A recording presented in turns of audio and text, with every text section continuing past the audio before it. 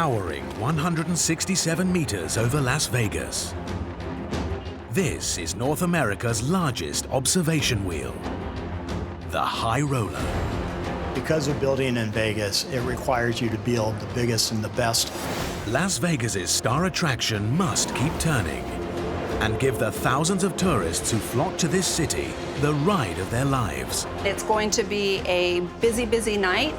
How did engineers build this mega wheel in the sky? And how does it deliver one of the most spectacular views in the world? We wanted our guests to feel like they were floating in space.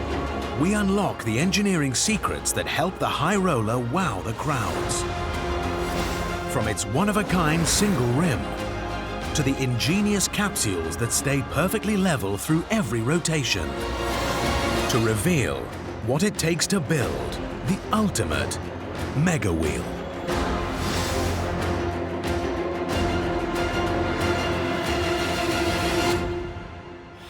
Welcome to Las Vegas!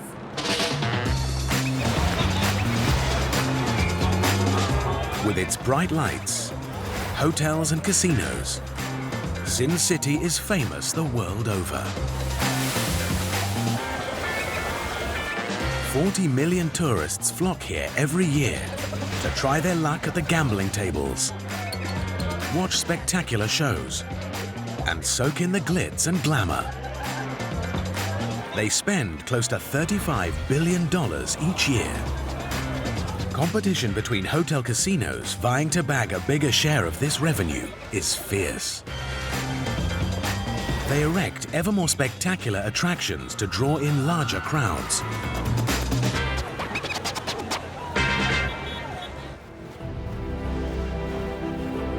To stand out, Caesars Entertainment decided to build big.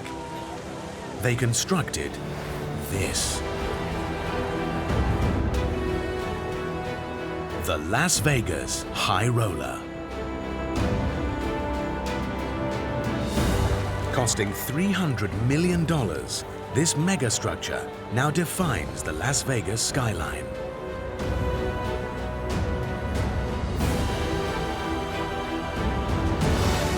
It is built to a revolutionary design and requires a team of skilled mechanics to keep it moving. The wheel's objective is to reward intrepid passengers with unrivaled views of the city. The High Roller is built with innovative technology hidden under the hood to help wow the crowds and give them the ride of their lives.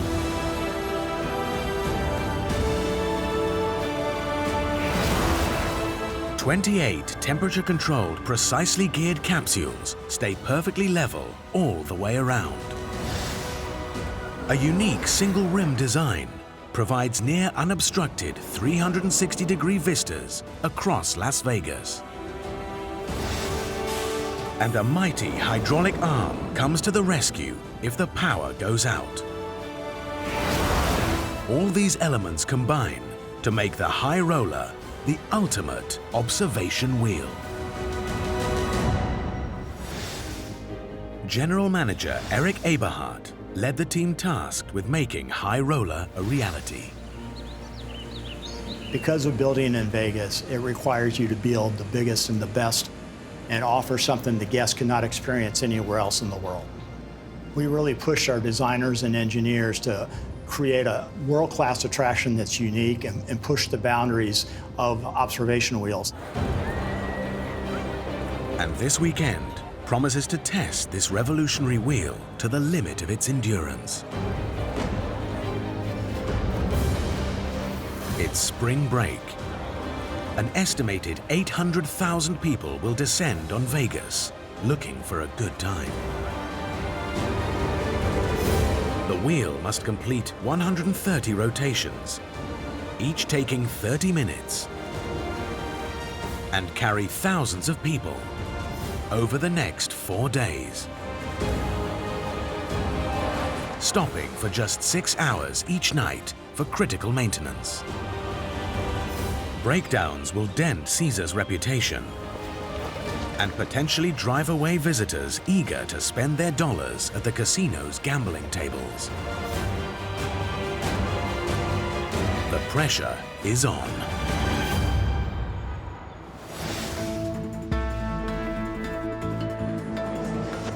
Thursday, 8 p.m. The long spring break weekend rush begins. High Roller's entrance hall fills with tourists eager to glimpse the wonder of Las Vegas at night. I'm really super excited to see the hotels, the beauty of them, and all the lights of Vegas. The first challenge for building a wheel this big: how to keep the 160-meter diameter frame rigid. Its narrow single rim doesn't look tough enough to support its 1,800-ton weight. High Roller's strength is the result of a groundbreaking innovation built into its DNA. 1893. Engineer George Ferris unveils the world's first great wheel at the Chicago World's Fair.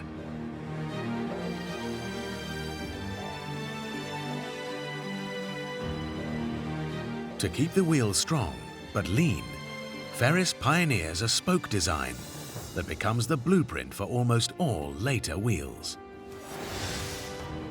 including the High Roller. The cables hold up the bottom half of the rim. Their tension pulls the rim inwards. This allows the top half to support itself like the arch of a bridge. These two forces work together to keep the entire rim strong and rigid as the wheel rotates. But erecting a structure this tall and thin is a unique construction challenge.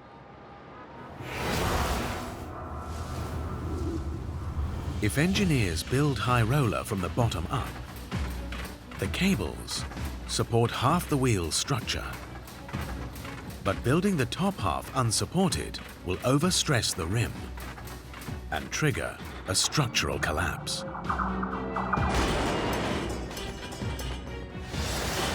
One solution is to support the wheel with a scaffold 167 meters tall. But scaffolding this high is unstable. Its footprint must cover a huge area to stop it from falling over. But this sprawl will encroach on neighboring roads and buildings. How do you build North America's tallest wheel without building the continent's largest scaffold? In the late 1990s, the engineers building the 135-meter tall London Eye used geography to solve the problem: the River Thames. They assembled the wheel horizontally on platforms in the river. Once the rim and spokes are complete, they lift the entire wheel into its vertical position.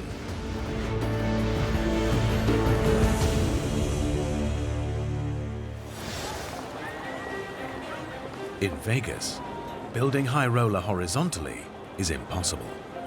The city has no river. Giant hotels and transport infrastructure surround the chosen construction site. Project manager Randy Prince must find the solution. Logistically, this was a very challenging project. We've got two major hotels that had to remain in operation. We had to keep a roadway in operation because it was an emergency fire access throughout this entire project. Randy's only option is to build High Roller vertically, but with one critical modification.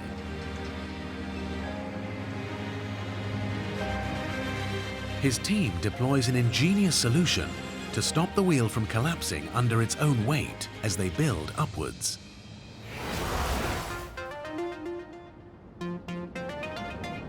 First, they fix a pair of 68-meter long metal struts to the wheel's central spindle. To this, they attach the first 16-meter long section of the rim and cable spokes.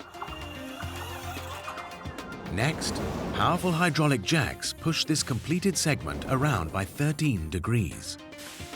Engineers then repeat the process, joining together more struts, rim sections, and cables. The rotating wheel stays rigid and stable as it grows segment by segment.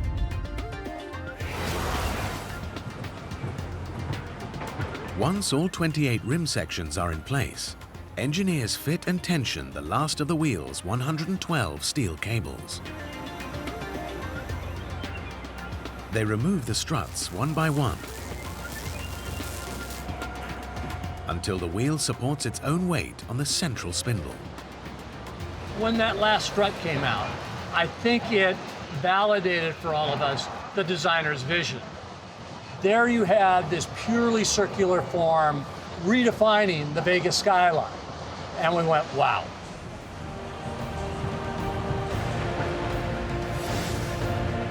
Today, the High Roller is a Las Vegas landmark, visible from anywhere in the city.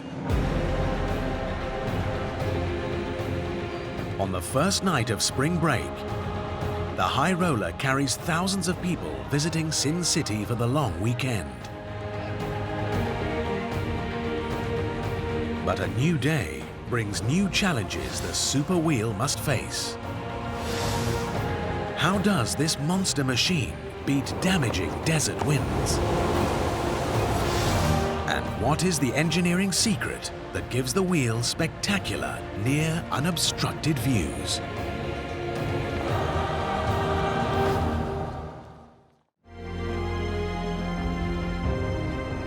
Friday morning in Las Vegas, the second day of the long spring break weekend. The High Roller spins over 1 million tourists each year, but passenger numbers surge during busy holidays. Everybody stepping aboard is a potential customer for Caesars Palace Hotel and Casino. The wheel must deliver the ride of their lives. These passengers are the latest in a long line of thrill seekers, eager to fly on ever larger mega wheels.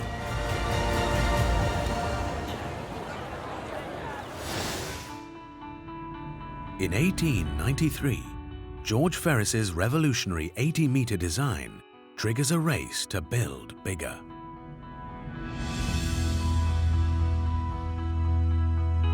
Over the next 100 years, observation wheels grow steadily larger. But it's not until the 21st century that they get really big. The 135-meter London Eye becomes the world's tallest wheel in the year 2000. 6 years later, this 160-meter wheel, called the Star of Nanchang, steals the crown, only to be beaten by 5 meters by this wheel, the Singapore Flyer, in 2008.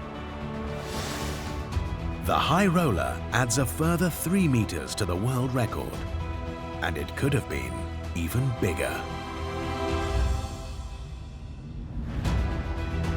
We always wanted to make the High Roller the biggest and the best in the world. We were somewhat limited. The major international airport, McCarran, is less than 5 miles from here, so the Federal Aviation Administration limited the height that we could go to, so we took it right to the limit of 550 feet. Size is just one objective for High Roller's designers. The bigger prize is to write engineering history. Build the first wheel in the world with near unobstructed 360-degree views from every capsule,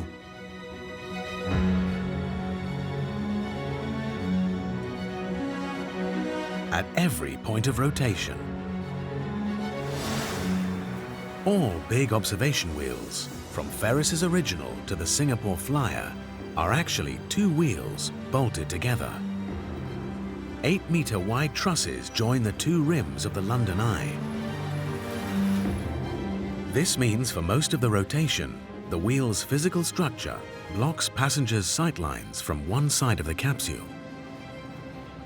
Only when a capsule reaches the very top do those inside enjoy an uninterrupted vista.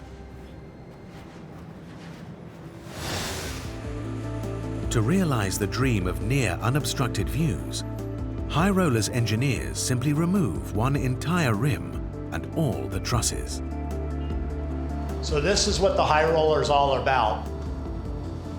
We eliminated most of the visual obtrusions and really give you the sensation of floating. And it gives you a full 360-degree view. The effect is a big hit with Vegas's spring break vacationers. But building an observation wheel with just one rim potentially leaves it vulnerable to the forces of nature. The traditional two-rim design of wheels, like the London Eye, makes their structure stiff. It's this stiffness that keeps these wheels rigid in strong winds. Removing one rim reduces rigidity. In strong winds, there's a big risk a single rim design could flex. The bending wheel could hit critical infrastructure and overstress its cables to the point where they snap and risk a catastrophic collapse.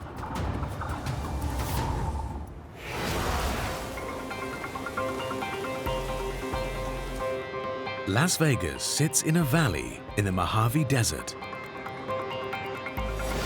This geography leaves the city vulnerable to strong winds. High Roller's team monitors the speed of the wind from this dedicated control room. Good. Can you pull up the weather so we can check it real quickly, please? Sure. Low wind speeds today, that's good. The days preceding this weekend, we had quite high wind gusts coming through the Las Vegas Valley. Some gusts were as high as 60 miles an hour. In theory, winds this fast could fracture a single rim wheel and shatter the dream of engineering the illusion of floating on air. So to eliminate the natural flex in a single rim design, High Roller's engineers devise an ingenious solution. They extend the length of the central spindle to 30 meters, nearly 4 times the length of the spindle on the London Eye. This widens the angle from which the cables pull on the rim from either side, just like the guy ropes on a triangular tent. The longer central spindle makes the High Roller as rigid in strong winds as a traditional double rim wheel design.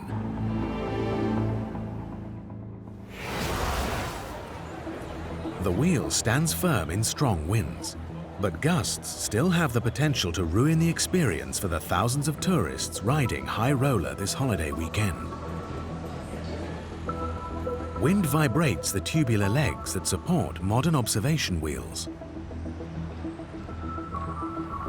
This movement can rock the rim, wobble the capsules, and make passengers nervous and seasick.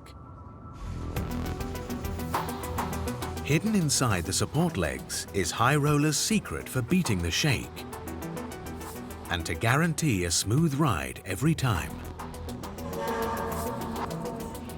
Any sudden movement is going to detract from this experience of basically serenely floating in the air as you go around and look at Las Vegas. We needed to do whatever we could to make that experience as smooth as possible.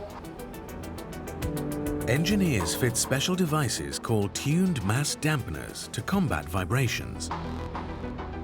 Each of the 13 dampeners consists of a weight of up to 60 kilograms, suspended by cables, attached to tuned springs. Together, they counteract vibrations caused by wind to give passengers the sensation of floating on air. By 2 p.m. Friday, this windproof wheel has spun hundreds more spring break tourists high above Vegas and the Mojave Desert. It's amazing. I mean, I did get the butterflies in the stomach a little bit, but it was definitely a nice experience. I've gambled and lost a lot of money. You go, you enjoy some good food, but this is totally different than anything that I've done in Vegas. As the sun sets on Sin City, Friday night promises to bring even larger crowds. How did engineers build this huge structure to fit in the middle of crowded real estate? And what is the secret for turning a 2,200-ton mega wheel?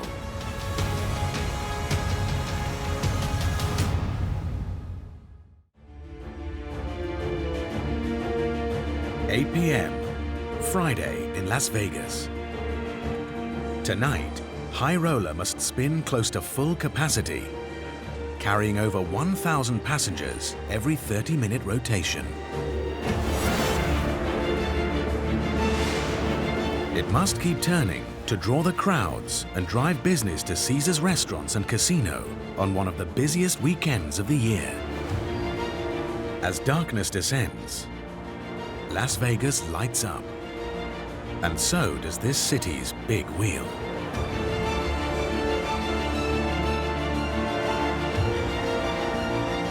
"2,000 LEDs cover High Roller in a chameleon cloak of light, turning the wheel into a beacon visible from anywhere in the city." Obviously, Las Vegas is the city of lights, and there was no doubt that we had to put on a very special show when we opened up the High Roller. These two panels allow us to select from a color wheel of colors and allow us to set up the wheel for special events or just our normal operations. High Roller also offers a special service to attract the spring break party crowd. Yeah, we are officially at the time to meet the showtime! For a fee, visitors ride with a personal bartender and fully stocked bar. Vodka soda, fresh glass. There you go, cheers. At the halfway point in the spring break long weekend, this 167-meter tall wheel has completed 72 rotations and carried thousands of tourists.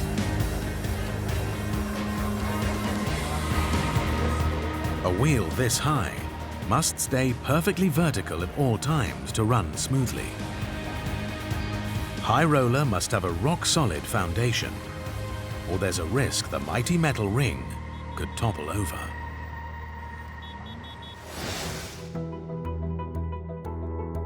Traditional wheels stand on A-frame structures angled outwards. They guarantee stability by spreading the wheel's weight over a bigger area and lowering the structure's center of gravity. But to build wide legs, you need space. And that's in short supply in this part of Vegas. High Roller's construction site is located in the middle of prime real estate. It sits in an area crammed with obstructions. A 19,000 square meter retail development. The intersection of two busy roads. And a section of Las Vegas's raised monorail. These obstacles restrict High Roller's engineers to a construction footprint of only 65 meters by 22 meters. The problem is, no matter how they orientate the High Roller, the giant wheel cannot fit on the site without hitting a building or standing in the middle of the road. Borrowing from previous designs is not an option. Other 21st century wheels like the London Eye and Singapore Flyer stand in less cluttered areas with space to stretch their legs. Engineers must devise a unique solution to fit High Roller inside its tiny footprint.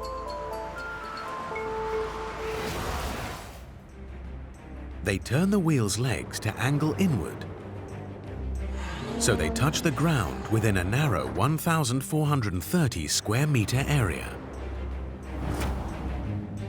The wheel is solid along its north-south axis, but its narrow stance makes it unstable along its east-west axis. Engineers build an ingenious fifth leg out from the central spindle to secure the wheel. It reaches over the neighboring road, and touches down in a nearby car park. 5 points of contact with the ground gives High Roller perfect balance.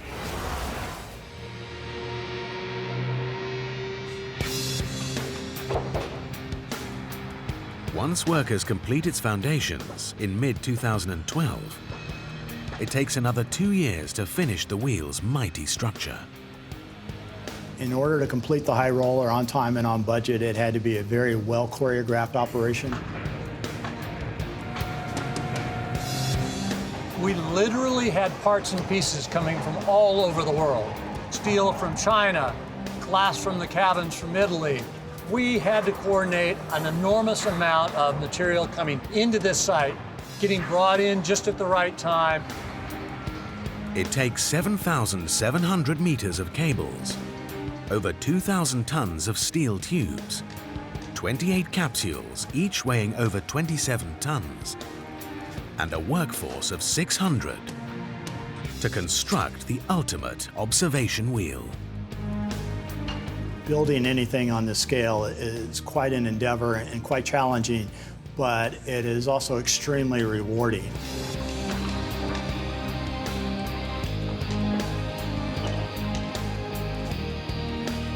When we finally get open, and you see thousands of people streaming by going ooh and ah, looking at the wheel saying what a wonderful thing it is, and you get the chance to say, you know, I was part of that, you go, wow, that was a pretty special thing.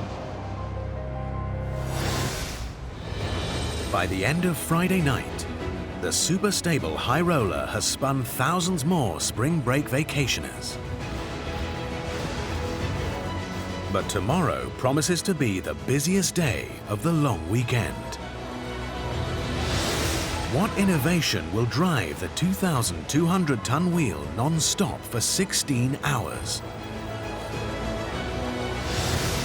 And what's the secret to keeping High Roller turning even when the power goes out?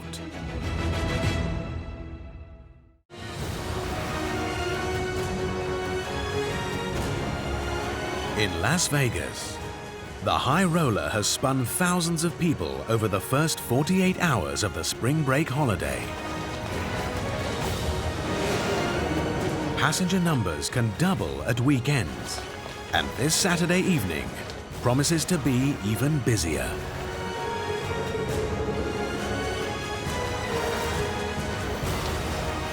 It falls to Operations Director Carolyn Gargiulo to ensure the wheel's ready to meet the demand. It is a Saturday night, which is typically extremely busy for the High Roller, and we have a private event on top of that, and then of course our general admission guests. It's going to be a busy, busy night. We will be stressed to our max and pushed to our limits. Tonight, High Roller must spin close to 1,100 people every half-hour rotation. Driving the vertically mounted 2,200-ton mega wheel around and around non-stop is a huge engineering challenge. The center of the wheel is the obvious position for a motor, but rotating High Roller from its spindle is a recipe for disaster. The huge torque required to move the mega wheel could snap High Roller's cables. The solution is to power the wheel from its rim. This reduces the load on the cables. But the wrong propulsion system can destroy a big wheel's reputation. In 1895, engineer Walter Bassett opens this 94-meter tall Ferris wheel in London. Bassett's engineers fix a pair of 300-meter long chains around the rims to turn the wheel. A pair of underground steam engines pull the chains. 2 5-ton weights keep them taut. In July 1895, a weight breaks loose. An 8-ton chain falls slack and jams between the rim and one of the carriages. The wheel comes to a grinding halt. Trapped passengers wait 7 hours for the chain to be repaired and for the wheel to start moving again. In Las Vegas, engineers deploy a rugged propulsion system to keep high roller turning big passenger numbers. 8 units fitted with 4 large truck tires, pinch shafts attached to both sides of the rim. A 95 kilowatt electric motor powers each tire unit to drive the wheel around. It's critical the system works flawlessly to cope with increased demand during this spring break weekend.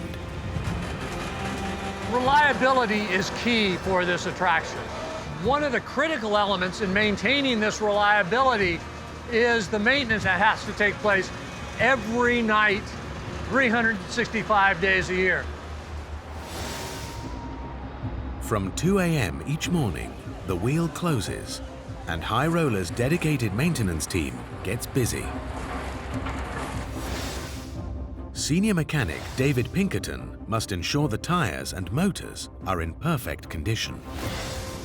When we're checking the tires, we're looking for cracks, we're looking for bubbles, we're looking for low tread, we're looking for low tire pressure. All right, Josh, let off a little bit. Looks good there, Josh. David and his team must find faults during this downtime. Failing tires while the wheel is running could knock High Roller out of service and seriously dent its reputation. So it's all done, all the tires are good? Yep, we're clear. With the tires ready to roll, next the team checks the motors. If any of them fail, the big wheel has built-in redundancy to keep turning at its normal speed of 30 centimeters per second. We run with all 8 drive units at one time. We could operate with 6 drive units. If we lose 2 more drive units after that, then we're in half speed. High Roller's engineers also build in a backup generator to keep the motors running if the electricity switches off. But there's always the risk a freak event could cut both electric and diesel power and bring the big wheel to a grinding halt. In the unlikely event the High Roller loses all power, it can fall back on an ingenious failsafe. 2 independent diesel motors power a pair of 3.3 meter long hydraulic arms. The front arms grip the wheel's rim and push it around. At the same time, 2 back arms extend, grip the rim and pull the wheel. Repeating the sequence rotates the wheel smoothly. Using this system, workers can rescue all High Roller's passengers in just 2 hours.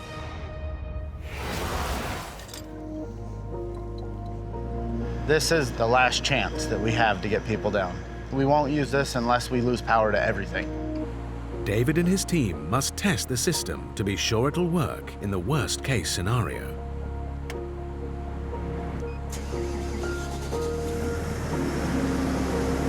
The hydraulically powered arms spring into action. They grab the wheel and pull it round. The system works without a hitch.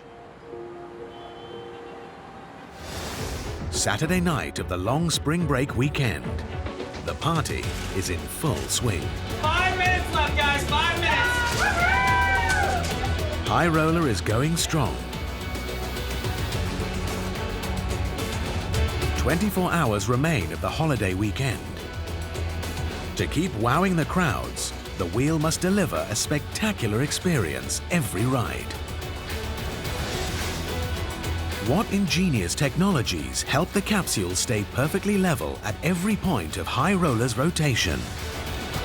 And how does the wheel keep thousands of passengers cool in the searing desert heat?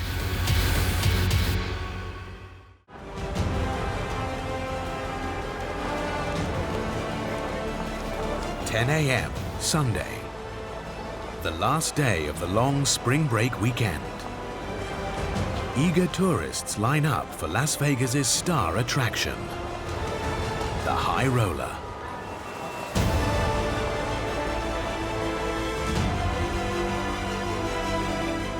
Over the next 15 hours, it must fly thousands more people above the city's world-famous skyline.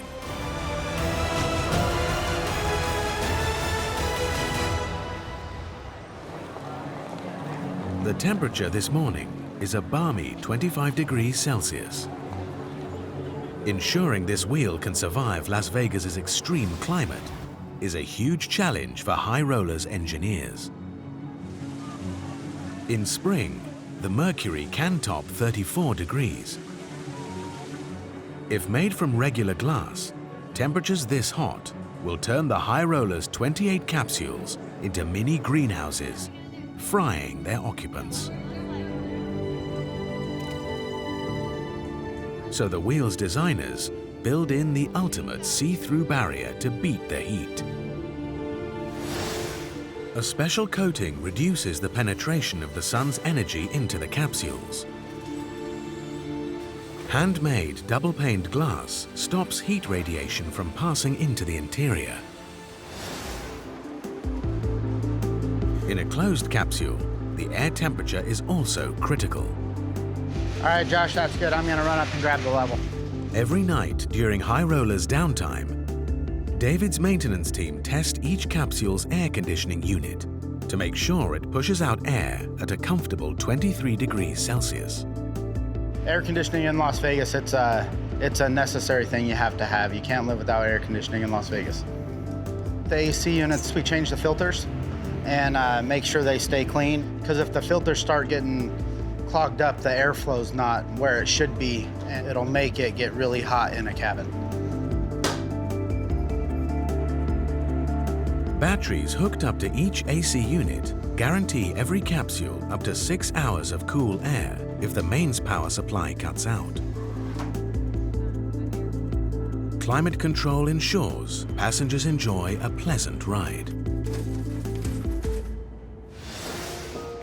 Another challenge facing the wheel's engineers is how to create the sensation of floating serenely through the sky. It's critical the capsules stay perfectly level at every point of the High Roller's rotation. The cabins on early Ferris wheels hang from axles attached to the rim. These pivots rely on gravity to keep the cabins level. But this design makes for a rocky ride.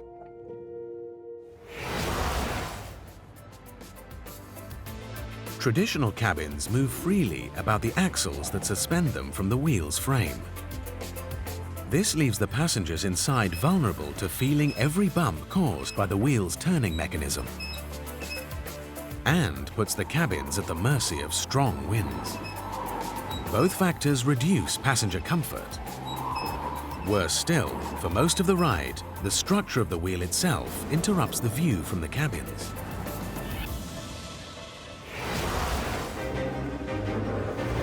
To solve these problems, High Roller's designers take gravity out of the equation. They use support struts called V-legs to fix each capsule to the outside of the rim. But doing this has the potential to jeopardize the passenger experience. Fixed capsules will turn upside down as the wheel revolves through 360 degrees. To solve the problem, engineers grip each capsule with an ingenious gear system. As the High Roller spins in one direction, the wheel's capsules must rotate in the opposite direction to stay level. To turn precisely the correct amount relative to the big wheel, engineers fit each capsule with a toothed 5.3-meter diameter ring. An attachment arm connects the ring to a cog. As the wheel rotates, the cog's teeth turn the capsule's ring. This makes sure every capsule stays level, no matter where it is on the wheel.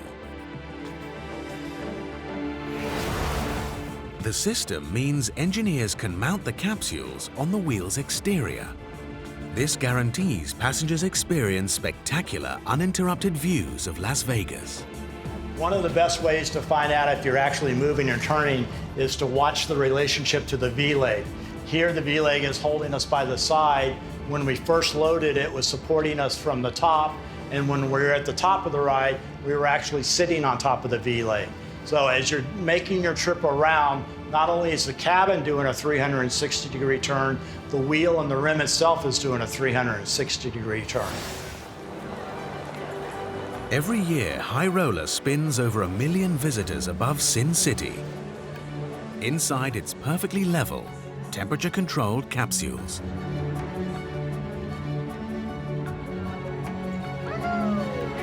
1 p.m. Sunday. The long spring break weekend is almost finished. Over the past 60 hours, the 2,200-ton wheel has completed over 100 full rotations.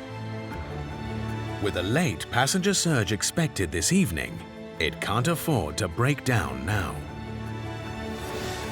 What near frictionless engineering keeps this mega wheel turning? And what stops damaging desert sand from bringing it to a grinding halt?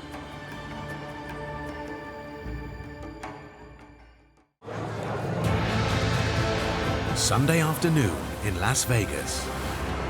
The spring break long weekend is almost over. In the last 72 hours, the mighty High Roller wheel has spun thousands of tourists over Sin City.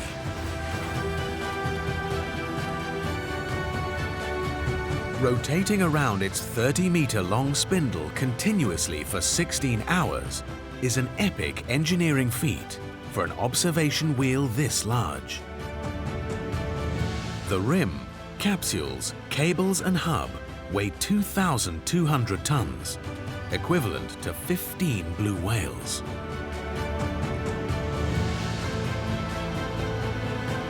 This much weight turning on the spindle creates massive friction. Metal grinding on metal risks catastrophic mechanical breakdown.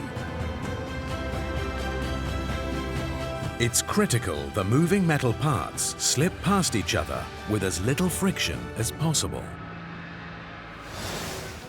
In early 2013, engineers install a pair of 2.3-meter diameter roller bearings. Each one locks 60 free-moving roller elements within 2 steel rings. They seal the 9-ton bearings inside the 5-meter-tall steel cable anchors. A giant crane lifts each one 80 meters off the ground to their final positions on the support legs. The installation of the bearings, hub, and spindle takes 2 months.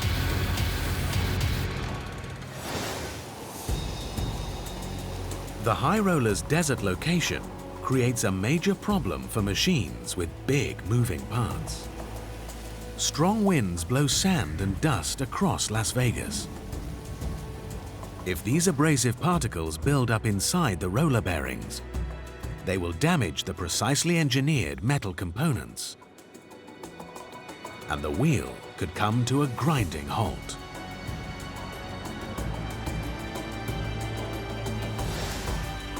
Mechanic Brian Arellanos is responsible for keeping the mighty bearings dirt-free. During crucial maintenance shifts, Brian and a co-worker ascend 270 ladder steps into the very heart of the wheel. Right now we're actually inside of the hub of the High Roller.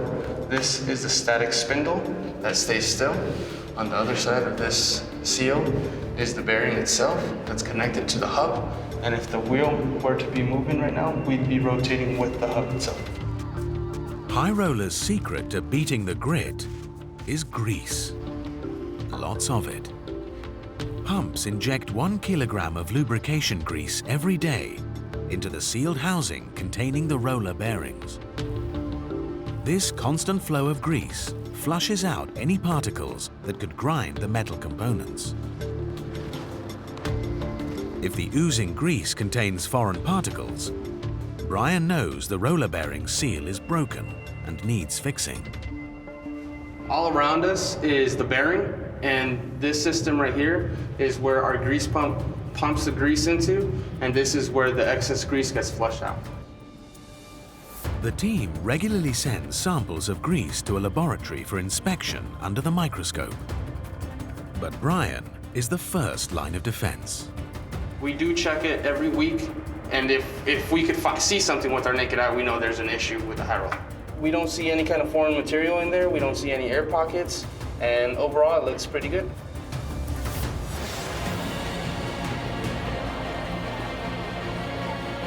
"5 p.m. Sunday. More eager riders stream aboard High Roller. The mighty wheel is on its final leg of this epic spring break long weekend. By the end of the day, this ultimate mega wheel has completed nearly 130 rotations and flown thousands of passengers over Las Vegas. Mission accomplished. We had a very successful weekend thanks to our team. Because we were fortunate enough to create a Las Vegas icon, now the pressure is on us to make sure we maintain it and continue to operate for the next 50+ years. High Roller soars higher, works harder, and carries more passengers than any other wheel in North America. Built into its huge frame are a series of engineering marvels that make it the pinnacle of observation wheel design. Innovative building techniques make construction possible within a crowded landscape. The unique support frame anchors the mighty structure to a tiny footprint. The one-of-a-kind single-rim design stays rigid in the strong desert winds. A diesel-powered hydraulic arm keeps the wheel turning if the electricity fails. Precisely geared, temperature-controlled capsules stay perfectly level around every rotation. This is a wheel that is big, gives its passengers an unrivaled field of view, and is now a landmark in one of the United States' most recognizable cities. The High Roller, built to be the ultimate mega wheel.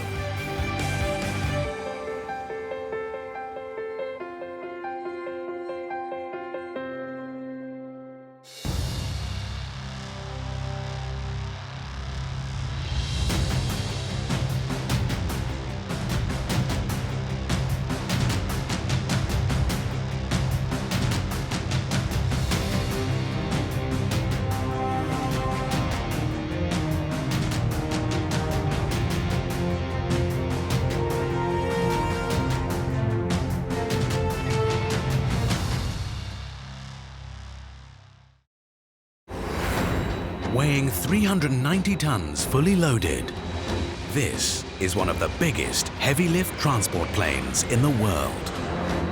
The Antonov 124 Ruslan.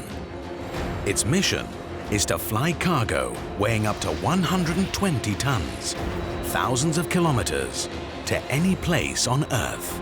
Failure is not an option. What design innovations allow engineers to build an aircraft this large? And what technologies make the 124 capable of swallowing loads whole? We unlock the engineering secrets that make this aircraft the king of heavy lifters.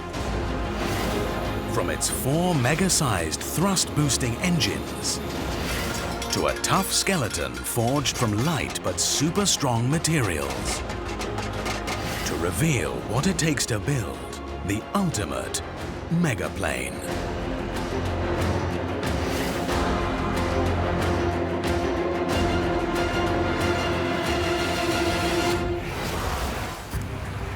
Kourou, in French Guiana, South America.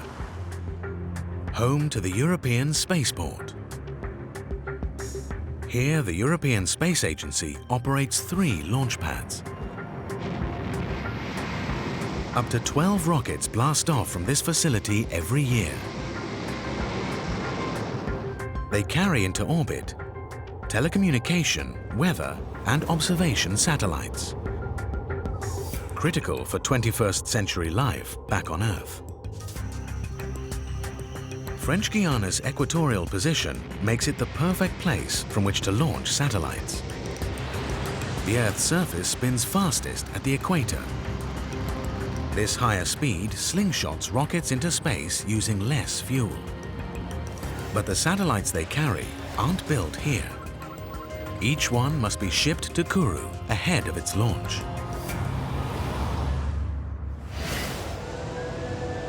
This high-resolution Earth observation satellite, costing 100 million euros, is the next craft bound for space. It's under construction at this factory in Toulouse, France, nearly 6,800 kilometers away. Workers assemble the satellite in this dust-free, temperature-controlled laboratory.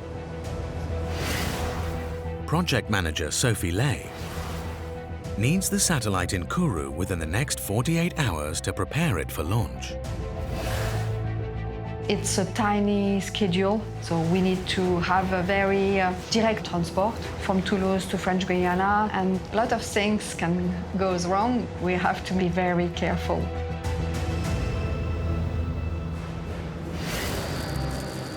The satellite ships in a special sealed container, like this one, that stops dust and changes in temperature from damaging its sensitive components.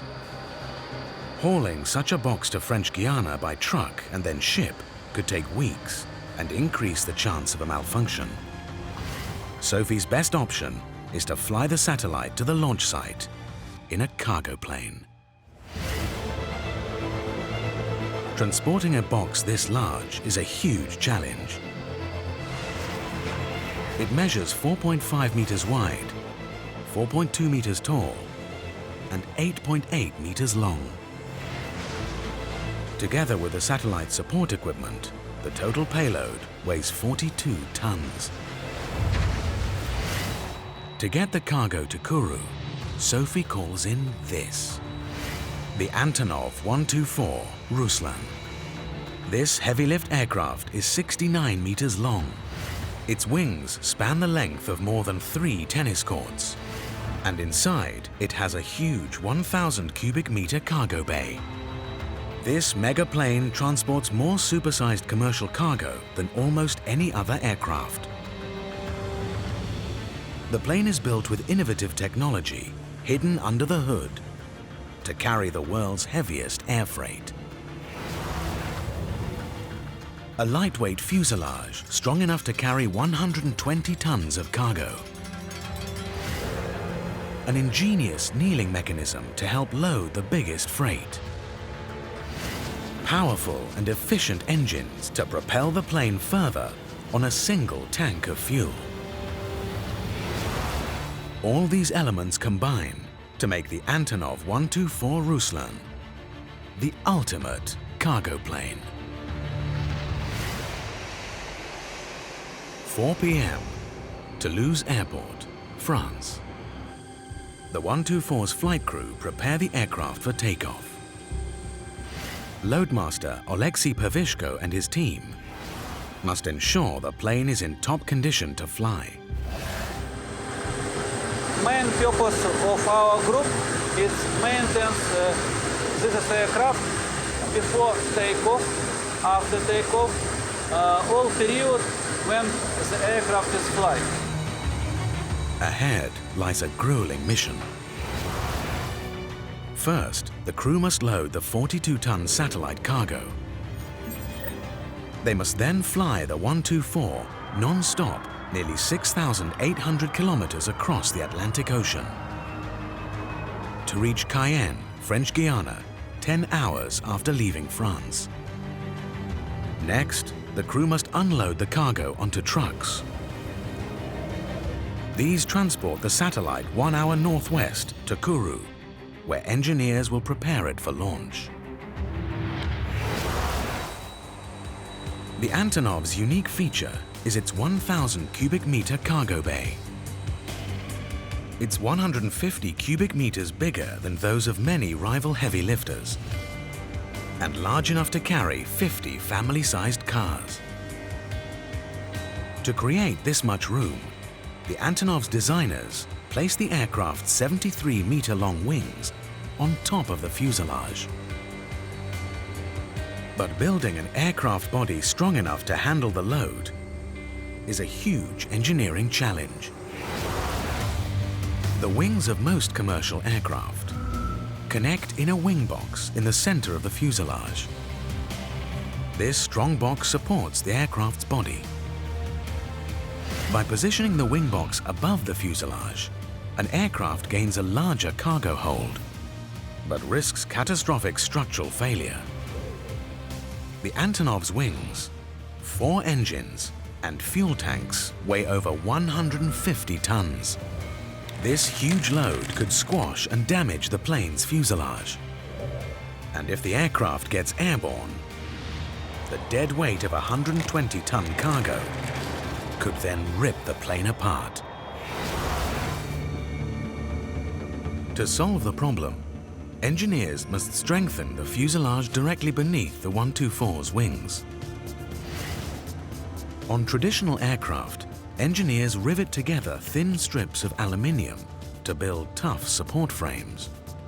But the size and weight of the 124 could overstress the rivet line. So here, at the Antonov aircraft factory in Kiev, Ukraine, Vitaly Zatsakovny's team builds lightweight mega components designed for maximum strength. Workers fabricate supersized load-bearing parts for the Antonov from these solid blocks of aerospace aluminium called billets. This special alloy is as strong as steel, but 3 times lighter. Аналогов, наверное, таким заготовкам нету. Алюминий прочный, легкий и долговечный. High-powered, computer-controlled water jet cutters carve each 25-centimeter thick, 5-meter-long billet into rough shapes. Next, special machines cut away the excess metal according to a precise design to make each component even lighter. The finished piece is a perfect balance between strength and weight. Особенности цеха состоят в том, что оборудование по своим размерам позволяет изготавливать детали практически любых размеров, учитывая, так сказать, особенности и размеры руслана. Workers bolt together up to 4 cut billets to make a special load-bearing structure called a frame. Engineers install 6 primary reinforcing frames directly beneath the 124's wings. Each frame can support the weight of over 600 tons. That's more than double the combined weight of the aircraft's wings, engines, and full fuel tanks. For extra strength when carrying heavy cargo, engineers install another 117 secondary frames. They encase this skeleton with aluminium panels machined with integrated reinforcing ridges. These panels spread the load forces across the aircraft. At Toulouse Airport, Alexei's team finishes prepping the 124. The monster plane is ready to be loaded up with its precious satellite. What technology makes it possible for this aircraft to literally swallow its cargo whole? And what is the secret that keeps this plane airborne for thousands of miles without needing to refuel? In Toulouse, France, ground crew prepare the Antonov 124 cargo plane to fly a €100 million satellite nearly 6,800 kilometers to Kourou spaceport in French Guiana. At the satellite factory across town, a team lifts the 10-ton sealed box containing the precious cargo onto the back of a low loader. It will deliver the box to Toulouse Airport in just 4 hours' time. The pressure is on the 124's crew to make sure the aircraft is ready.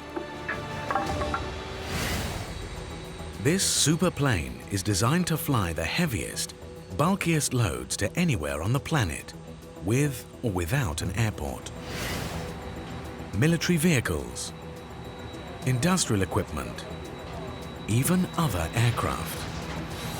The 124 can carry and deliver anything weighing up to 120 tons, so long as it fits.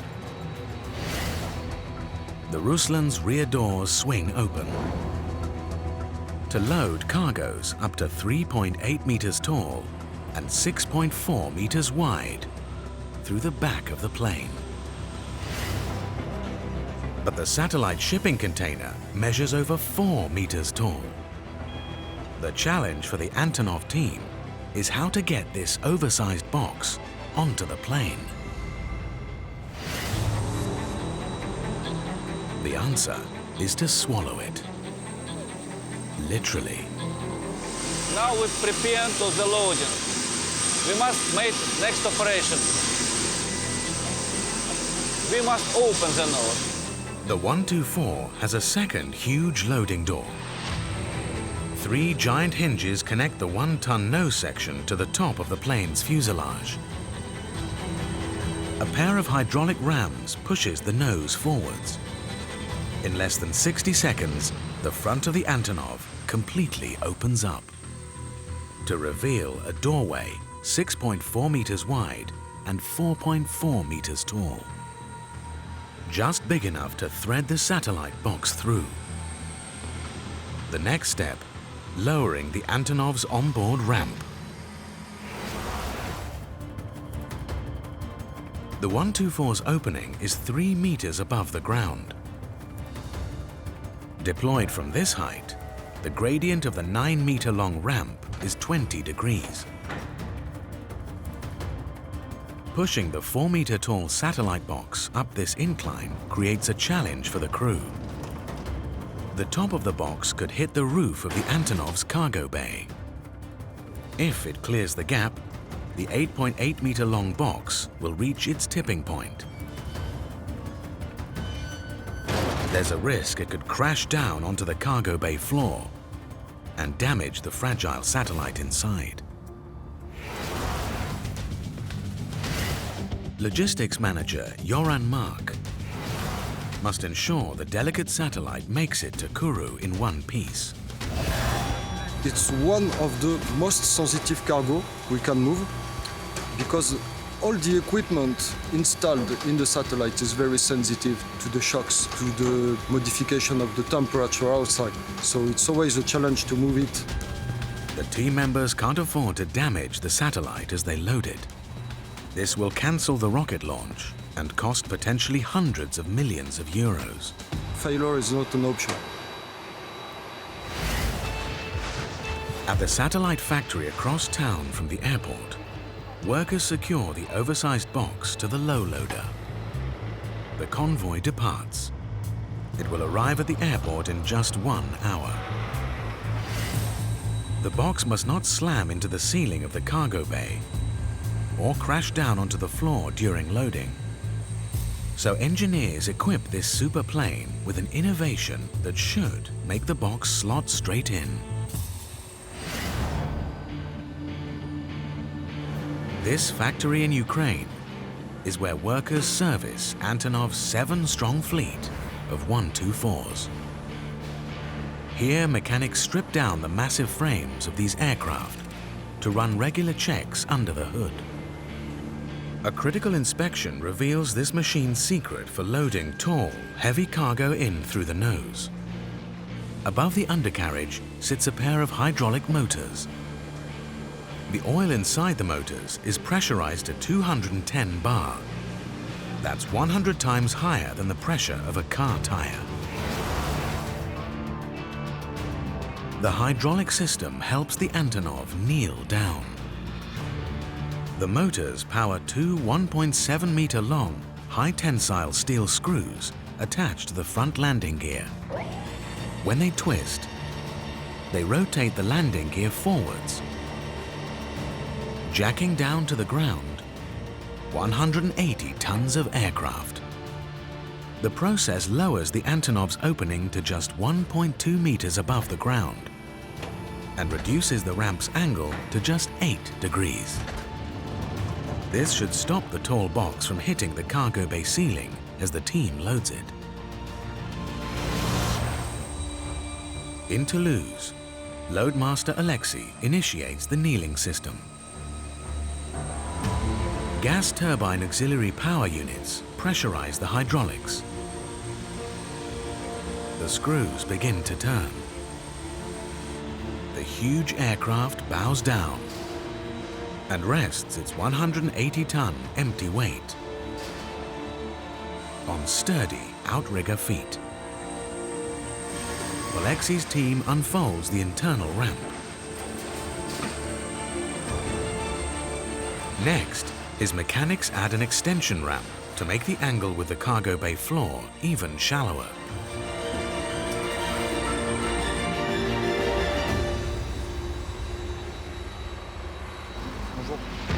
As night falls, the convoy carrying the satellite arrives at the airport. Logistics manager Yoran takes over responsibility for the cargo. This 70-ton crane lifts the sealed box from the low loader onto the ramp. I will be happy when the container will be loaded in the aircraft. A winch fixed inside the 124 slowly pulls the satellite into the hold. You can lose everything in a minute. Now comes the moment of truth. Will the box fit? Stop, stop, stop, stop, stop. The clearance between the top of the container and the ceiling of the aircraft is only a few centimeters. The box just slips through the gap. The distance 2 centimeters, it's not problem for the loading. I think it's very well. The loadmaster was really efficient. I told him my congratulations because he did a really good job for the preparation of the aircraft. The crew loads the 3 smaller boxes containing the equipment needed to ready the satellite for launch. Next, they use super strong steel chains to secure the cargo to the 124's titanium floor. The megaplane is loaded up and ready to go. Yoran calls Sophie Lay at the spaceport in Kourou. Hi, Sophie, Yoran. Hello, Yoran. Everything's on schedule. Okay, 10 hours and you will be in Cayenne. See you in Cayenne tomorrow morning. Very good. Thank you. Bye.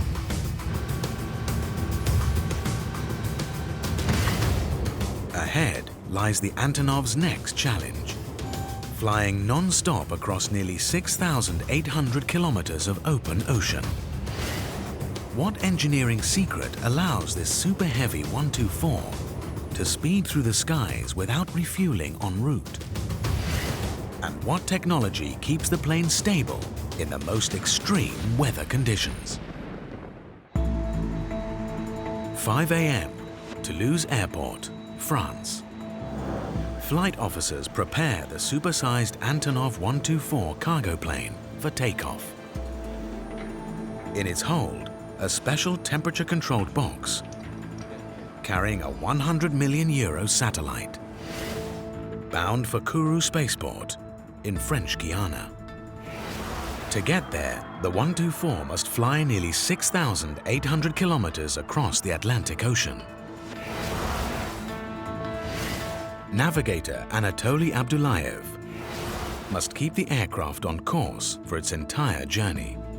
My job is to find the right way from one origin airport to destination. They should fly very accurate and about altitude and longitude and latitude. The Antonov must carry enough fuel to complete the trip in one go. There is nowhere to fill up over the Atlantic. This can't refuel in the air, only on the ground. Building engines that are both powerful enough to thrust the 124 forwards and efficient enough to fly long distances is a huge engineering challenge. The Antonov's 4 engines produce more thrust than 7 F-16 fighter jets. They push the monster plane through the sky at 850 kilometers per hour. But the more powerful the jet engines, the more fuel they consume. A regular jet engine burns fuel up to 2000 degrees centigrade. Exhaust gases blast the aircraft forwards and spin turbines connected to compressors at the front of the engine. These force more air into the combustion chamber, making the fuel burn even hotter. This standard system makes jet aircraft fast and also very thirsty. The 124 could run out of fuel way before reaching French Guiana if fitted with regular jet engines. This aircraft needs a super-efficient propulsion system in order to reach Cayenne Airport on one tank of fuel. Antonov's planes undergo regular checks here at this maintenance hangar in Ukraine to ensure all their 124's engines are in full working order. Chief Engine Mechanic Pavlo Kirchner oversees the operation. Big overhauls strip away the engine's outer casings to reveal their secret for maximum efficiency. First, the Antonov's designers attach a 2.4-meter diameter fan to the front of each engine. Each fan weighs nearly 3 tons. Двигатель D18, двухконтурный, турбовентиляторный, они доработанные, уже ресурс побольше и надежность побольше. Несмотря на то, что вентилятор очень тяжелый, он вращается на подшипниках, вращается очень.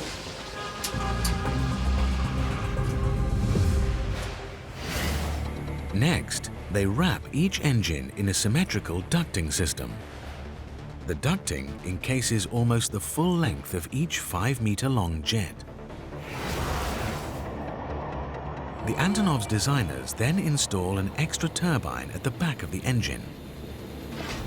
This turns a shaft connected to the giant fan. It's made from 33 angled blades of titanium. The spinning fan pushes more air into the engine's compressors. It also blows air at high speed through the ducting and out the back of the engine. By doing this, the system nearly doubles the thrust of a regular engine for the same fuel consumption, to give the Antonov's engines more bang for their buck.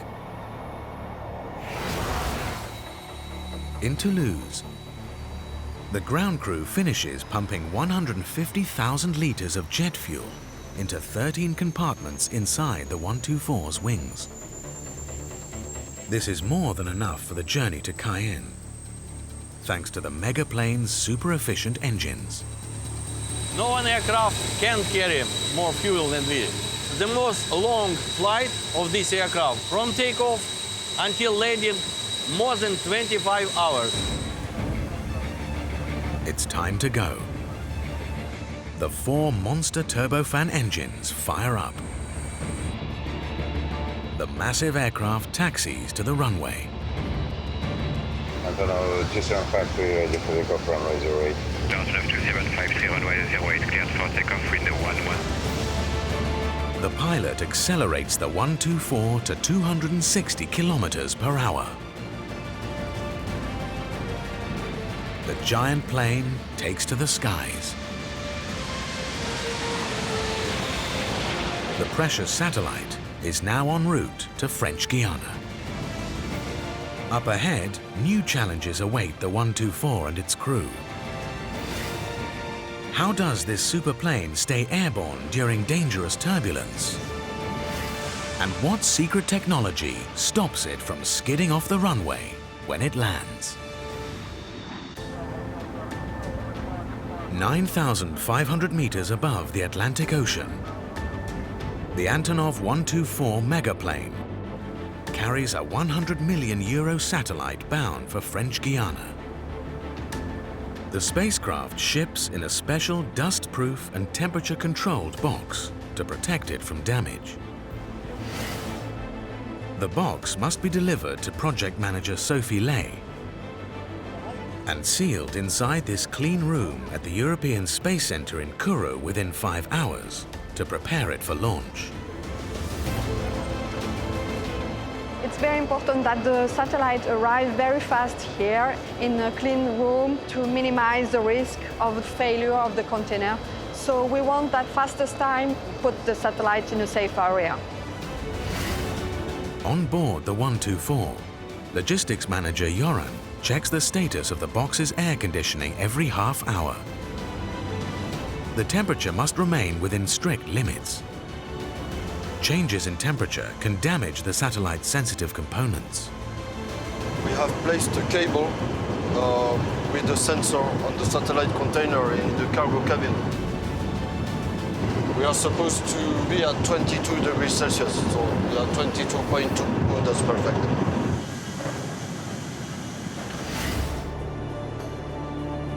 The Antonov is 500 kilometers from French Guiana's International Airport in Cayenne. This part of the plane's journey is the most treacherous. Here, close to the equator, wet, warm air from the Atlantic creates towering thunderclouds and powerful storms. The 124's crew carefully monitors the danger posed by this changeable, often violent weather. We study the weather conditions around the route using the radar system. Turbulence is a big problem for aircraft, very dangerous for aircraft and cargo. Extreme winds buffeting the Antonov could shake the satellite box, break its seal, and let in damaging dust and moisture. It's critical this mega plane maintains smooth and stable flight for the rest of the way to Cayenne. But giant aircraft in extreme winds can be vulnerable to developing a dangerous type of roll.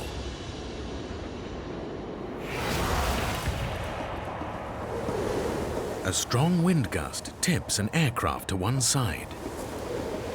Wing drag then skews its yaw, the angle it flies forward through the air. Pilots can reduce speed to stop the roll and maintain stable flight. But the design of a super-huge high-wing aircraft can increase the impact of strong winds. The 124 has a low center of mass and a high lift point, so when wind tips and twists the aircraft, it soon swings back the other way. The plane sways back and forth like a pendulum. This motion greatly intensifies the stresses on the aircraft. In the worst-case scenario, extreme winds blasting a giant plane could shake loose its heavy cargo. An unsecured load inside the Antonov could have deadly consequences. April 2013. This Boeing 747 cargo plane suddenly stalls and crashes to the ground shortly after takeoff. All 7 crew members on board are killed. The investigation reveals the 80-ton cargo inside the plane broke loose. The aircraft's balance pivoted backwards, and the 747 fell from the sky. To complete its mission, it's critical the 124 beats extreme winds. At the Antonov maintenance hangar in Ukraine, mechanics run vital tests on the system designed to keep the 124 stable in the most dangerous weather conditions. All aircraft use their wings' ailerons and their tails' elevators and rudder to maneuver through the air. These control surfaces on this super-huge cargo plane are super-sized. The Antonov's 4 ailerons weigh a total of 290 kilograms. This giant plane needs actuators fed by hydraulics, pressurized to 214 kilograms per square centimeter to move control surfaces this heavy. It rests on the shoulders of Alexei Skrinik to make sure that this system works perfectly. Ну, так как да, давление большое, довольно-таки большие риски утечки гидрожидкости, все. Поэтому мы контролируем все и стараемся, чтобы не допустить утечек, ничего, все. Alexei's team tests every joint on the 4,100 meters of hydraulic pipe woven into the 124's mighty frame. Могу сказать, гарантия техника. Течь нет. Самолет обслужен, осмотрен, все хорошо. И самолет будет летать еще очень долго, дай бог. The Antonov's secret for beating strong winds is linking its control surfaces to an ingenious automatic steering system. A pair of sensors mounted inside the Antonov's fuselage measures the aircraft's roll and yaw. The sensors send this data to the computer controlling the aircraft's flight surfaces. When wind rolls and twists the plane, the computer moves the rudder and elevators to counteract the motion and maneuvers the aircraft back to level flight. This system works independently of the pilot and keeps the Antonov stable in the most challenging weather conditions. With the system engaged, the 124 carves through the powerful winds close to the equator. The satellite is safe and secure in the hold.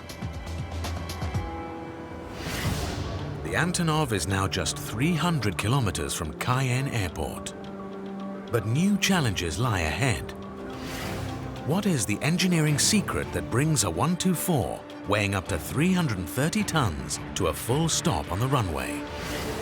And what is the technology that allows the crew to unload cargo super fast? 200 kilometers off the South American coast, the Antonov 124 megaplane prepares for landing at Cayenne Airport, French Guiana. On board, 42 tons of fragile satellite equipment, bound for the European Space Center in Kourou. At the airport, project manager Sophie Lay awaits the plane's arrival. Her team is gearing up to load the satellite onto this truck and transport it to the Space Center 70 kilometers northwest. I'm very excited to see that everything is ready, the flight is coming, all the vehicles are here, so it's great. 3,000 meters in the air, the pilots lock in the 124's approach. The aircraft must follow a precise path and speed to the runway. 59% of all aviation accidents happen during the landing sequence. The heavier the load a plane carries, the faster it must go to stay in the air, and the faster its speed at touchdown.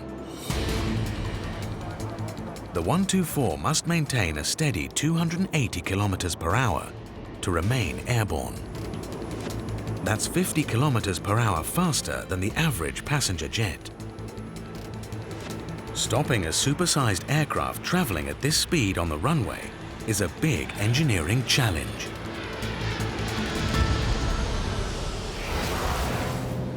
On the brakes of a traditional aircraft, calipers grip a solid steel disc on the vehicle's wheel axle.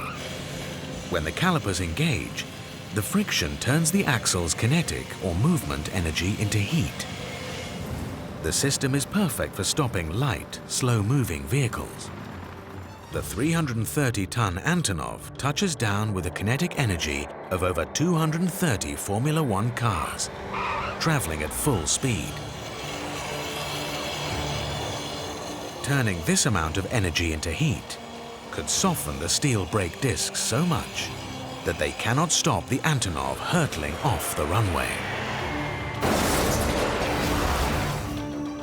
The dense jungle surrounding Cayenne's 3,200-meter-long landing strip adds to the pressure. coming off the runway could end in disaster. Moscow, 2012. Car dashcam footage captures the moment a Tupolev Tu-204 aircraft slams into a road at 190 kilometers per hour.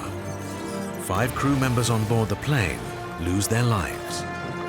Investigators conclude the jet overran the runway when its brakes failed during landing. To prevent an accident like this, the 124's designers build in a superheat-resistant braking system to bring this mega plane to a stop.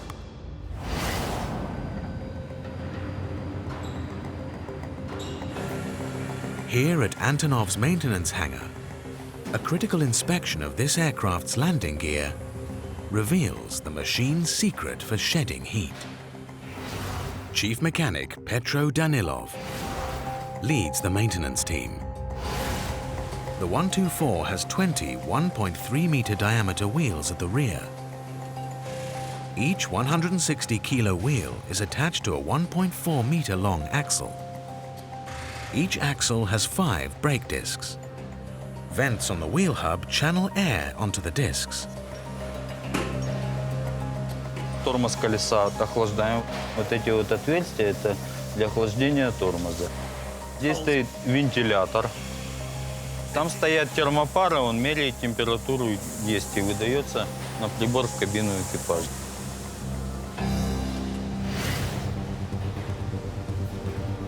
The 124's designers build in a special material to cool the brakes even more. They swap conventional steel brakes for carbon discs. Carbon can absorb far more heat energy than steel. The material won't melt under extreme braking. They stack 5 discs onto each of the axles holding the Antonov's 20 rear wheels. Spreading the heat energy produced by friction over more discs makes the system even more resilient. The brakes pulse on and off to prevent tires from locking up and skidding on wet runways, and bring an Antonov weighing up to 330 tons to a full stop. At Cayenne Airport, the mighty cargo plane comes into view. Here it is. A big, big plane. Lot of noise. It's time for the Antonov's brakes to do their job.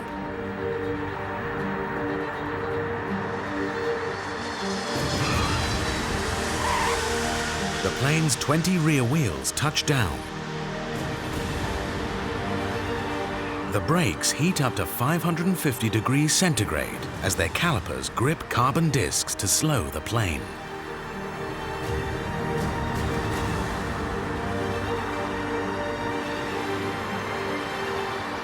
The giant 124 decelerates and taxis towards the terminal. Every time I see that plane, I'm very excited. It's the final of a satellite adventure, so it's great. Now comes the Antonov's final challenge. Unload the satellite onto the waiting convoy as fast as possible. What special technology allows this plane to shift bulky cargo quickly? And will the Antonov's precious delivery make it to the Space Center in one piece?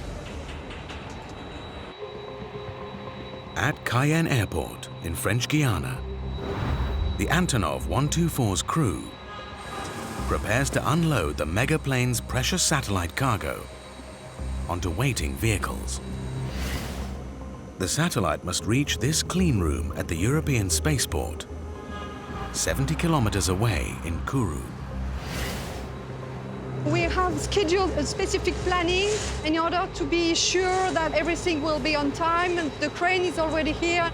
We plan that in 2 hours we will have the satellite container offload. The operation must run like clockwork in order to get the satellite to the clean room within the next 3 hours. The first challenge for Loadmaster Alexei and his team is to move the lighter boxes carrying the satellite support equipment through the plane's rear doors. Using a forklift to shuttle the boxes individually from the cargo hold to the convoy will take too much time. The plane needs a way to transfer the boxes directly onto the waiting trucks. Maintenance checks at the Antonov hangar in Ukraine reveal the 124's secret for super-fast unloading.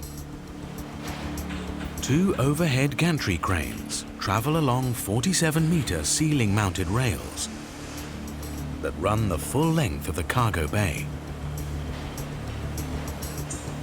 Each crane is equipped with a pair of 3-kilowatt electric winches. Working together, the 4 winches can lift up to 30 tons. At Cayenne Airport, the first convoy truck reverses into position beneath the Antonov's tail. The crane overhangs the tail section with the rear doors open. The winch cables extend over 7 meters to the ground. This allows the plane to unload from its cargo bay straight onto the back of a truck.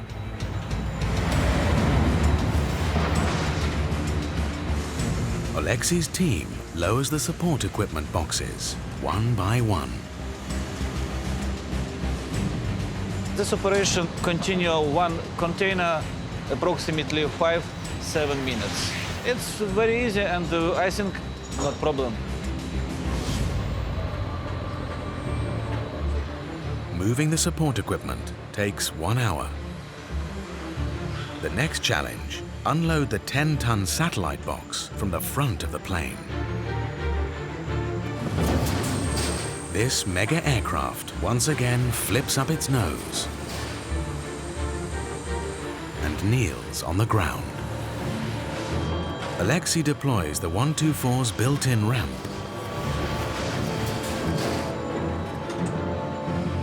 His team constructs the ramp extension. Another 3-kilowatt winch holds the box's weight as the crew guides it down the ramp. A 20-meter tall crane lifts the precious delivery onto the back of a low loader.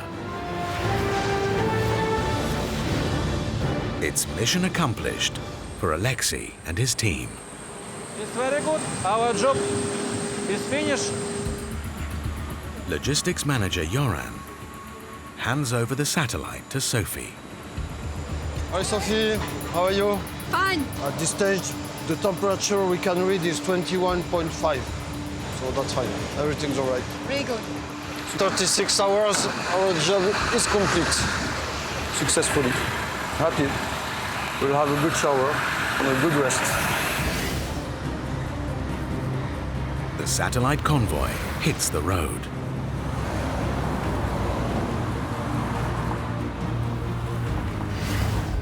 It arrives at the European spaceport right on schedule. Technicians guide the box into a large airlock outside the center's clean room. I'm very happy now that the satellite is arrived. It's the end of a story of 2 years of manufacturing, and the real operation of the satellite will start. Over the next 4 weeks, scientists test and fuel the satellite before they load it into a 50-meter tall Ariane 5 rocket.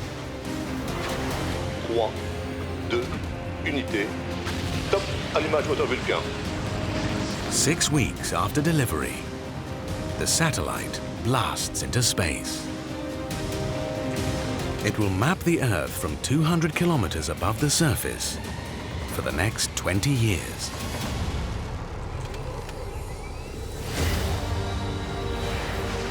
The Antonov 124 Ruslan is bigger and carries heavier cargo than almost all other transport planes in the world. Built into its mighty frame is a series of ingenious inventions that make it the pinnacle of megalift plane design. Super strong and light components keep the fuselage rock solid. Giant jack screws kneel the plane to swallow monster loads whole. Thrust-boosting turbofan engines push the plane through the sky with maximum efficiency. Gyroscopes and super-pressurized hydraulics keep the aircraft steady in the strongest winds. Carbon disc brakes bring this monster to a complete stop on the runway. This giant aircraft carries the biggest, bulkiest air freight, further than almost all its rivals. The Antonov 124 Ruslan is built to be the ultimate.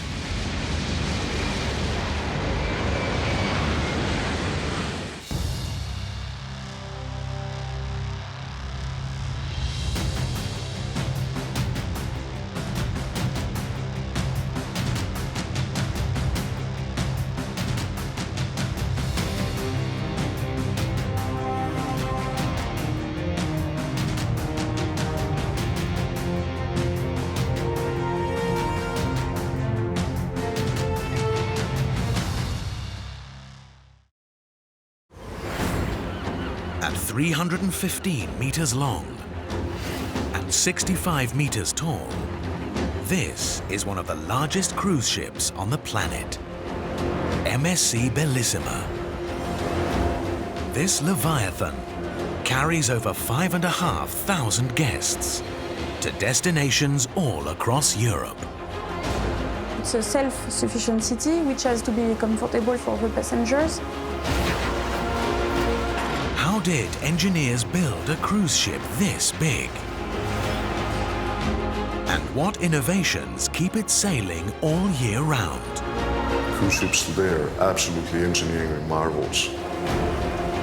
We unlock the secrets that help this vessel deliver a super smooth ride. From ingenious stabilizers that keep the ship level in the roughest seas, to near-silent propellers that thrust it fast through the water, to reveal what it takes to build the ultimate mega cruise ship.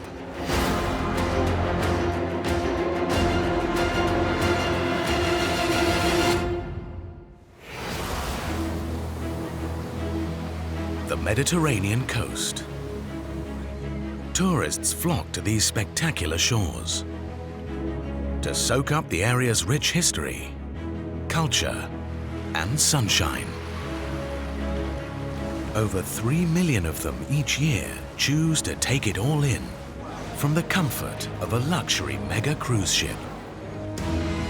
12 cruise operators, running a total of 40 supersized vessels, compete for a slice of the $60 billion Mediterranean holiday market. Success must be hard won. Passengers demand 5-star service, spacious outdoor areas and big pools, and a varied itinerary stopping off at spectacular locations for a once-in-a-lifetime experience. To corner the market, operator MSC Cruises built this extraordinary cruise ship. It's called MSC Bellissima. 315 meters long, 43 meters wide, and 19 decks high. This is MSC's biggest ship, designed to operate year-round across the globe. Bellissima is built using innovative engineering hidden inside its mighty frame to help give passengers the ultimate cruise experience. A unique hull design allows it to glide into shallow European ports. Superfine membranes filter molecule-sized particles to turn salty sea into pure drinking water. An ingenious scrubber system cleans noxious chemicals from exhaust released above the deck. All these elements combine to make MSC Bellissima the ultimate cruise ship. 11 a.m., Barcelona, Spain. Bellissima opens its gangways to receive passengers. Immigration purser Alfonso Gargiulo has just 6 hours to get all of them aboard. MSC Bellissima is almost fully booked. We have on board about 5,600 guests. This is the most critical moment for us. Across the ship, the 1,500-strong crew complete final preparations before the vessel leaves port.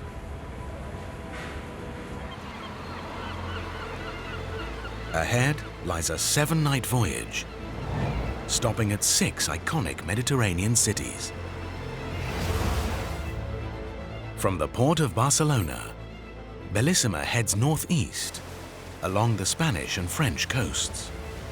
First stop, Marseille. The voyage continues into Italian waters. Next stop, Genoa, to take on board vital supplies. From here, the ship heads southeast, stopping at Naples and Messina. The ship then calls into Valletta, Malta, before it makes the 1,200-kilometer trip back to Barcelona. Bellissima owes its origins to the classic liners of the early 20th century. These ships transported passengers across the Atlantic Ocean. They were the biggest vessels of their day. Their V-shaped hulls were designed to carve through oceans in all sea states. Bellissima is double the size of a traditional liner and carries triple the number of passengers. Building a ship this big, with a draft shallow enough to enter the most popular Mediterranean ports, is a huge engineering challenge. A ship's draft is the distance between the bottom of its keel and the waterline. The more load a ship carries, the deeper its draft becomes. A large traditional liner carries 2,000 passengers over 12 decks. The ship's 8.5-meter draft is shallow enough to enter most harbors. Today's mega cruise ships need extra decks to entertain thousands more passengers than the largest classic liners. Simply adding this extra weight to a standard liner design would make its draft so deep that the ship could run aground in port.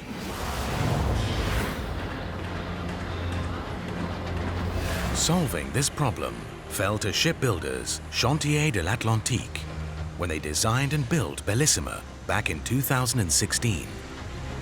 The engineers at this facility in France weld over 1,000 tons of steel every week to construct MSC's fleet of mega cruise ships. Design manager Guillaume Lagris must balance every new vessel's size with its need for a shallow draft. The first discussion we have when we design such a ship is to define the ports where the ship will go, and this will give us the main dimension of the ship. When you look at all the Mediterranean ports, the limit is about 330 meters for the length, and for the draft, 8.5 meters enables to go everywhere. Guillaume sculpted Bellissima's hull to make the supersized cruise ship float higher in the water. A ship floats higher and reduces its draft when it spreads its weight over a larger area. Guillaume's team takes a traditional hull shape and stretches it longer and pulls the beam wider to 43 meters, increasing the area of its hull in contact with water compared to older designs. The team also flattens the keel for extra clearance over marine obstacles. On paper, this ingenious design means Bellissima can carry its 7,000 passengers and crew high above the waterline. The mighty cruise ship should glide into most ports with no danger of running aground. Bellissima's innovative design is just one part of the solution. Classic liners were constructed from thick steel plates riveted together. This made them strong, but also very heavy. Building Bellissima's huge structure using these traditional techniques and materials will cancel out the benefits of the ship's hull redesign. Any vessel still risks grounding if it weighs too much. At the shipyard, engineers use an innovative construction method to keep the frames of ships like Bellissima as light as possible. They build ships by welding together boxes made from weight-saving sheet steel. Project manager Elise Guérin oversees the operation. For a steel engineer, it's quite a challenge. There are more than 300,000 parts which have to be welded together to form the ship.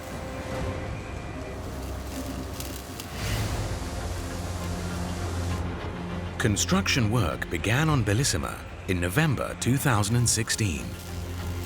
First, robots welded together 3 meter by 20 meter steel sheets to make Bellissima's deck. They're less than 10 millimeters thick to save weight. Workers welded on lengths of metal called stiffeners to strengthen the decks.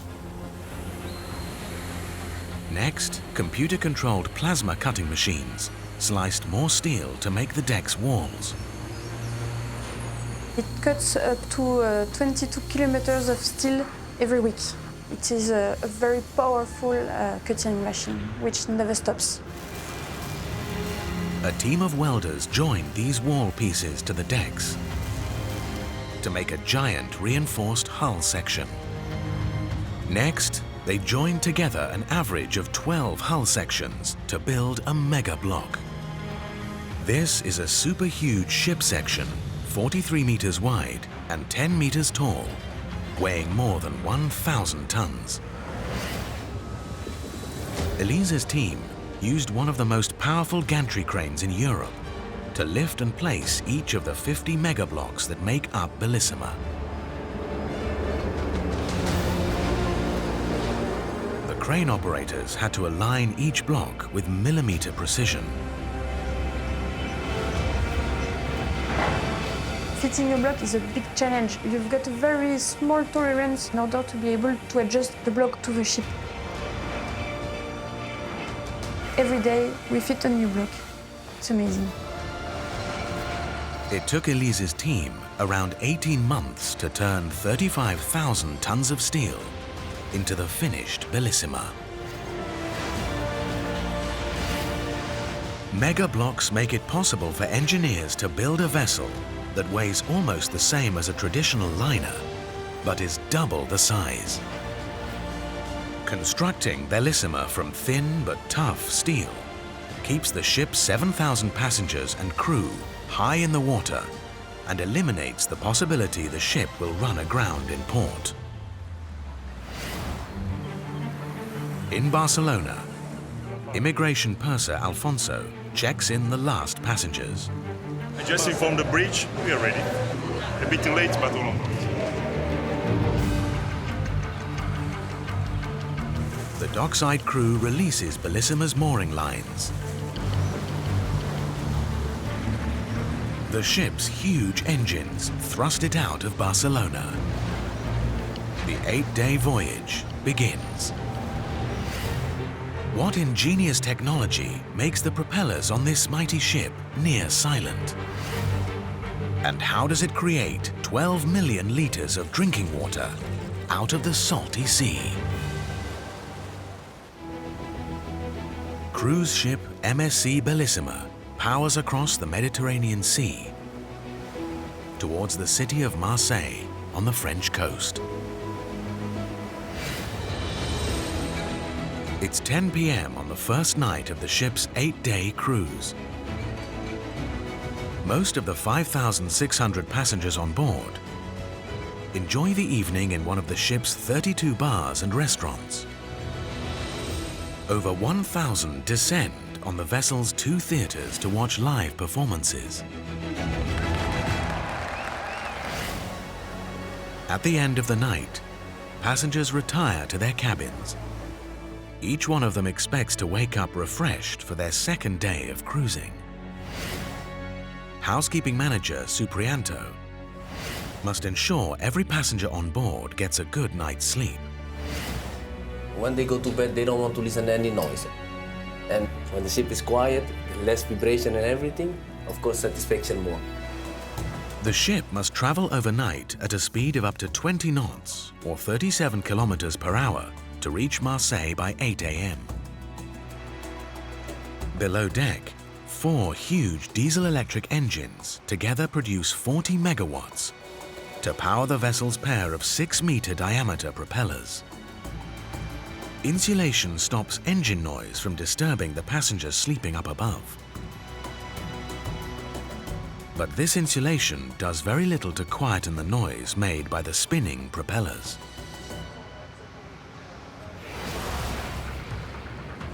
The faster a propeller rotates, the more thrust it produces. An area of low pressure forms in front of each propeller blade as it slices through the water. The pressure is so low, the water boils. This creates thousands of tiny steam-filled bubbles on the surface of the blades. These bubbles pop. This phenomenon is called cavitation. One tiny bubble pop on its own doesn't matter. But thousands, all popping simultaneously, can send powerful, noisy vibrations pulsing through the entire ship. Bellissima must eliminate disturbing cavitation noise to guarantee the ship's passengers get a good night's sleep.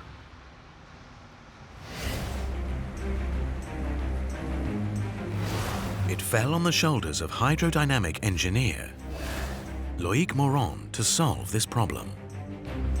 Cavitation is like a hammer which impacts a steel plate. It's very, very noisy and it's very disturbing. So we have to avoid these situations on the cruise ship, that's for sure. Many traditional propellers have 3 blades. Their fast rotation generates huge thrust to push a ship forwards. But the propeller's fast turning speed creates noisy cavitation. One solution is to slow the propeller's rotation. This will generate fewer bubbles and cut cavitation noise. But slow propellers will reduce a ship's thrust. To bring the ship back up to speed, Loïc's team adds 2 extra blades to each of the ship's 2 propellers. 5 blades increases the propeller's surface area, pushing against the water. This boosts thrust for little increase in cavitation. These special propellers allow the ship's passengers and crew to enjoy both a fast and quiet ride.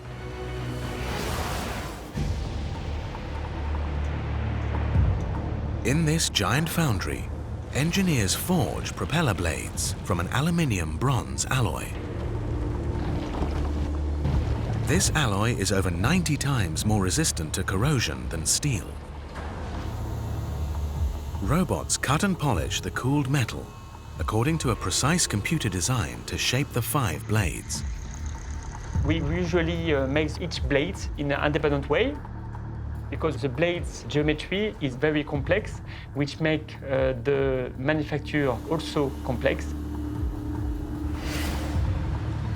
The individual blades slot into a central hub to create a giant 6-meter diameter propeller weighing over 30 tons. Bellissima's 2 propellers attach to a pair of mounts fixed to the ship's stern. In 2018, technicians used electronic meters to measure the cavitation noise made by Bellissima's propellers. They concluded the ship's propellers are amongst the quietest installed on any operational cruise ship. We are very happy with the final results. We have reached a very good high-level performance. In the Mediterranean, the ship sails serenely towards Marseille. The guests on board sleep peacefully. During early morning, as you can see that the corridor is very quiet and you don't hear any noise. All our guests are sleeping well, so I'm so happy with this one.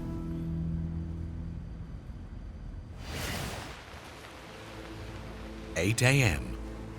Bellissima pulls into Marseille right on schedule. The passengers disembark. They enjoy all the sights and sounds of the famous French city before returning to the vessel 8 hours later. At 6 p.m., the ship sets sail once more. Destination, Genoa in Italy. Ahead lies a huge challenge for the ship's crew. They must keep over 5,600 passengers fed whilst navigating the vessel for over 2,000 kilometers through turbulent seas. What engineering secret helps this mega ship stay stable in the roughest waters? And what technology allows it to produce fresh water on demand? Perfect. 8 a.m. Day 3 of MSC Bellissima's 8-day voyage around the Mediterranean. The mighty cruise ship docks at the Italian port city of Genoa. Here, the crew loads 381 tons of provisions into the ship's 21 giant storerooms below deck. The supplies include 8 tons of flour, 14 tons of meat, and over 20 tons of fresh fruit. Bellissima now carries enough food to keep all passengers and crew fed for the remainder of the voyage. But this ship's lifeblood is fresh water. Servicing the needs of just one of the 7,000 passengers and crew on board consumes around 200 liters of water a day. The supersized ship's mega laundry room alone uses tens of thousands of liters of water to wash up to 13 tons of linen every 24 hours. This water must be clean and salt-free to keep the vessel running smoothly. If we have, let's say, bad quality of water, of course it will affect in all the linens and towels.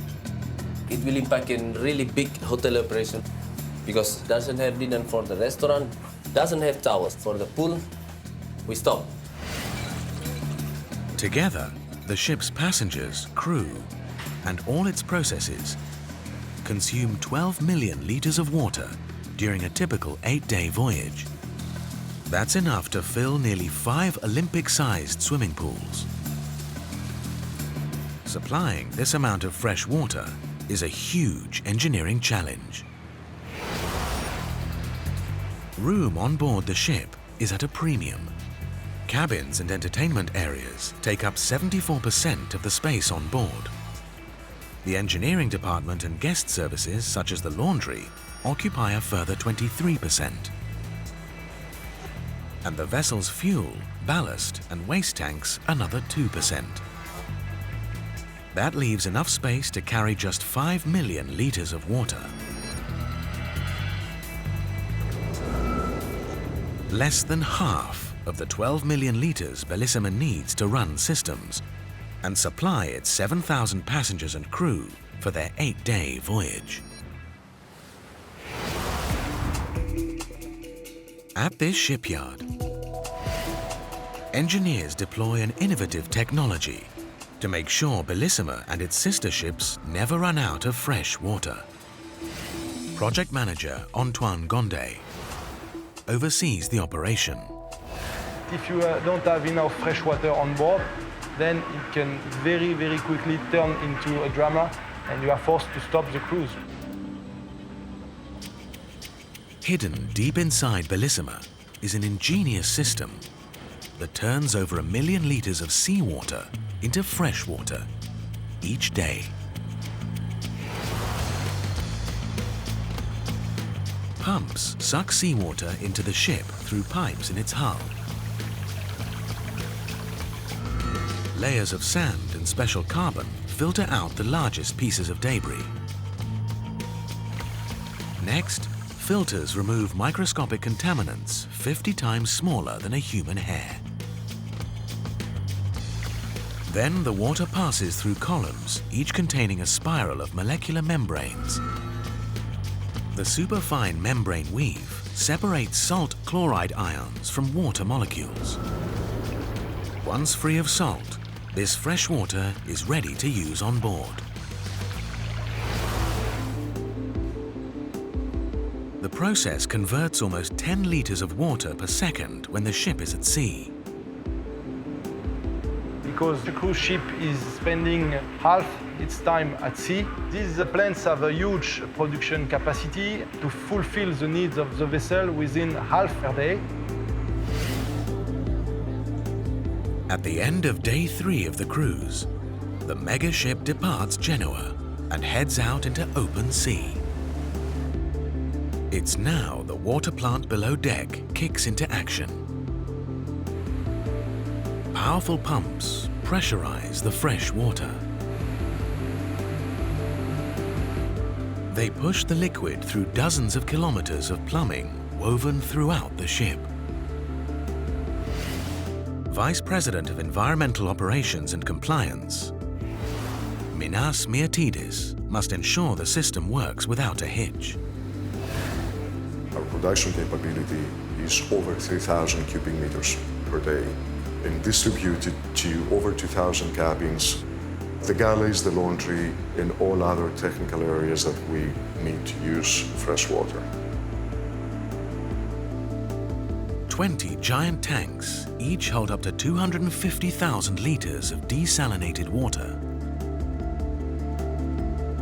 This liquid must pass through one last process before it's fit for passengers to drink. The final part is where we add the chlorination and where we manipulate the pH level of the water so we have absolutely crystal clear, perfectly tasty, good, fresh water. Look at that. Yeah.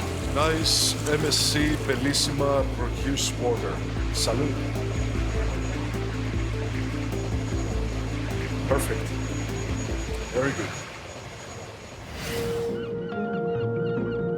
It's the morning of day 4 of Bellissima's cruise. The mega ship docks at Naples. Passengers disembark to visit the famous Roman ruins of Pompeii. They return to the vessel 6 hours later. The megaship leaves port en route to Messina on the island of Sicily. But new challenges lie ahead. Strong Sirocco winds can make this part of the journey very bumpy for the passengers and crew. What ingenious technology keeps this megaship stable in the roughest seas? And what is its secret for producing some of the cleanest emissions of any ship in its class? In the Mediterranean, MSC Bellissima powers across open water between Naples and the Sicilian city of Messina. It's dinner time on day 4 of the vessel's 8-day cruise. Thousands of passengers enjoy meals in one of the ship's 4 huge restaurants. Maitre d' Vincenzo Porzio must make sure every diner receives 5-star service. The peak hour is start from 8:30 until 11 o'clock. We serve already, I think, 10,000 meals. But feeding thousands of people every mealtime at sea is a big challenge. Sudden changes in weather can make this stretch of water rough and cause the ship to pitch and roll. Choppy seas make any ship move from side to side, risking spills and even injuries on the restaurant floor. It's not easy to work with the rolling of the ship. And if the ship encounters a big squall, the effects on board can be devastating. This dramatic footage shows cruise ship MV Astoria caught in stormy seas off the coast of the United Kingdom. Many passengers on board suffer nausea. One person is airlifted to hospital. The higher a ship floats in the water, the greater the effect can be of violent movements caused by rough seas. Bellissima's towering 65-meter height makes it vulnerable to a phenomenon called parametric rolling. Large, regularly timed waves hitting the ship head-on make the vessel seesaw. When a large wave reaches the back of the vessel, it makes the ship tip forwards. The way the weight is distributed across a ship this tall can then cause the vessel to roll to one side. When the next wave hits, it rolls back the other way. Each new movement is more extreme than the last. The rolling increases the chance of passengers suffering seasickness and ruining their holiday. At the shipyard where Bellissima was constructed, engineers worked to solve the problem. First, they identified the specific type of ship movement that causes passenger sickness. We are more sensitive to the rolling motions than pitching motions. As soon as you have a very big ship is reacting faster to the waves. So in a sense, you will get higher accelerations, more like pong pong. Higher the accelerations you get, and a better chance you get to be seasick. To minimize this rolling motion, engineers installed a pair of these fin-shaped stabilizers into the vessel's hull. We need to have the most comfortable ship for the guests, so that's the reason why we need the stabilizers.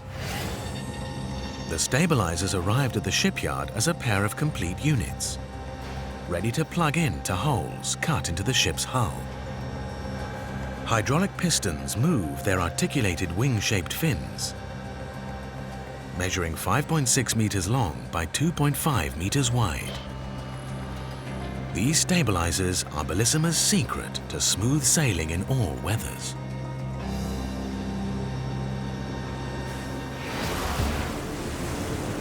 Sensors on each stabilizer measure the direction and degree of the ship's roll. If the motion goes past just 1 degree, Bellissima's crew can deploy the pair of stabilizer fins stowed inside its hull. The fins work like wings to correct the ship's roll. If the sensors detect the ship rolling starboard, they automatically instruct the fins to rotate, shifting the vessel the other way. In big seas, the system works continuously to level out the rolling motion, ensuring Bellissima's passengers and crew experience a smooth ride. Up on the ship's bridge, officers monitor the weather. They take no chances on this stretch of water. They give the order to activate the stabilizers. It's the responsibility of Chief Engineer Luigi De Martino to make sure they deploy without a hitch. A pair of 1.6 meter long pistons turns bearings that swing each fin into position. A computer automatically adjusts the angle of the fins to counteract any roll caused by waves buffeting the ship. In the bad weather condition, they're moving up to 16 degrees. 16 is the maximum angle allowed for a free stabilizer. Each fin is just 13% the width of Bellissima's hull, but their combined effect on the ship is huge. This system can reduce up to 90% of the rolling motion of the ship. If the ship rolling 10 degrees, our stabilizer unit can be reduced to 1 degree. No, it's really impressive. The passengers are very glad to be on this ship because it's comfortable for everyone. The vessel stays rock steady with the stabilizers deployed. They make it possible for Vincenzo's team to wait on every table without danger of being thrown off balance. It's fantastic. It's amazing ship. We have the top technology of the world.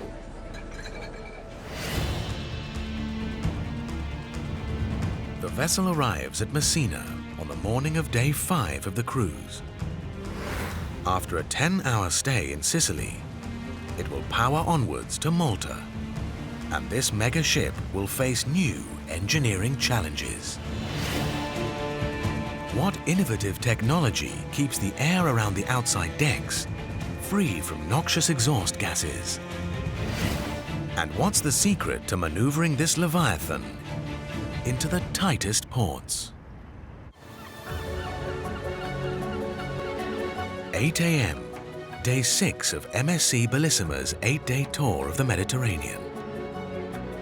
The mighty cruise ship docks at Valletta, the capital of the island of Malta. Passengers disembark to explore the winding streets of the old city. On the ship, some guests relax on the sun deck, whilst others take the plunge in the vessel's water park. It's the job of pool supervisor, Alonso Stewart, to ensure nothing spoils the guests' outdoor fun. Here we can have 600, maybe 700 passengers per day going around at the aqua park. It's a lot of people to keep happy, but the passengers come here to take fresh air. That's the important part. Guaranteeing good air quality across a cruise ship's outside spaces is a tough challenge. The ship needs a reliable source of power to run all its essential systems and provide all services and passengers on board with a constant stream of electricity, even when the ship is docked.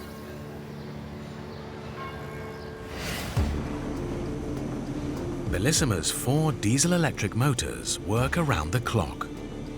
At peak output, they produce 67 megawatts of electricity, enough to power 50,000 homes. Burning heavy fuel oil produces exhaust gases. Many cruise ships vent these fumes from funnels positioned above the top deck. These outlets on Bellissima are just a few meters above the ship's popular aqua park. Making sure passengers don't breathe harmful gases is a big engineering challenge.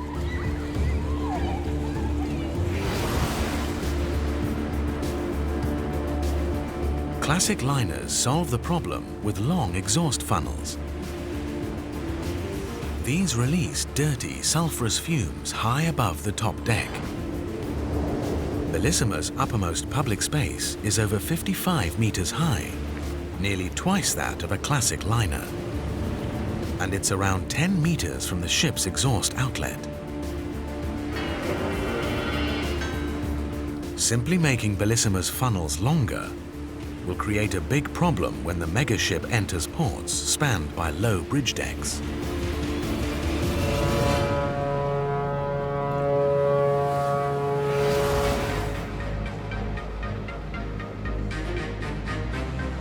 At this shipyard in France, workers race to finish building Bellissima's sister ship, MSC Virtuosa. A giant equipment install reveals both ships' secret to beating harmful fumes. A pair of huge steel drums, 5 meters in diameter and over 10 meters tall, each weighing 20 tons. They're called scrubbers. They remove almost all of the environmentally damaging sulfur compounds from the engine's waste gases as they move through the exhaust system.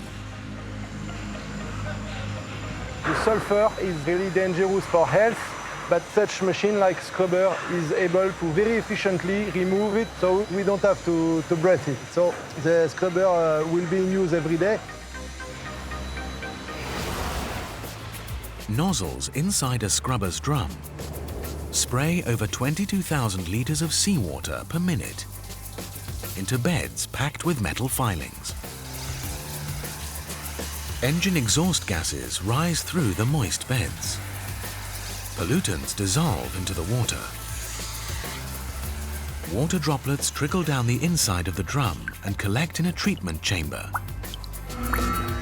Here, a chemical process separates the clean water from pollutant. The waste forms a sludge. Experts responsibly dispose of this waste on land when the ship is in port. The scrubber is using seawater to rinse the exhaust gas. You can imagine being inside the scrubber. We can call it a crazy shower.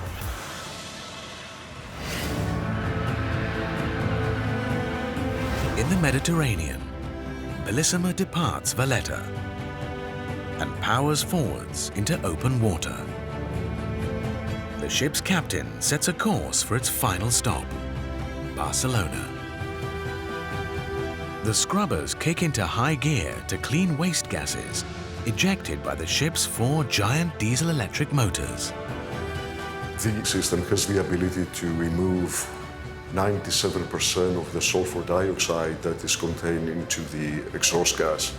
And that sulfur, it never goes on the air, never goes in the sea, and then it is removed when we are in port. If you go out and if you sit on the open decks, you're going to see the big difference that the exhaust gas cleaning system has for everybody. On the top deck, guests are busy racing down the water slides or working on their tans, oblivious to the ingenious technology working in the background. We start this morning full from the first moment until the end. Today, the here is very nice. The passenger enjoy the slides 100%. 1,200 kilometers of open sea lie between the vessel and Barcelona. Will this giant ship arrive on schedule? And what is its secret for docking in the narrowest, busiest ports?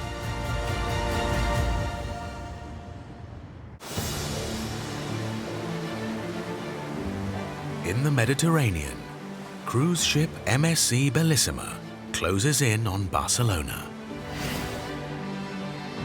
The port city is the last stop on the mighty vessel's 8-day, 3,000-kilometer journey. It's the job of Captain Raffaele Pontecorvo to dock Bellissima inside the busy harbor. He and his officers must reverse the vessel 2 kilometers down this narrow channel to reach it. Parking backwards means the ship will be facing the right way for a fast departure later this afternoon. But guiding this ship to its berth is a huge challenge. The vessel's tall profile makes it vulnerable to high winds blowing it off course. One wrong move during the reversing maneuver and it could collide with another mega ship. We have always to take care about the wind. It's really a big responsibility, taking in mind that you are the only responsible for the life of more than 7,000 people. Bellissima relies on a responsive steering system to help guide it through narrow channels in all weather conditions.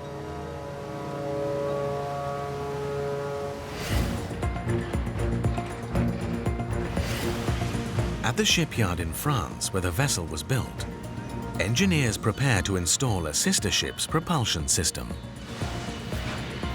A pair of 20 megawatt electric motors in waterproof housings called podded thrusters.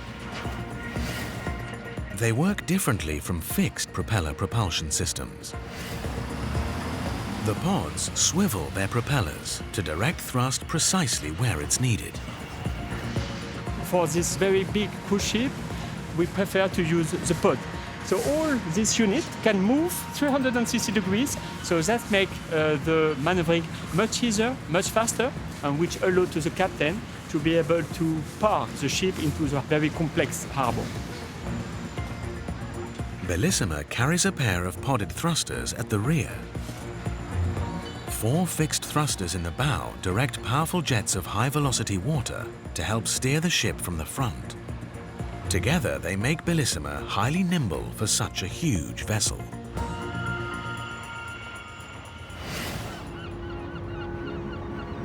Outside Barcelona port, Captain Raffaele engages the podded thrusters.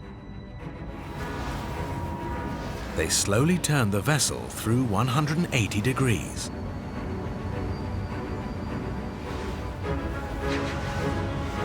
The ship is ready to begin its 2-kilometer journey to its berth. The wind today is a favorable 8 kilometers per hour. But threading this giant ship through the port's entry channel is still no simple task. Moored up on one side is a mega cruise ship. On the other, a massive container vessel. It's the job of Environmental Engineering Officer Pasquale Maresca to help steer a perfect line between them. We have a ship on port and starboard side, and we take care of the distance from port and starboard, because we have around 50 meters one side and 30-40 meters another side. Pasquale relays readings from this laser measurer to track the distance between Bellissima and the moored megaships. Distance from the bow to the aft.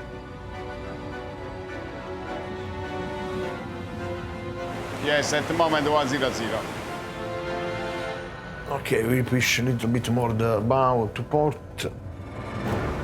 Bellissima's berth comes into view. Forward 40 meters. Captain Raffaele turns the rear thrusters and pulses the bow thrusters to delicately maneuver the 315-meter-long ship alongside the quay. Okay, okay. Okay, we are in position, we proceed alongside.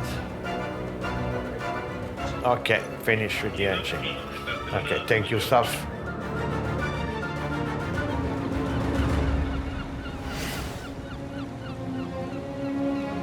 The mega ship completes its 8-day, 3,000-kilometer voyage right on schedule. The weather was nice. There was not more than 4 knots wind, good visibility. It was really good. It was fantastic. Passengers disembark to return home after their Mediterranean adventure.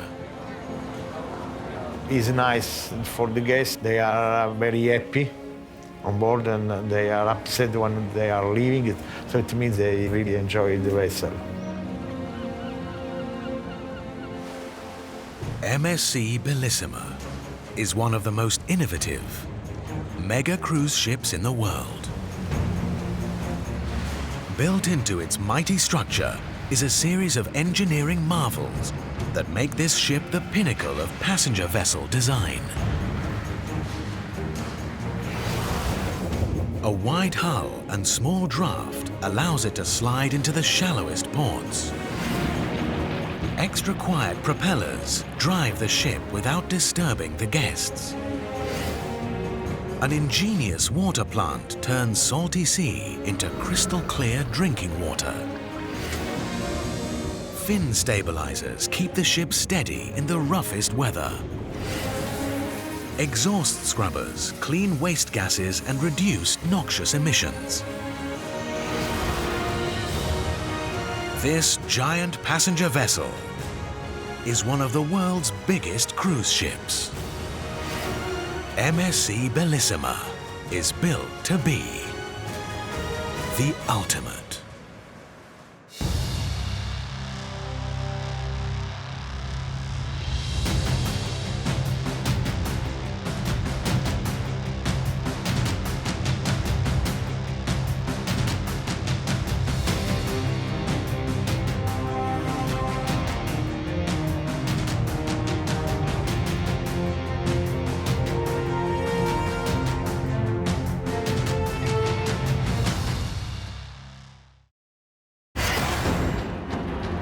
Stretching 3.4 kilometers across the St. Lawrence River, This is Canada's newest and toughest crossing, the Samuel de Champlain Bridge. With 3 months to go before it opens, engineers are locked in a race against time. The clock is ticking. We're now in the final push. What technologies make it strong enough to handle 60 million vehicles a year? And how does its design beat extreme winter weather? This bridge has to be built tough in order to survive. We unlock the engineering secrets that make this one of the most advanced bridges in North America. From its aerodynamic profile that stands up to the strongest winds, to a skeleton forged from super strong corrosion-resistant materials, to reveal what it takes to build the ultimate super bridge.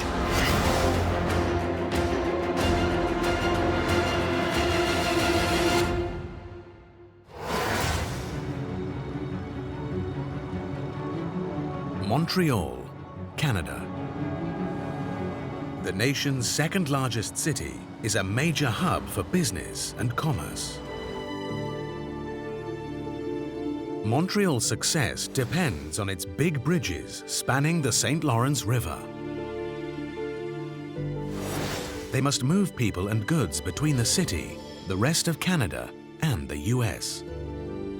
But building and maintaining big infrastructure in this part of North America is a huge engineering challenge. Over 12 months, Montreal's climate fluctuates wildly. In summer, temperatures can soar to a scorching 35 degrees centigrade. In winter, the mercury can plummet to -30. Fast-moving ice flows pack the St. Lawrence River, and freezing winds batter the city.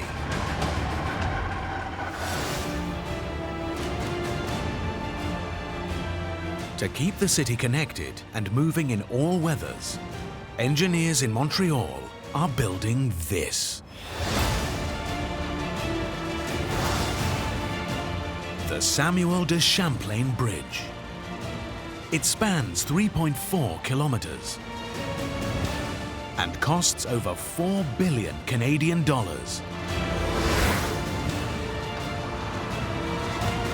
The bridge is built using innovative technology, baked into its mighty structure to stand up to everything Mother Nature throws at it. Ingenious cables stop monster chunks of ice crashing onto cars and pedestrians. A deck structure that stays rock solid in the strongest winds. Expanding joints stop the bridge cracking up as the temperature changes. An ingenious drainage system flushes away corrosive salty water before it destroys concrete and steel. All these elements combine to make the new Samuel de Champlain the ultimate bridge.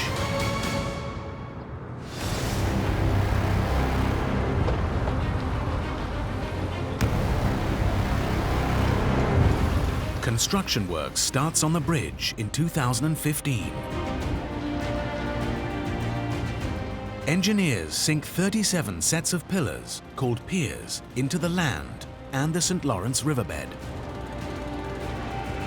Then they lay a steel platform on top of the piers. Next, they use giant floating cranes to place 9,600 concrete deck slabs. Today, this elite team work around the clock to complete construction and prepare the bridge for its opening in just 3 months' time. Once finished, this critical artery must carry 60 million vehicles and $20 billion worth of cargo each year. Stay open 24/7 in all weathers and survive for at least 125 years. The lifespan the Canadian government specifies for new critical bridges. Chief Engineer Guy Maillard leads a team in charge of the Herculean task of building this super bridge. There's daily stresses on us, the entire team, to to do whatever we can to get the bridge open in time. Because this bridge had to last for 125 years, it had to be built tough and resilient. The stakes couldn't be higher for Guy and his team. Next door to the construction site is a big reminder of what will happen if they fail. In 1962, Montreal opened the first Champlain Bridge over the St. Lawrence River. It was expected to last for a century. But within 30 years, the bridge started to crumble. Now, after 5 decades in service, it needs round-the-clock monitoring and costly maintenance. Alex Chemenier is part of the team tasked with keeping the old bridge operational until the new one is complete. To give an idea of how much these repairs have cost over the past few years, since 2014, approximately $300 million has been invested into the bridge. So we're looking at approximately $50 million to $60 million a year being put into the bridge just to ensure that it stays strong and it stays standing until the new bridge opens. Along the length of the bridge, broken concrete exposes rusted rebar beneath. Engineers call this damage spalling. Here we have some typical damages that we see across the bridge. We have some spalling, we have some exposed rebar. Typically, when the damages get a lot worse than this, we'll then intervene and do some patches to the concrete. The cause of the spalling is the crucial chemical Montreal uses to keep the city's roads ice-free. Ever since the 1960s, the city covers its roads and bridges with salt. 130,000 tons of it every year. Salt is an effective way to melt ice, but it destroys concrete structures. When de-icing salts melt away snow, they dissolve into the liquid water and can trickle down the side of the bridge. Over time, this salty water seeps through the concrete and contacts the steel rebar inside. The salt water contains chloride ions. These react with the steel, causing it to rust and expand. Eventually, the bridge is so cracked and damaged that large chunks begin to break away. Left unchecked, the bridge's steel skeleton will become so corroded that the entire structure could collapse.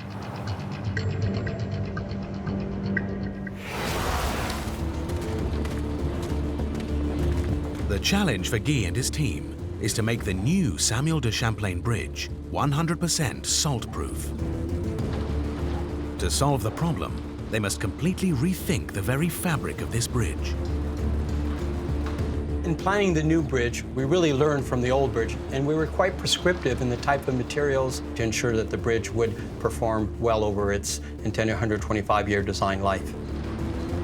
They choose to build the skeleton of the bridge from stainless steel rebar. This chromium-enhanced metal is 10 times more resistant to corrosion than traditional steel. Marcel Martineau's team then encases this skeleton in the ultimate protective concrete layer. We have to ensure over 125 years that no corrosion will start on the rebar. That's the main challenge.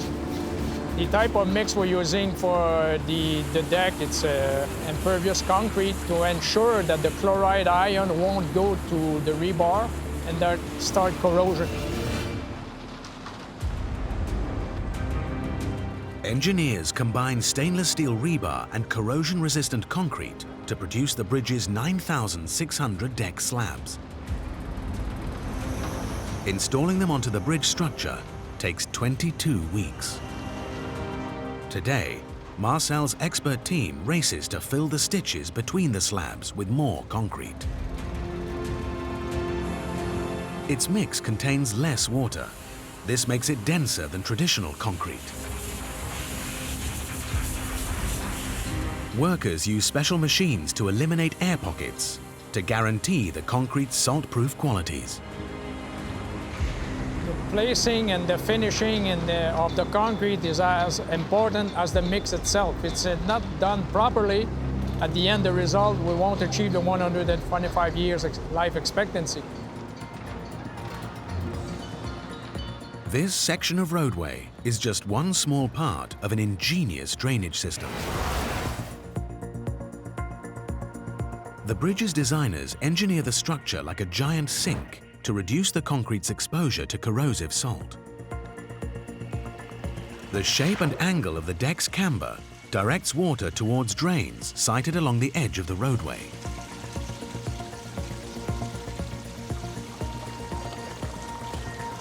Water flows into an intricate system of pipes up to 60 centimeters wide that run through the structure and down its pier legs.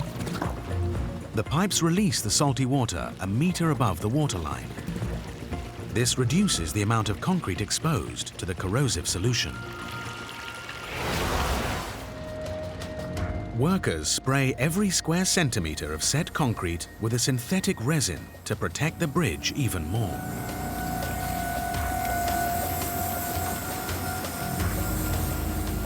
This waterproof membrane is part of a layered system designed specifically to prevent the damage salt causes.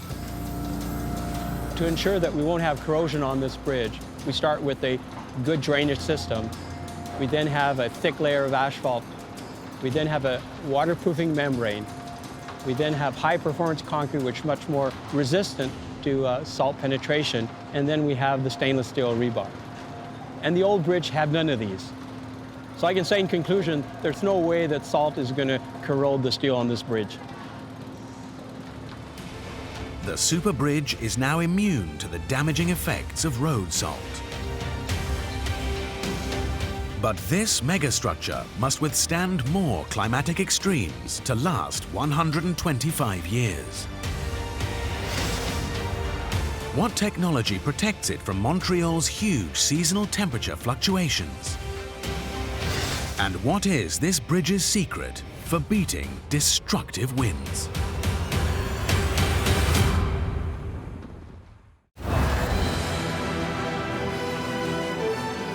In Montreal, the new Samuel de Champlain Bridge opens in 3 months' time. It must be robust enough to serve the city every day for a minimum of 125 years. If engineers get its construction wrong, this new bridge could suffer the same fate as its crumbling older neighbor. One of the biggest challenges facing the new bridge's engineers is building a structure that copes with Montreal's huge temperature range. In summer here, the mercury can top 35 degrees centigrade. In winter, the temperature can plummet to -30. It's important to keep in mind what 125 years means. In fact, the structure will be solicited by thermal variations in temperature, and these will be repeated every day for the next 125 years. So you really have to look at each individual component, understand how it's going to behave under that extended design life, and then design it accordingly. Montreal's weather cycle will have a big impact on the city's new bridge. Almost all the bridge's components expand when they heat up and shrink when they cool. Individually, these variations in size are tiny, but combined along a 3.4-kilometer-long bridge, the difference can be huge. As Montreal freezes in the winter and warms in the summer, the bridge can change length by up to 3 meters over the year. If engineers ignore these fluctuations, the bridge's deck could buckle as it expands or crack as it contracts. To solve the problem, designers build 8 gaps into each of the bridge's 2 road decks. Each gap is up to 1.6 meters wide. These create space for the bridge to expand into. The gaps stop the structure from cracking up, but make it impossible for vehicles to pass. The solution is these ingenious expansion joints. They're designed to both fill the gaps and let the bridge flex. Intensive factory tests ensure each joint can withstand extreme temperature changes throughout the year. Today, project manager Alexis Lozon oversees the final joint installation. An expansion joint is an important part of a bridge to make sure that the bridge can move freely throughout the seasons. This expansion joint will take a lot of abuse throughout the years.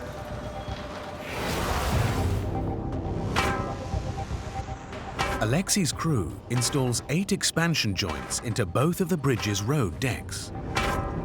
The sides of each joint attach to the ends of 2 road sections.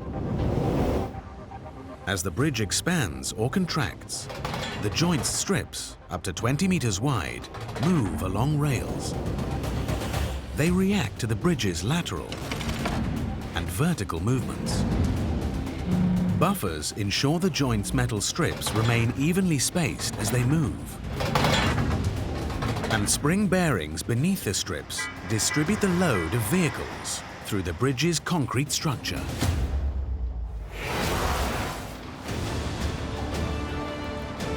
Alexis' team swings into action.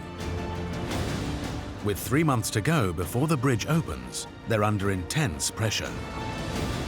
The expansion joint that we're going to see today is quite heavy and quite big. We have a 16-meter piece that weighs around 16 tons.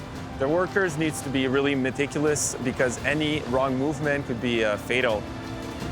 Actually, it could damage the bridge. It could also damage the expansion joints, and there's a lot of workers around the lifting process. A mighty crane lowers the huge 16-ton joint into position.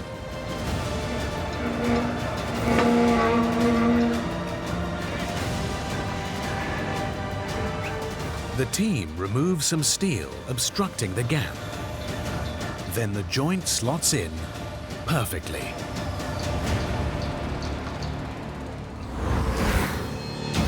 Expansion joints stop the bridge's decks from breaking up as temperature variations make them stretch and shrink.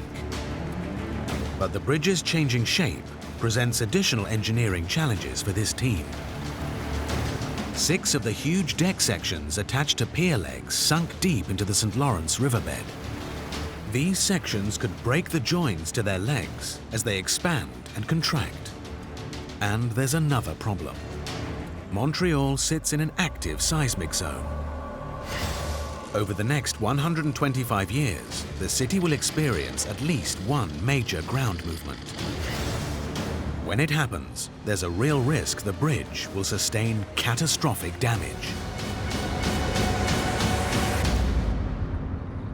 If the structure were not flexible under a seismic event, it would transfer tremendous forces because the structure would be much more rigid, which could potentially severely damage the piers.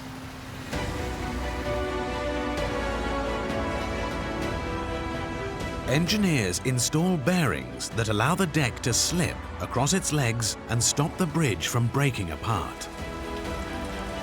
The bridge rests on these bearings. These bearings allow the bridge to move. And I've just made a measure, and I can see that the structure has moved. When we go from hot temperature to cold temperature, about 7 centimeters since it was set in place by the marks that are left on the stainless steel plate.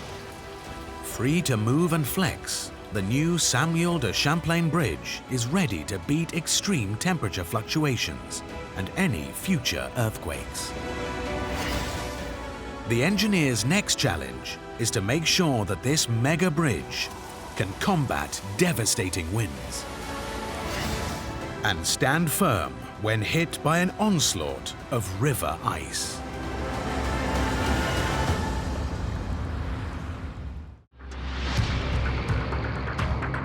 In Montreal, the new Samuel de Champlain Bridge must open in 3 months' time, ready to serve the city for at least 125 years. The bridge has 6 lanes to carry more than 1 million vehicles every week. But this mega crossing accommodates more than just cars and trucks. On one side is a pedestrian walkway and cycle path. A rail line will run down the center directly into Montreal's central station. The bridge must be a massive 60 meters wide to accommodate all these elements. But in Montreal, size makes you a big target for a powerful force of nature. Winds in the St. Lawrence River Valley can reach speeds in excess of 100 kilometers per hour.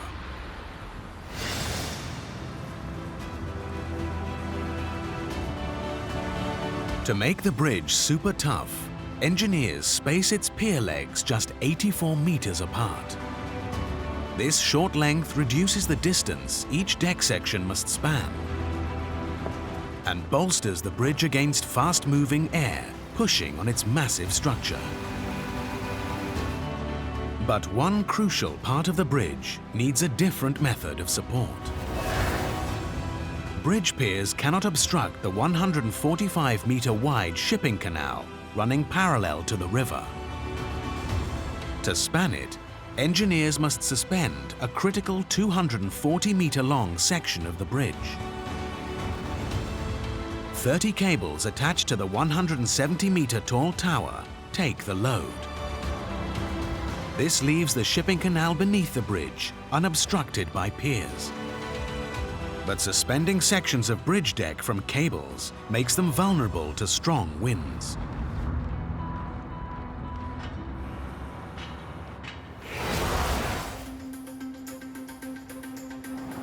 The structure of some bridges forces air faster over the top of their decks than underneath it. This creates an area of high pressure beneath the bridge. Just like an aircraft wing, the deck can lift up, stressing the bridge's joints and damaging its deck. Every time the wind blows, there's a risk the new Champlain bridge will suffer damage. The bridge in the Montreal environment has to be aerodynamically stable in order to ensure that the bridge will not oscillate unexpectedly under intense winds. Engineers deploy an innovative solution to eliminate the danger. They design gaps between the bridge's road decks and rail line. These gaps vent and disrupt the fast-moving air, preventing high pressure from lifting the bridge and damaging its deck.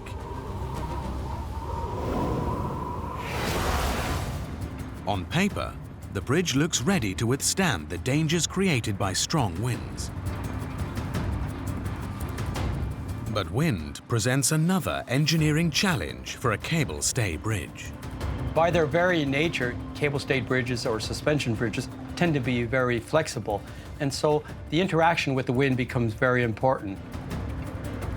As history proves, build a bridge that's too flexible, and wind will tear it apart. November 1940. Tacoma Narrows Bridge, Washington State. 4 months after opening, 65 km/h winds cause the bridge to twist and sway. The movements become so violent, the bridge breaks apart and collapses. The cause is a then little understood phenomena called aeroelastic flutter. Suspension bridges twist fast-moving air into mini whirlwinds that pull at the bridge deck. The shape and weight of most bridges means these vortices cause only a slight movement. But the Tacoma Narrows Bridge contains a critical flaw. Due to its narrow, lightweight deck, the vortices cause greater movement. Sustained winds make the bridge wobble and oscillate. The twisting eventually becomes so violent that the bridge collapses.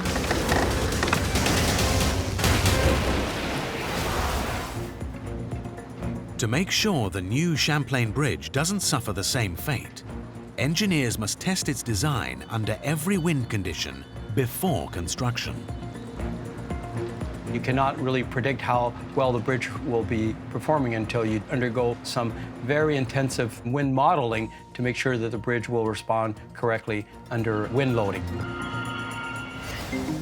engineers enlist the help of aerodynamics expert Dr. Peter King. His team at Western University, Ontario, build a scaled-down bridge model costing 70,000 Canadian dollars. They test it in a wind tunnel to predict how the full-scale new Champlain bridge will behave. The model is a complete dynamic replica of the bridge, so it has the right mass properties, the right stiffness properties, and replicates all of the dynamic motions of the bridge. The model is at a geometric scale of 1 to 150, which has a velocity scaling of about 12 to 1. So that means everything that you see in the wind tunnel is happening about 12 times faster than it would in real life. The model withstands simulated wind speeds of up to 180 kilometers per hour coming from different directions. That's 3 times faster than the wind that destroyed the Tacoma Narrows Bridge. To improve the new bridge's aerodynamics even more, engineers modify the sides of its backspan.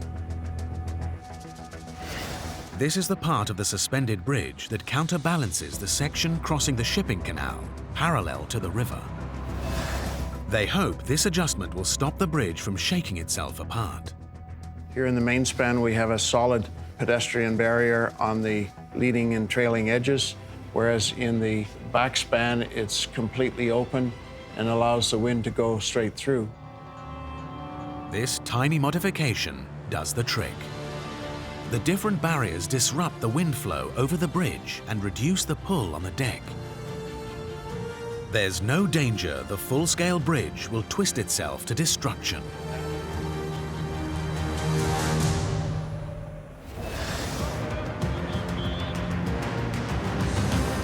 The bridge can beat wind. But there's still more Mother Nature can throw its way. How will the bridge defend itself from concrete-smashing ice flows? And what smart technology stops big chunks of ice falling from the bridge and crushing cars below?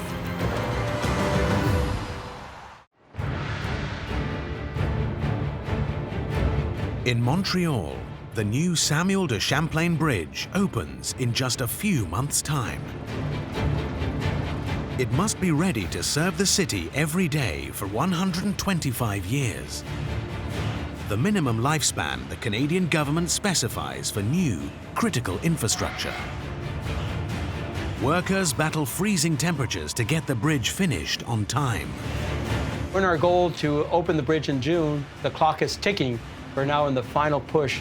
This super bridge must survive over a century of brutal Canadian winters and the yearly onslaught of powerful ice flows.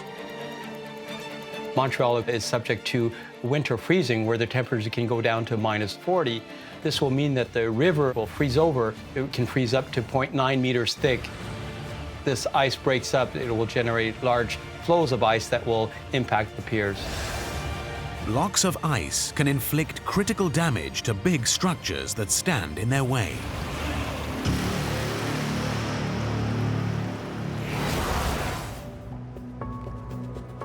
The current in the St. Lawrence River accelerates ice up to speeds of 4 kilometers per hour. A flow traveling this fast, measuring 45 meters across and 1 meter deep, grinds at the pier legs with the same force as the weight of 10 trucks. Cracking and eroding the concrete.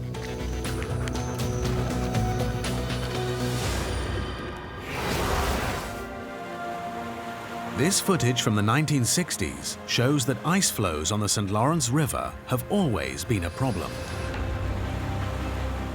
Just 2 years after the opening of the old Champlain Bridge in 1962, Montreal builds another huge span across the St. Lawrence. This massive structure is not a traffic crossing. It's the first line of defense to protect Montreal's bridges and shoreline. It's an ice-breaking megastructure. In the winter, you'll have large ice flows which will build upstream, and then as they flow downstream towards Champlain Bridge, they will impact the icebreaker structure, and the columns of the structure will cleave these ice flows into smaller pieces of ice, and these are less damaging. Even with a dedicated icebreaker, the old Champlain Bridge, 300 meters downstream, is covered in scars, sustained in battles with the ice.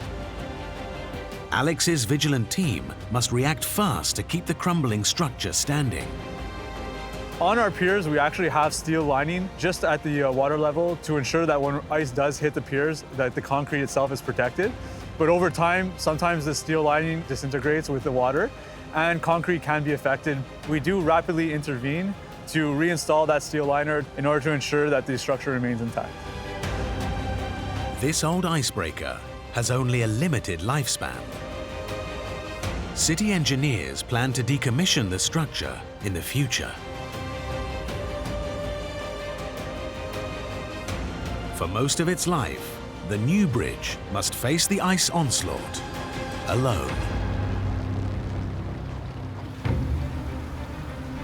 For the bridge to survive, it needs the strongest concrete legs of any structure across the St. Lawrence. Concrete is a mix of water, sand, gravel, and cement. Increasing the ratio of cement to water raises the concrete's density and makes it super tough. Engineers then add a secret ingredient that changes the concrete's chemistry to make it even stronger.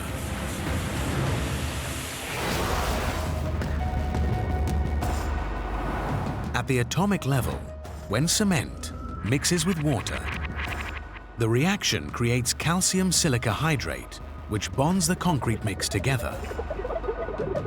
But the same reaction also produces other particles that disrupt the bonds, forming weak points in the concrete.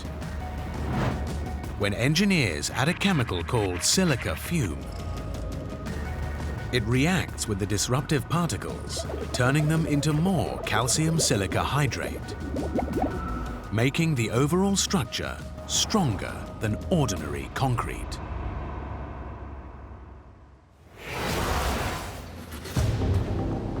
In 2015, construction work on the bridge's piers begins.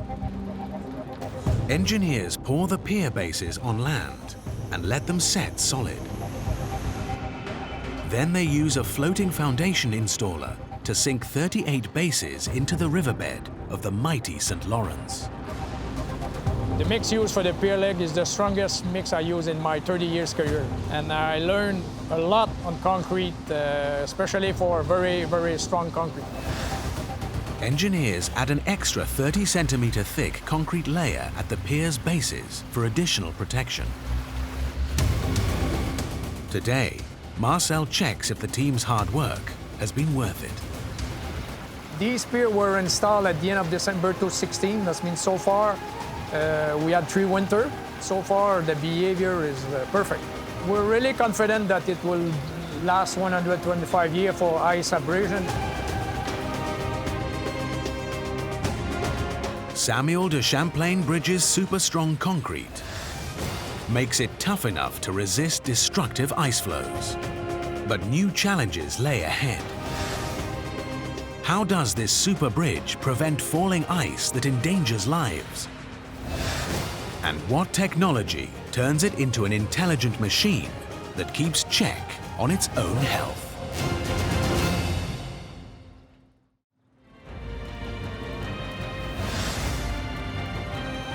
Workers in Montreal race to complete the city's new super bridge. 37 sets of giant concrete pier legs, 84 meters apart, support most of the bridge's 3.4-kilometer span. A total of 60 cables attached to either side of a 170-meter-tall tower hold up a 500-meter section.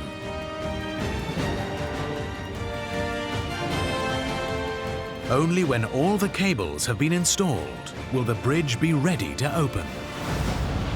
Completing the cables is significant because the bridge at that point will be structurally completed, and the only things that will remain are finishing works. The pressure is on Jonathan Smard to finish the job. There's 4 holes, so this is the 4 last cable. After that, the job's gonna be done.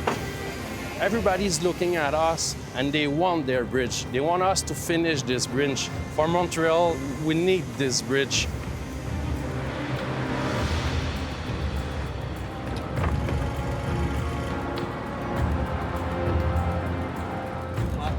Jonathan and his team must install special sleeves that encase the full length of the bridge's 60 cables. The first step is lifting the sleeve with the tower crane, and we attach this to the anchor up there. When the sleeve is in position, we install cable. Cable sleeves protect the metal inside from ice and rain. But come winter, some sleeves can create dangers to both traffic and pedestrians. 2014, Charleston, South Carolina. The Ravenel Bridge closes when large chunks of ice fall on passing cars, shattering their windscreens.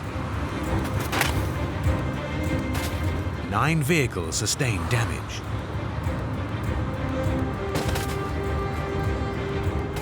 It's the way water freezes on the bridge's cable sleeves that's a big factor in creating the falling ice.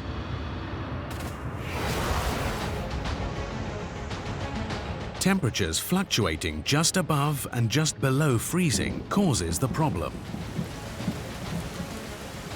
Rain coats the sleeves in water. When the temperature drops below 0, the water freezes. Temperatures then rise, but not by enough for the ice to melt. New rainwater falls on top of the ice and freezes when the temperature drops below 0 again. Soon a thick layer of ice completely encases the sleeve. The ice becomes heavier until it breaks away, crashing onto the bridge deck below. The designers of the new Champlain Bridge must stop its cable sleeves shedding dangerous, large chunks of ice. The ingenious fix is a unique design running the length of the sleeve. A series of equally spaced hoops. You can see that there are circular ribs. This is a bit different from what we would see on most bridges. The idea here is with these circular ribs will help shed water more efficiently.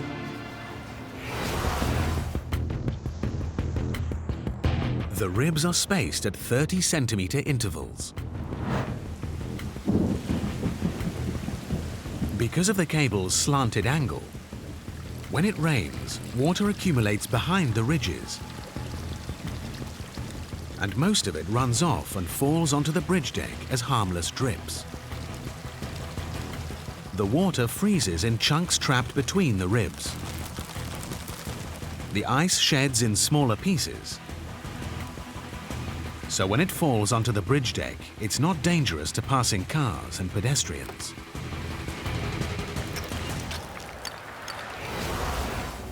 The sleeves are now in place. Next, Jonathan's team must thread the cable strands. Outside it's looked like one big cable, but inside there's 127 small cables. You can see here we have a pre-cut cable. That's the cable gonna be in this sleeve.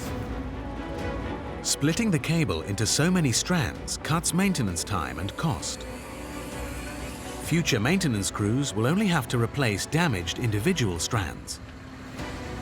They will not have to switch out an entire, super heavy cable. Engineers use winches to thread each strand, one by one, up the sleeve and through to cable anchors in the tower. They then pull the ends downwards and secure them to the deck.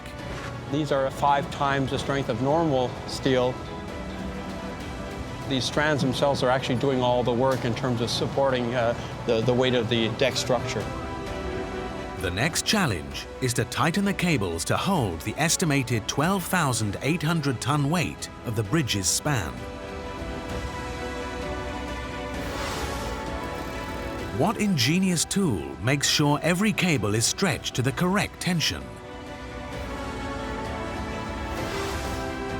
And what technology makes this bridge intelligent enough to know when it needs maintenance?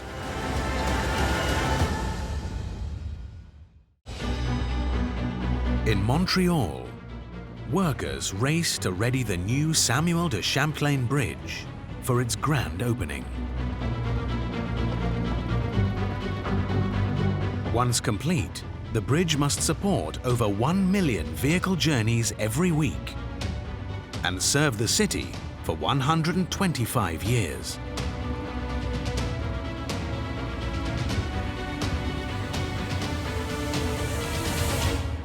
Advanced super-strong materials and an ingenious design make the bridge windproof, ice-proof, and flexible enough to cope with Montreal's massive temperature variations. But its lifespan depends on identifying and repairing problems before they become critical. Limited access to inspect the structure's interior is a big reason why the old Champlain Bridge is failing. Engineers cannot see critical issues until they show up on the bridge's exterior. By then, it's too late to solve the problem at source. All they can do is patch up the damage. So engineers are building the new bridge to have all area access to avoid these past mistakes. Hatches, walkways, and crawl spaces allow them to inspect every square centimeter of the bridge's 3.4-kilometer span.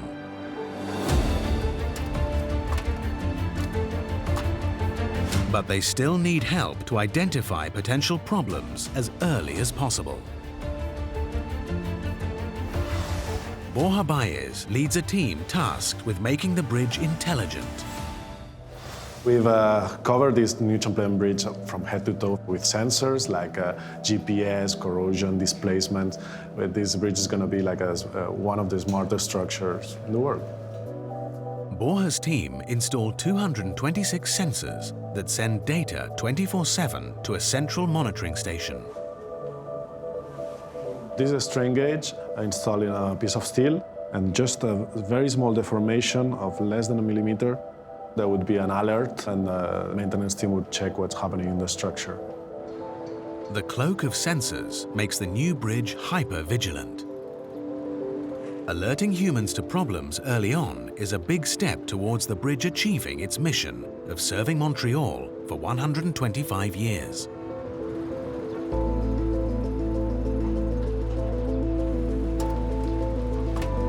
At deck level, engineers race to thread and tension the last remaining cables. They must tighten each of the cable's 127 strands.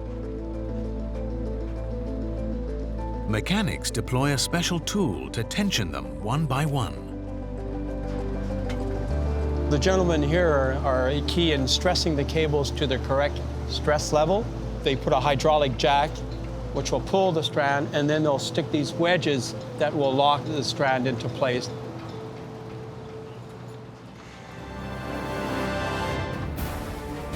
Over the next 20 days, the team pulls out all the stops to finish the job.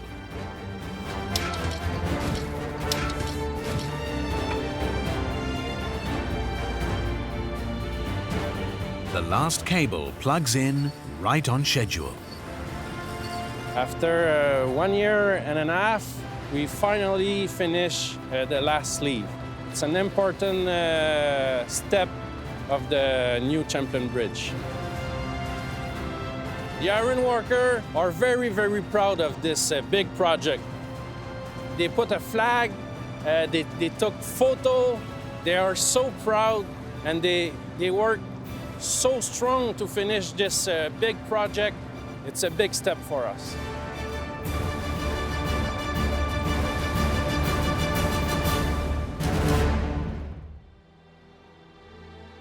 2 months later, at 5 a.m. on the 24th of June, the Samuel de Champlain Bridge opens.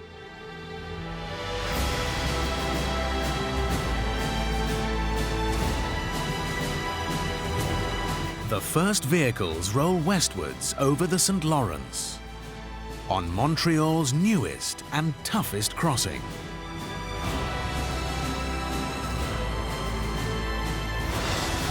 Over 4 years, a 1,600-strong workforce poured 93,000 cubic meters of concrete, laid over 72,000 tons of steel, tightened 1.2 million bolts to span the mighty St. Lawrence River.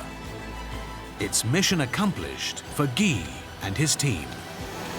To work on a project of this magnitude is almost a dream, because you don't build these sort of bridges very often. And I think every single person that has worked on this bridge is proud of having contributed, because it is a landmark structure in Montreal, and it's going to be there for many generations to come. The Samuel de Champlain Bridge is tougher and will carry more vehicles than any other bridge in Canada. Built into its mighty frame are 5 engineering marvels that make it the pinnacle of bridge design. Ribbed cable sleeves stop dangerous ice falling onto passing cars. A vented design keeps the deck steady in the strongest winds. Expanding joints allow the bridge to flex when the temperature changes. Pier legs built from super strong concrete withstand the force of crushing ice. Innovative drainage gets rid of corrosive salty slush.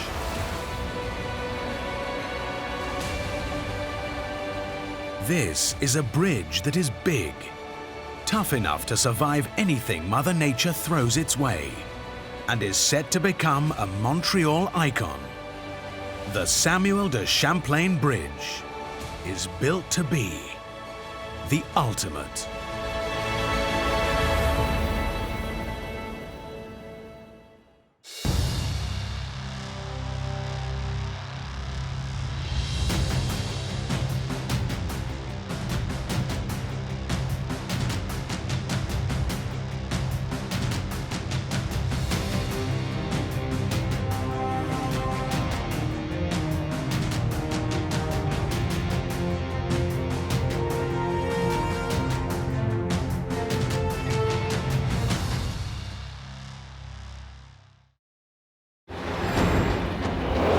Racing across Italy at 300 kilometers per hour.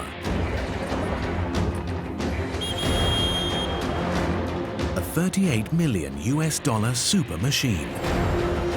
The Italians call it the Ferrari train.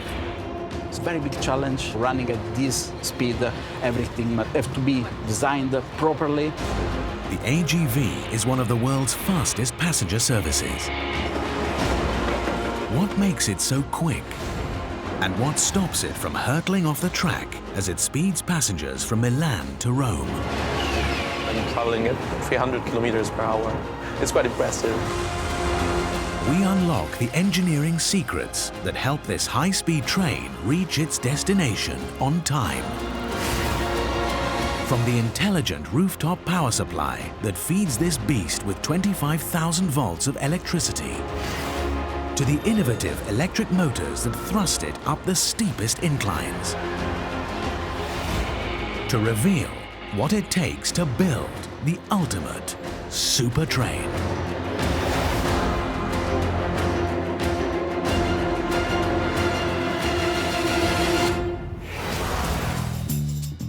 Italy, a nation of 60 million people, all in a rush to get somewhere. Few places are busier than the city of Milan, Italy's premier business hub.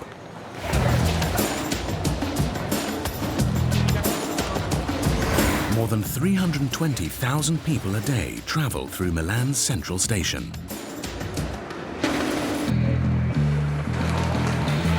They need fast, reliable links to industrial cities in the north and Rome, Italy's capital, to the south. This is the machine they rely on to keep their day on track. The AGV.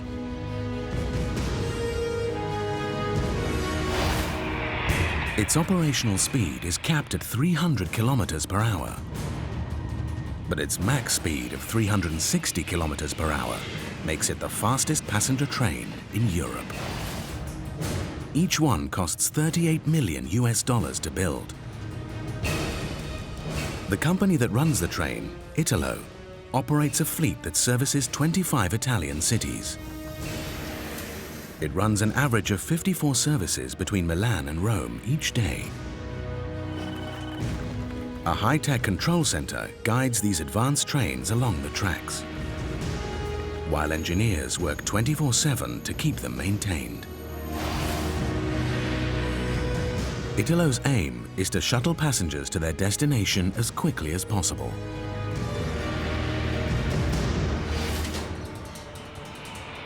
To achieve this, the AGV train is built with innovative technology hidden under the hood to help speed it between cities.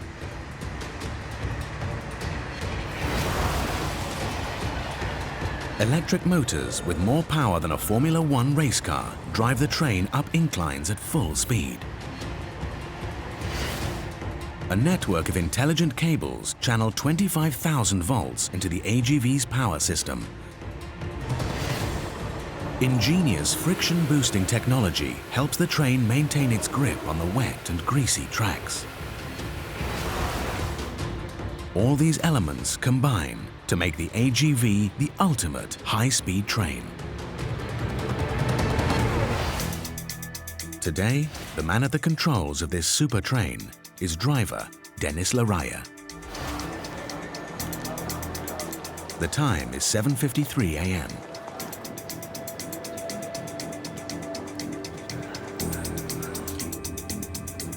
Dennis has 35 minutes to complete his pre-flight checks. Adesso sto facendo la prova del freno. Adesso questa è l'area nella condotta generale. Adesso è intercettato, bisogna aspettare 1 minuto per vedere che non perde, che non vada giù. His mission today is to safely transport 460 passengers, 567 kilometers, from Milan to Rome in 3 hours and 30 minutes. Avere tante persone sopra è comunque una responsabilità. È una bella motivazione per me. Failure means more than dented pride.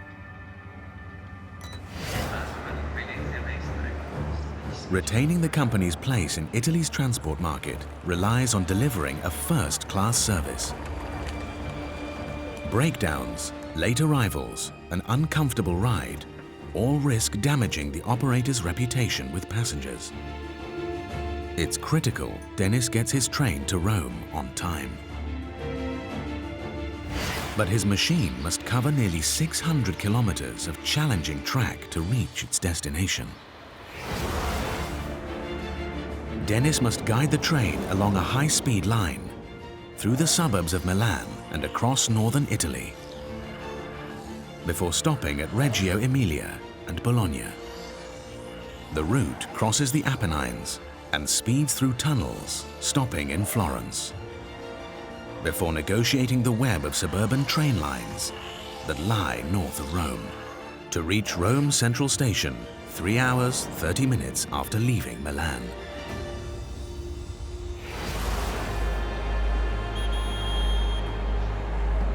8:09 a.m.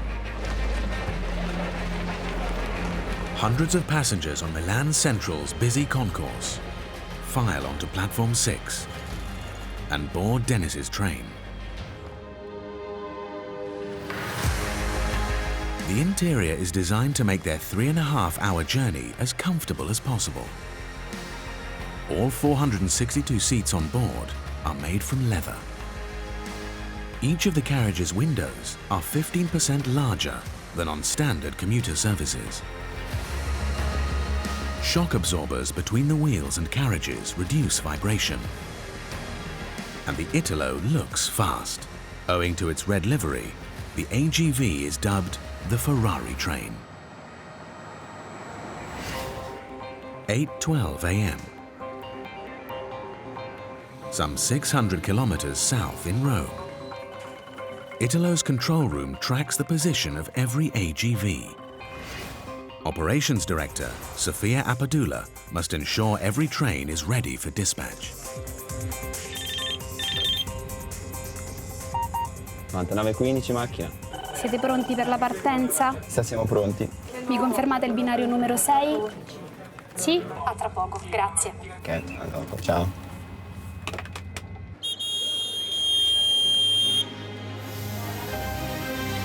In Milan, the train manager closes the doors. Dennis receives the all clear to proceed. We're ready.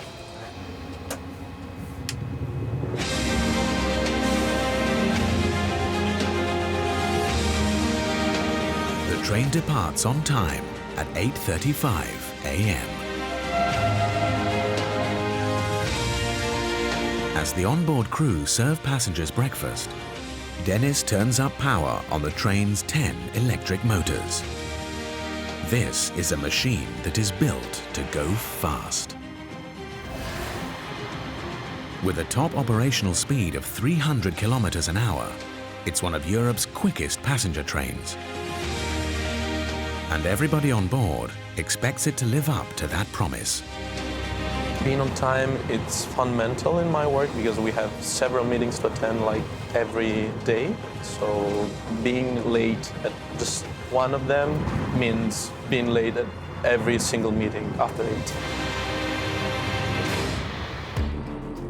The first challenge for Dennis is to keep the train running fast along all sections of the route to Rome. This will be no simple task. Long sections of track climb hills. These inclines can slow down traditional trains. Many older passenger trains are pulled by a single locomotive at the front, or pushed and pulled at the same time, with a second locomotive adding power from the rear. This standard configuration is fast on the flat, but can rapidly lose speed up hills. When climbing inclines, carriages in the middle lose forward momentum and pull back on the locomotive. This slows the train. When the locomotives increase their power and accelerate, the lagging carriages are brought back up to speed. But the train loses valuable time.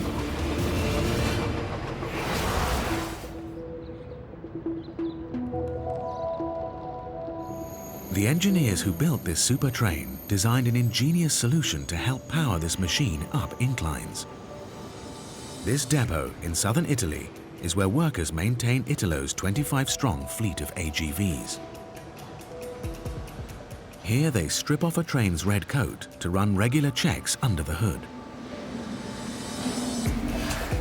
Francesco Vidanza leads the team responsible for keeping every Italo train running. A critical inspection of the AGV's sets of wheels, called bogies, reveals the machine's secret for staying fast. This is a powerful motor bogie from the AGV.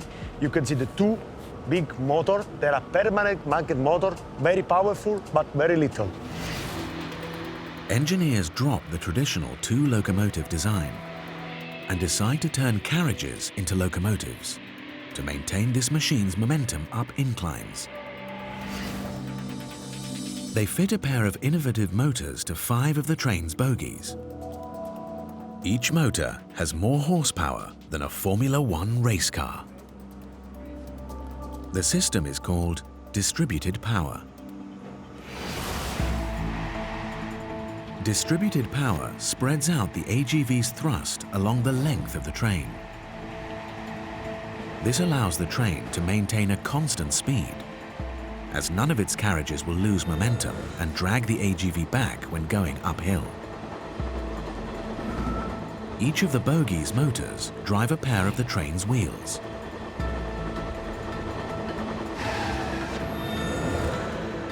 more wheels under power means motorized carriages pull their own weight, boosting the train up inclines with no drop in speed. So the AGV stays fast along high-speed sections of track. Train driver Dennis puts the pedal to the metal. He accelerates train and passengers up to the top speed of 300 kilometers per hour. Being this fast and sitting on a chair and I'm traveling at 300 kilometers per hour, it's quite impressive. 30 kilometers into the journey, the train is right on schedule. Treno sta viaggiando in orario, non ha problemi, quindi sta andando tutto regolarmente. To reach Rome on time, Dennis must keep the 423-ton train close to full speed. But this is a challenge. What technology keeps the AGV fed with 25,000 volts of electricity? And what is this train's secret for staying on the rails?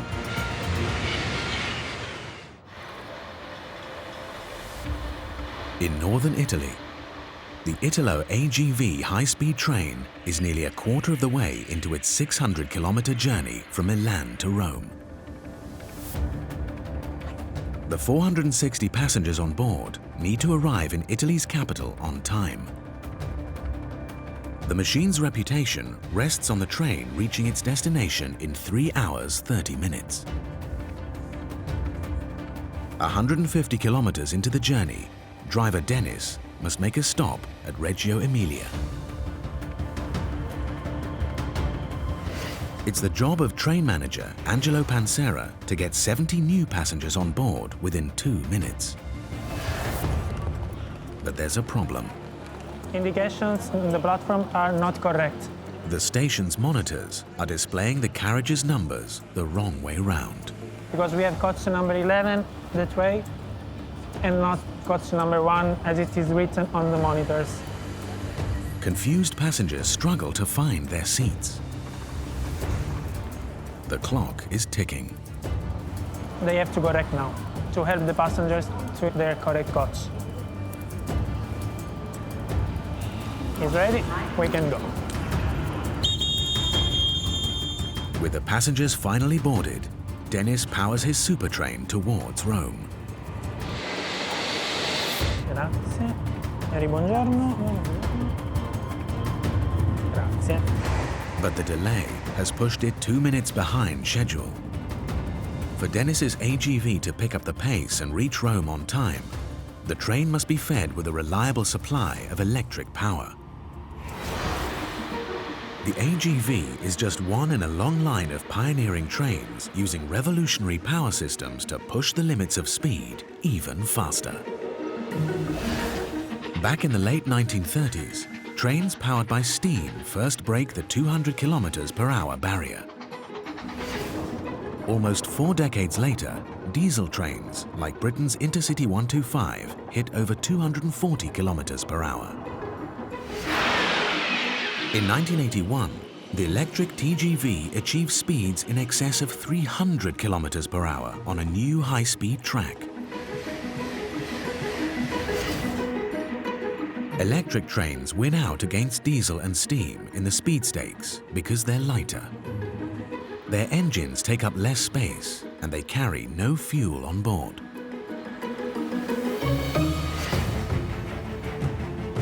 The AGV's lifeblood is 25,000 volts of electricity.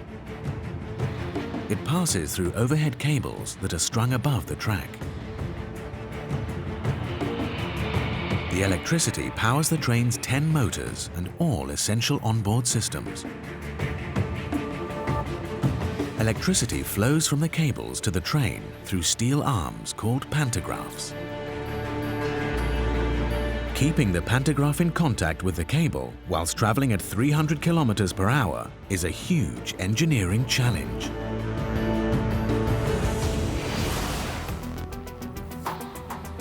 The connection between the cables and pantographs must be perfect. Small bumps in the track and tiny changes in the height of the cable could vary the distance between the train and its power source.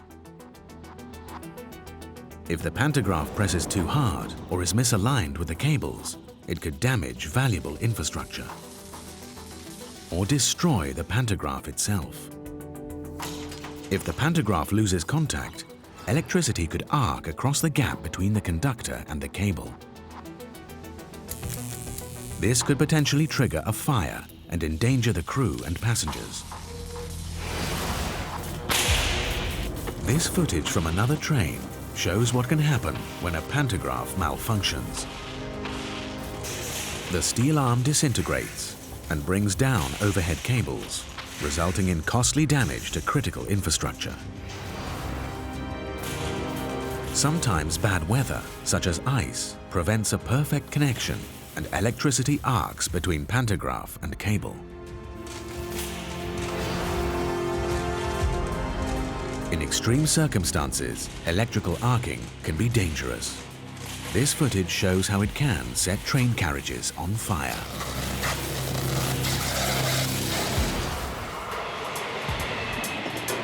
To make sure the pantographs on Dennis's train keep in perfect contact, the AGV's engineers build a simple but ingenious solution into this machine.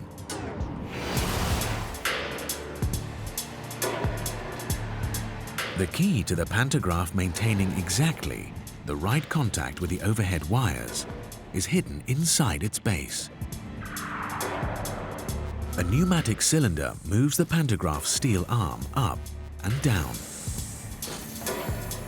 The system is controlled by a computer. It intelligently adjusts the pantograph's position relative to the cable. To ensure the articulated arm doesn't crash into or pull away from the train's source of electricity. The pantograph's pneumatic cylinders guarantee Dennis's train has a safe and constant power supply. But they can't prevent everyday wear and tear. Friction with the overhead cable degrades the pantograph over time. This can increase the danger of mechanical breakdown and destroy any chance of Dennis's train reaching Rome on time.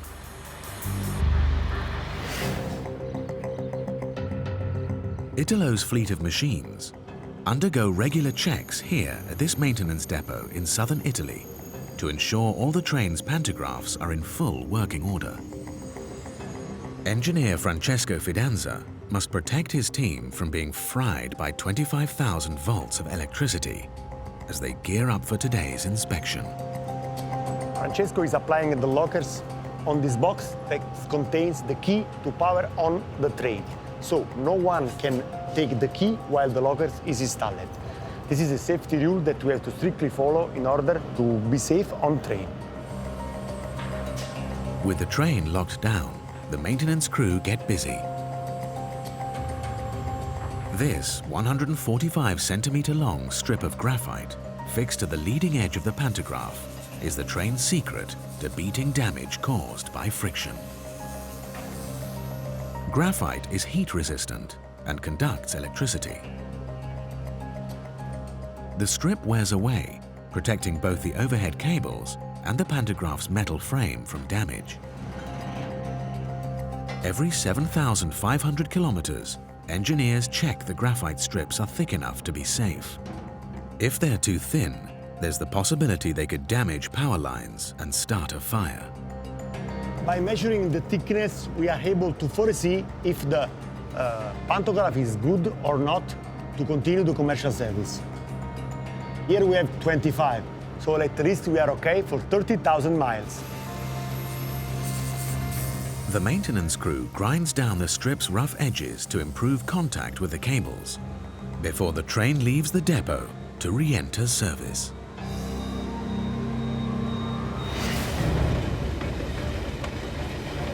It's the graphite strips built into the AGV that means Dennis can draw down 7,500 kilowatts of electricity into his train's 10 motors and power his passengers towards Rome at 300 kilometers per hour. Up ahead, a new challenge awaits Dennis's train. The Apennine Mountains. Here, the track bends around tight corners. The terrain is uneven, and passing over numerous bridges and viaducts could make the journey very bumpy. How does this super train beat topography and uneven track to guarantee a smooth ride? And what's its engineering secret for staying on the rails when traveling at full speed? In Italy, the AGV train is 200 kilometers into its 600-kilometer journey from Milan to Rome. The passengers on board expect to reach their destination on time. The AGV's operator, Italo, aims to shuttle trains between cities as quickly as possible. To deliver on that, this machine is built for one thing: speed.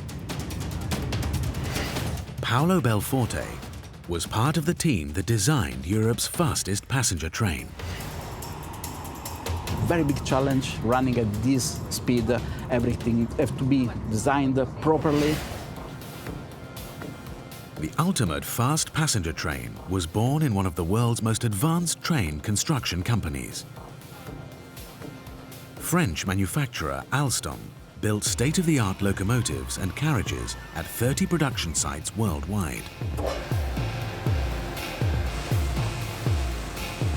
To make their trains shells, robots cut 3,800 square meters of paneling from sheets of super-thin aluminium. The metal's light weight makes the trains fast. The wheels for the carriages are made from specially hardened steel, tough enough to withstand spinning at 1,800 RPM for hours at a time. A team of 450 workers then assemble the thousands of components needed to make each train. 3 kilometers of pipes and ducts, 300 kilometers of electric cables, 690 kilos of paint. I'm very proud of being traveling on this train. When you start from scratch, you always see drawing and you can imagine what it will be, but you never know. And seeing this machine working properly with the right comfort and full of passenger is a very big satisfaction at the end. 220 kilometers from Rome, Dennis's train is running 2 minutes behind schedule. The journey up ahead is far from straightforward. The track through the Apennine foothills twists and turns around the hilly terrain. It's critical the train stays on the rails around every bend. Leaving the track at high speed could have devastating consequences. The 24th of July, 2013. This Alvia train enters a tight bend at more than twice the 80 km/h speed limit. The derailment near Santiago de Compostela, Spain, reportedly kills 80 people and injures 144. Investigators conclude the train's high speed caused the crash. To prevent disasters like this happening to Italo's AGV, engineers fit the train with an auto speed limiter. If a driver attempts to go over the limit, the train takes over and applies the brakes automatically to slow the machine down to the correct speed. Secure on the rails, the AGV journeys safely towards the Apennines. Dennis's train must cross the numerous bridges and viaducts that span the mountainous terrain here. For passengers traveling aboard a high-speed train, these structures have the potential to transform their journey into a roller coaster ride.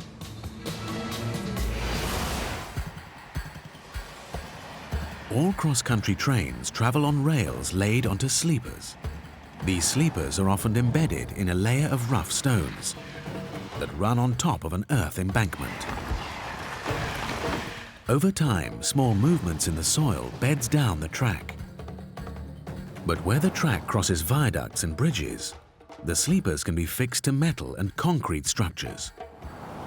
Small bumps can form in the track at the transition points between soft embankment and rigid bridge. These bumps won't derail the train, but at 300 kilometers per hour, they can make passengers very uncomfortable.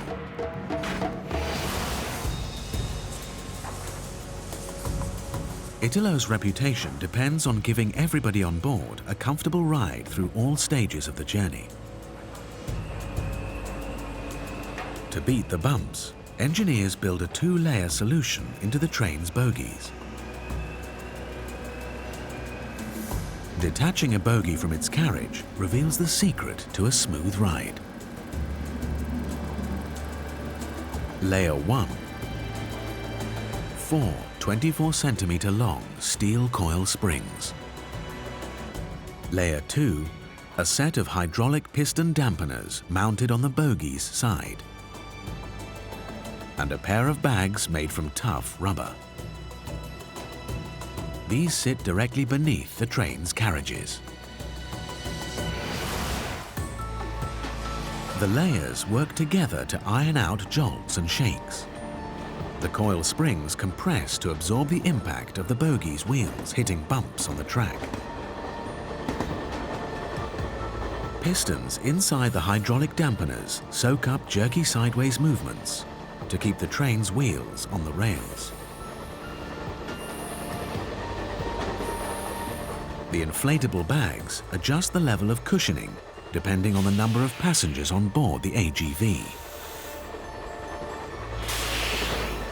Thanks to its ingenious suspension, passengers on this train enjoy the most comfortable of rides.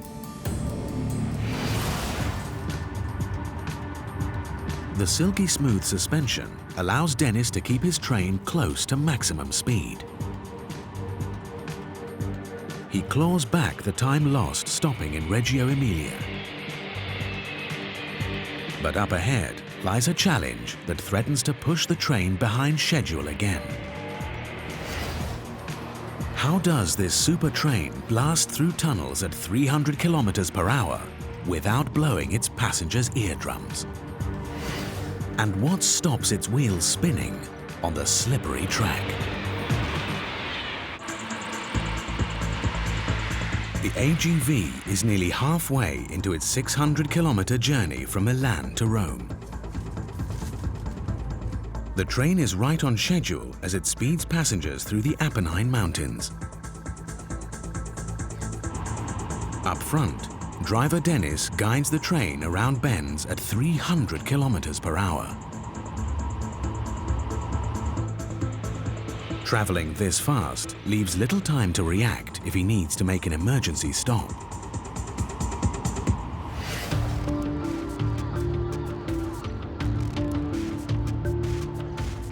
To keep both the driver and passengers safe in the event of a collision, engineers build an innovative protection system into the train.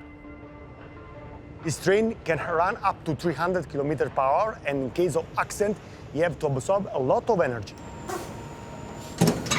The nose is this train's first line of defense. Inside are 3 layers of protection. A piston for absorbing extreme impacts at the front. Behind that, a steel plate with 5 crumple zones. And a crash-proof driver's cage made from high-density steel. Driver feel very safe because in case of incident, this part is able to absorb all the energy and the driver cab is safe. Crash tests show the safety system absorbs the impact of a truck traveling at 100 kilometers per hour, greatly increasing the driver's chances of surviving a crash.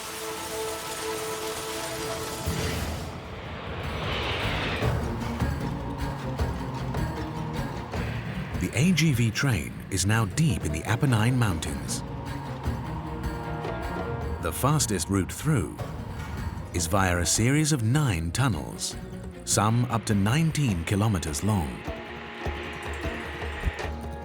Driving a train into a tunnel at high speed is a formidable engineering challenge.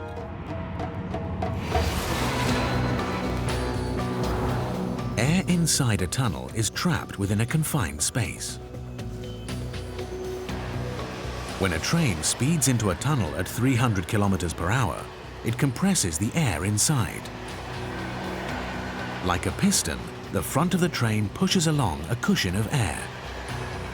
In a split second, the air pressure in the carriages behind drops rapidly, before the air rushes back milliseconds later. This sudden pressure change could damage the most pressure-sensitive part of the passengers' bodies, their eardrums, making their journey very painful.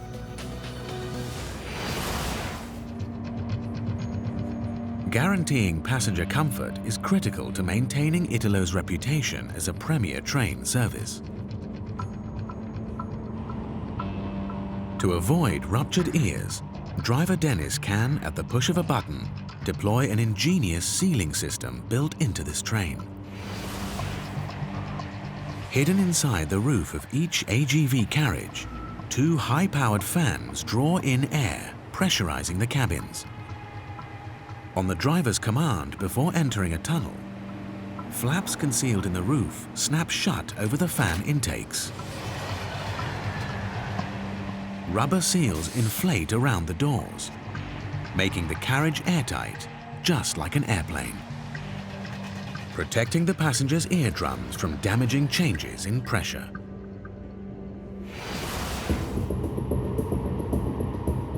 As the train nears the tunnel, Dennis activates the flaps. The train is now completely sealed. It enters this 19-kilometer-long tunnel at 300 kilometers per hour. The passengers feel nothing. It's no problem to be in the tunnel when you travel on a train. I think it's quite the same as to be outside.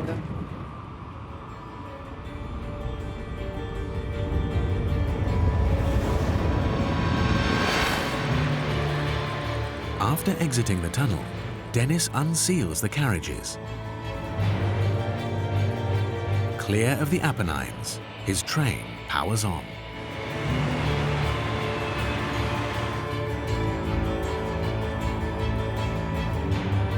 Within 10 minutes, he arrives at the next stop, Florence.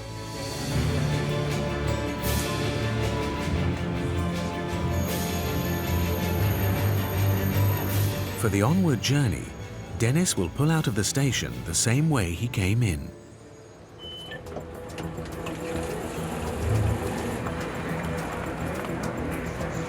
To do this, he must switch to the driver cab at the other end of the train. The clock is ticking. The train must leave on time.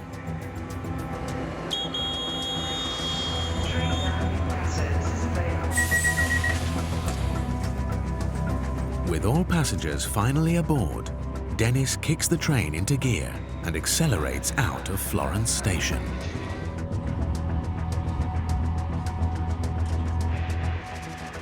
The AGV has just 90 minutes to reach Rome.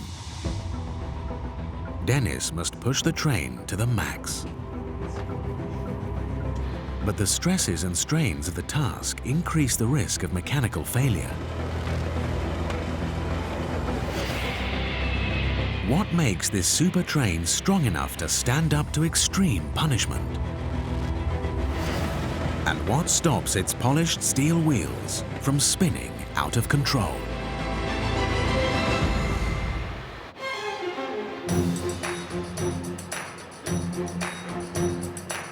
The AGV is nearly 400 kilometers into its 600-kilometer journey from Milan to Rome. The reputation of the train's operator, Italo, rests with the train arriving on time. Driver Dennis once again pushes his AGV up to its top operational speed of 300 kilometers per hour. So far, it has traveled flat out for most of its journey. The longer the train travels at its highest speeds, the greater the stress on its components. At the train's top speed, the AGV's wheels and axles turn at 1,800 RPM. This huge stress, together with the extreme heating caused by friction with the track, increases the risk they could shatter, potentially leading to disaster. The 20th of December, 1984. Fire erupts from a ventilation shaft connected to Summit Hill Rail Tunnel in the United Kingdom. The cause of the blaze, a freight train hauling 13 tankers carrying more than 1 million litres of vehicle fuel. A defective axle bearing on one of the tankers breaks. It causes the train to come off the tracks and all the tankers behind to derail. The fuel ignites, causing one of the largest tunnel fires in history. Luckily, no one is killed or seriously injured.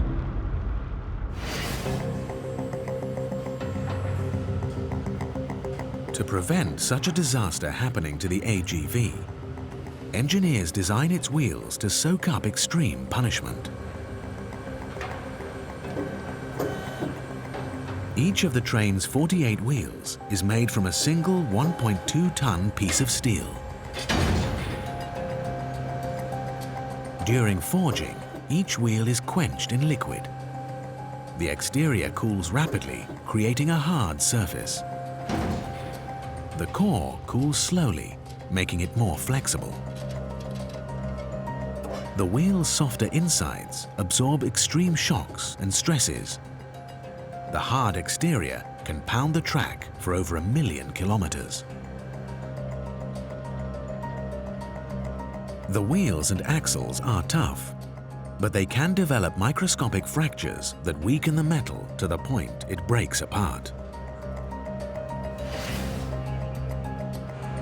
Regular checkups are critical to identify potentially dangerous defects before it's too late. The cracks are too small to see with a human eye, so engineers use ultrasonic testing to look inside the metal.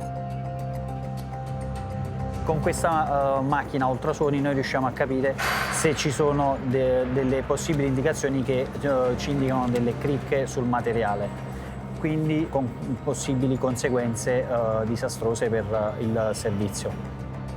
Questa è un'attività che noi ripetiamo ogni 375.000 km. This scanner sends a sound wave into a train's axle. The strength of the sound's reflection alerts engineers if there's a dangerous defect hidden inside. The team immediately replace all damaged wheels and axles.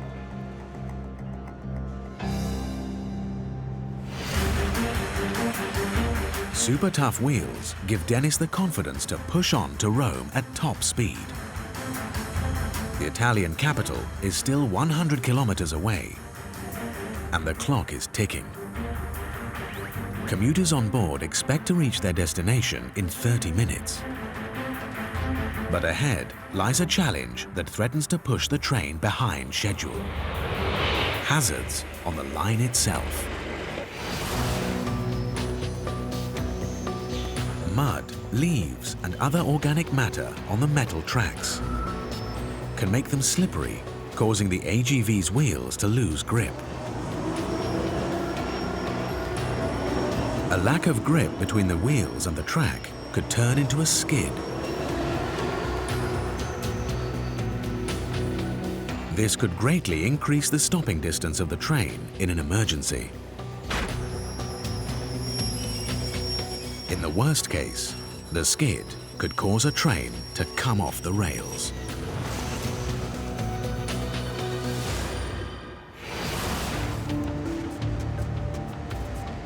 To beat the skid, engineers build 4 special boxes into the nose of the train. Combined, they hold 80 kilograms of coarse sand. A pipe connects the box to an outlet directly in front of the lead wheels. At the press of a button, the train's driver can release the sand onto the track. When pushing hard to beat the clock, This simple system can make all the difference in slippery conditions.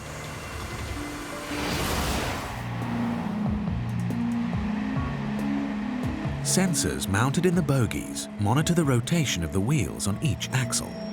If one axle spins faster than the others, it means one of the wheels is slipping.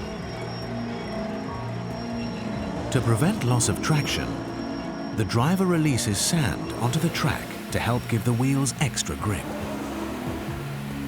The sand has a lot more friction than the steel rails. Although only a few millimeters deep, the sand layer breaks the erratic spin of the slipping wheel, bringing it back under control so that it regains traction.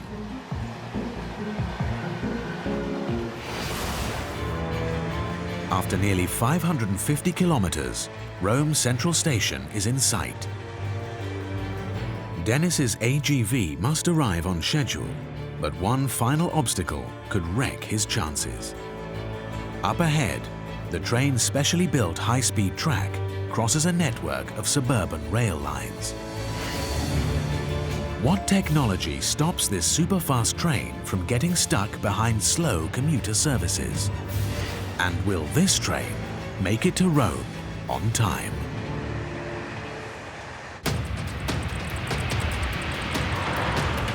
One of Europe's fastest passenger trains, the AGV, is now just 20 kilometers from its destination, Rome Central Station.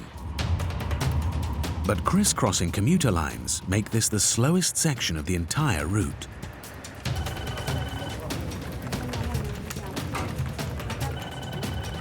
Operations Director Sofia Appadula monitors the train's progress from Italo's command center. Approaching to Rome, trains leave the high-speed line and they travel on the same tracks where there are also local trains. After speeding through Italy at 300 kilometers per hour, getting bogged down in this congestion on the outskirts of Rome will blow any chance the train has of reaching its destination on time. Sofia and her colleagues access a system called Communication-Based Train Control to monitor in real time the precise location of every Italo train in Italy. Its primary purpose is to tell an infrastructure manager the status of essential systems such as signals, electricity cables, and junctions. When it shows congestion lies ahead for time-critical services, Sofia can request the track be cleared of slower traffic. Sometimes we have, like in this case, to move the train on that way. According to the rail infrastructure manager, we can pull this train out of the high-speed line before in order to get the train to the main station on time.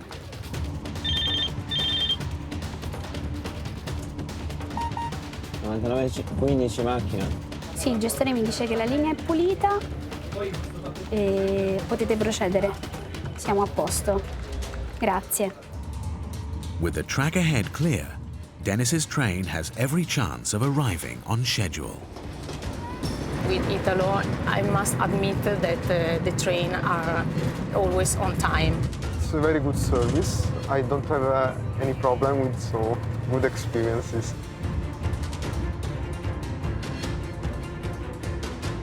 Finally, after 3 hours and 30 minutes, the train pulls into Rome Station. We've just arrived to Roma Termini.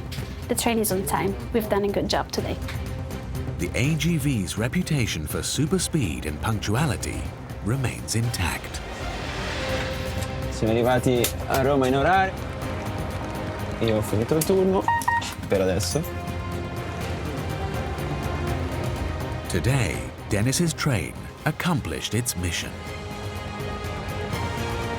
It's all thanks to 5 engineering marvels built into its sleek frame that help make it one of the world's ultimate passenger trains.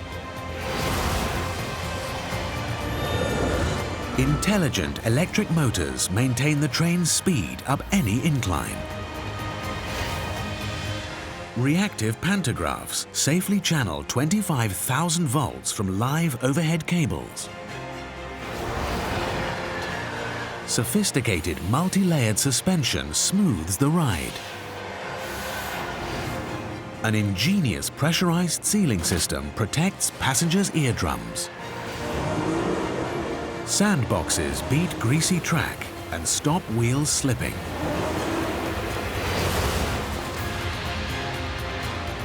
This is a train that's fast and engineered for both safety and passenger comfort. The Italo AGV is built to be the ultimate in its class.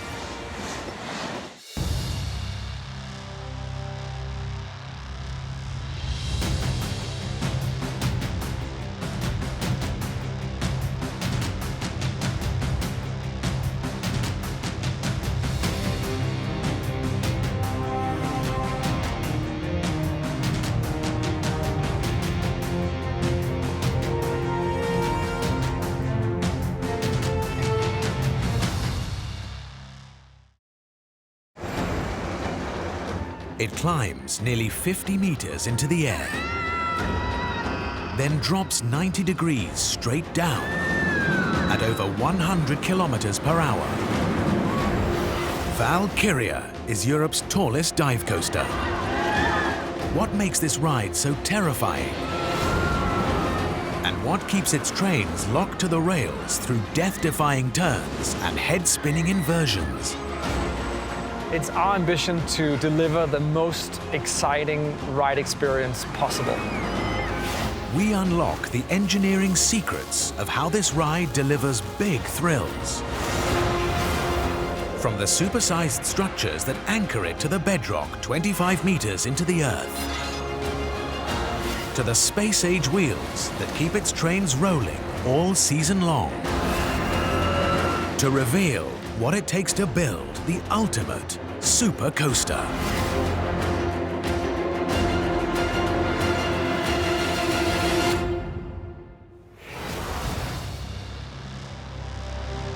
This is Liseberg Amusement Park in Sweden.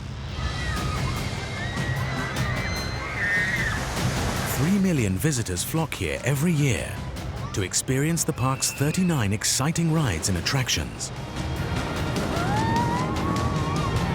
Competition is fierce between the hundreds of amusement parks across Europe. Liseberg's survival depends on attracting thrill seekers with newer, bigger and scarier roller coasters.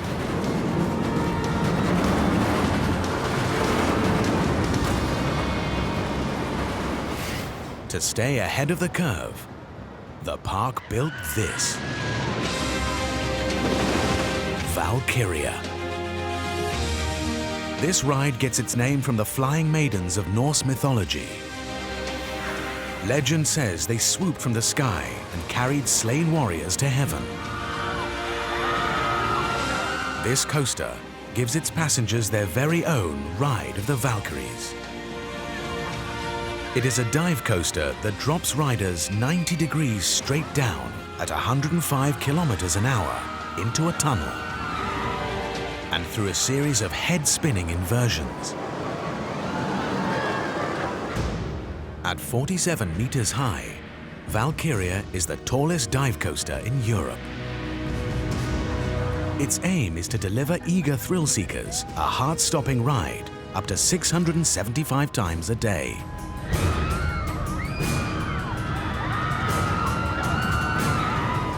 Valkyria is built with innovative technologies hidden under the hood to help it achieve its mission and wow the crowds. Mighty chains pull the coaster nearly 50 meters up into the sky and hold it at the top of the drop. Tough nylon wheels keep the train rolling to the end of the track. Super strong hydraulic harnesses keep passengers firmly in their seats. All these elements combine to make Valkyria the ultimate dive coaster.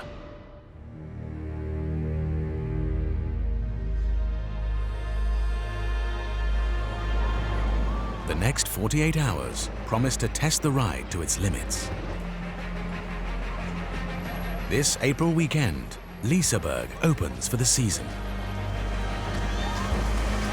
An estimated 20,000 people will pack this park to experience all the fun of the fair. Valkyria must operate close to full capacity, non-stop, for 8 hours a day.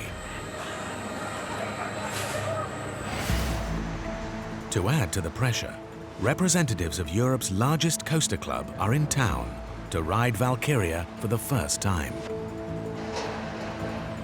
Their opinion counts, as it could affect the ride's popularity and future passenger numbers. Liseberg closes between January and late April, when temperatures drop to their lowest. The park mothballs its rides to protect them from the harsh winter weather. Engineers must test all of Valkyria's components to make sure they're in full working order before the season starts. Liseberg CEO Andreas Andersson must ensure the park is ready for opening day. We have to disassemble the ride, we have to do all the annual maintenance, we have to make sure that the ride is in mint condition. There's a lot of work that has to be done to make sure they can reopen again in April. 7 a.m. The park opens to the public in 8 hours. It rests on the shoulders of technical manager Niklas Karlgren to perform the last-minute checks before Valkyria receives its first passengers of the season. Niklas's first job is to inspect every centimeter of Valkyria's 750-meter-long track. I'm looking at the track-to-track connections for loose nuts and bolts. I check the column connections also for loose nuts and bolts. I look at the track, the screws. I look so there's always a straight line, so nothing has moved. Because we want to find anything that could become a catastrophe.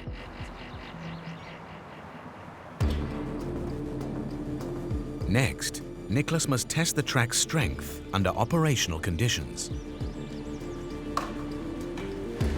He uses 18 water dummies to simulate the weight of a full ride.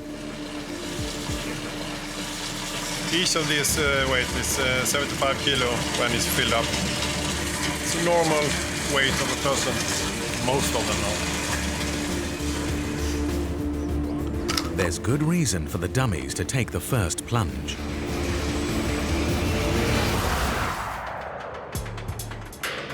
Europe's longest dive coaster plummets 50 meters into a subterranean hole.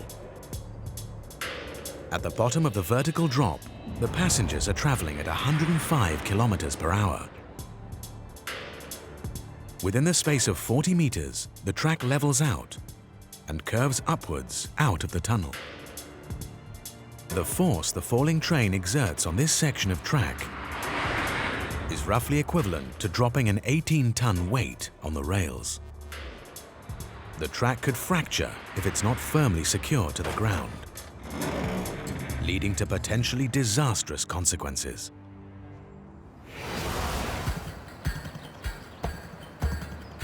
Valkyria needs a rock-solid footing. So the team at Liseberg work with David Norian to engineer a rugged solution. The force of the train coming down to the tunnel is very high, so the foundations have to be attached to the bedrock underneath. But reaching solid stone is a big challenge in this part of Sweden. When engineers start the build in 2016, they find 25 meters of thick clay lies between them and the bedrock. Diggers battle for 2 months to remove nearly 4,000 tons of mud for the tunnel. And when deeper drilled holes for the foundations do strike rock, the team discovers another problem. The bedrock slopes towards a nearby river. How can engineers anchor Valkyria to rock that changes in depth from place to place? To be sure Valkyria's foundations reach far enough into the ground, engineers drill 12 25-meter-long steel towers called piles into the bedrock. They pour concrete platforms on top of the piles. Engineers then fit the sections of coaster track to the concrete. Thick bolts create super strong joints between the metalwork. Together, the long piles, concrete and bolts lock the track into place. They make it strong enough to withstand the impact of Valkyria's train carriages, plummeting into the tunnel up to 675 times a day. Valkyria is the bird's biggest project ever. It took hundreds of hours to complete this, no matter which weather it was. Today I'm very proud that Valkyria sits here, but during the process it was very challenging.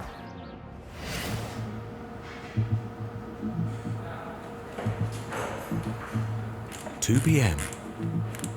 The park opens to the public in just 1 hour. It's time for Niklas to test the track using 18 water dummies.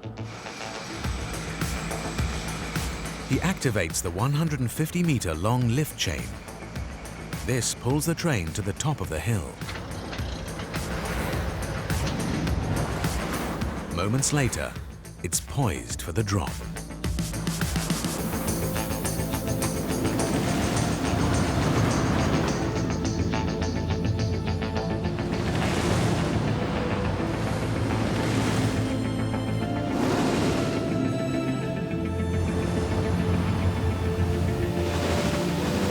The track holds firm for the dummy test. But before he passes Valkyria fit for service, Niklas must ride the coaster alone. Dummy test run went very well, but before I sign it off, I want to go a test run myself and see so everything sounds and looks good. Any unusual bumps or scrapes will alert Niklas to potential mechanical problems. If he thinks they're serious, the ride can't open until they're fixed. The first connection with the lift chain felt really good.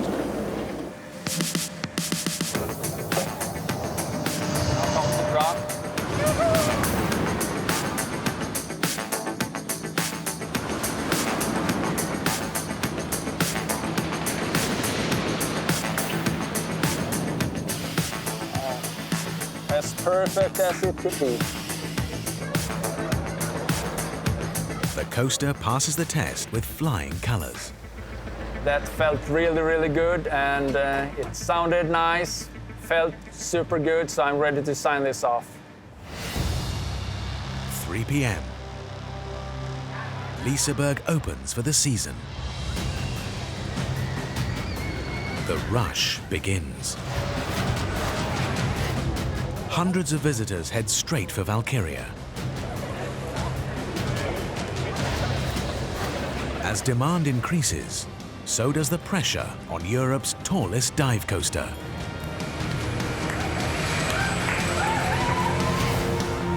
What are the engineering secrets that allow Valkyria to hold and then drop hundreds of passengers every hour?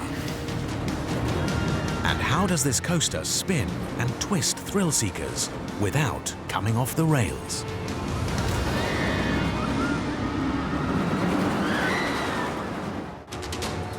(4 p.m. Liseberg Amusement Park's opening day of the season. Over the next 48 hours, the Valkyria dive coaster must give an estimated 20,000 visitors the ride of their lives.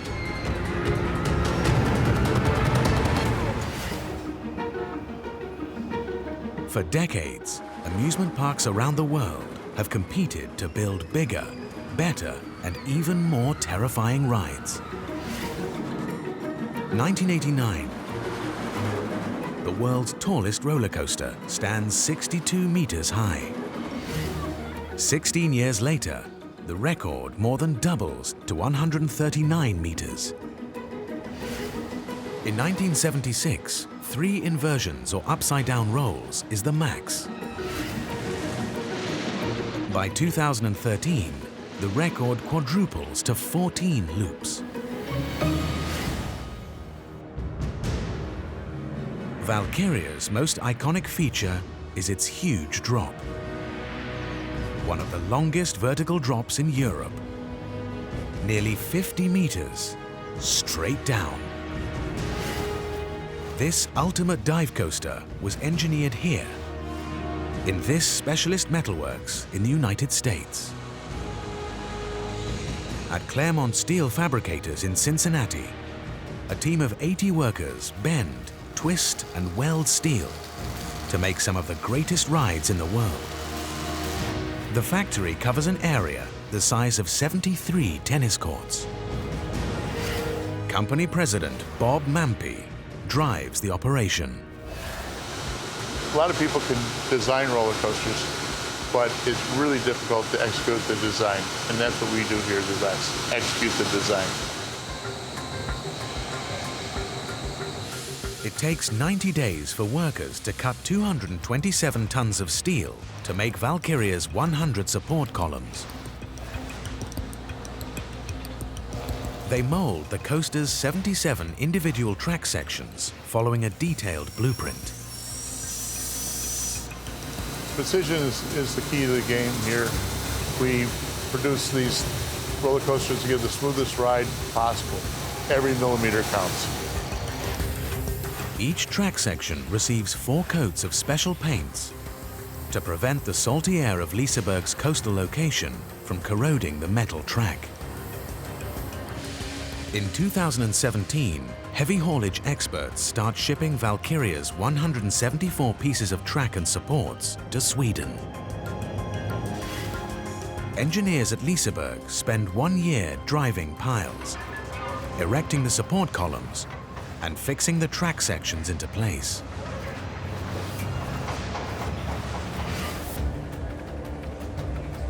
The passengers filling Valkyria's departure hall are the latest in a long line of thrill seekers eager to experience this next step in coaster evolution. Lifting 6 tons of train and passengers nearly 50 meters into the air is a huge challenge. The engineers who built this super coaster design an ingenious solution to literally pull the train up the hill without it ever slipping back.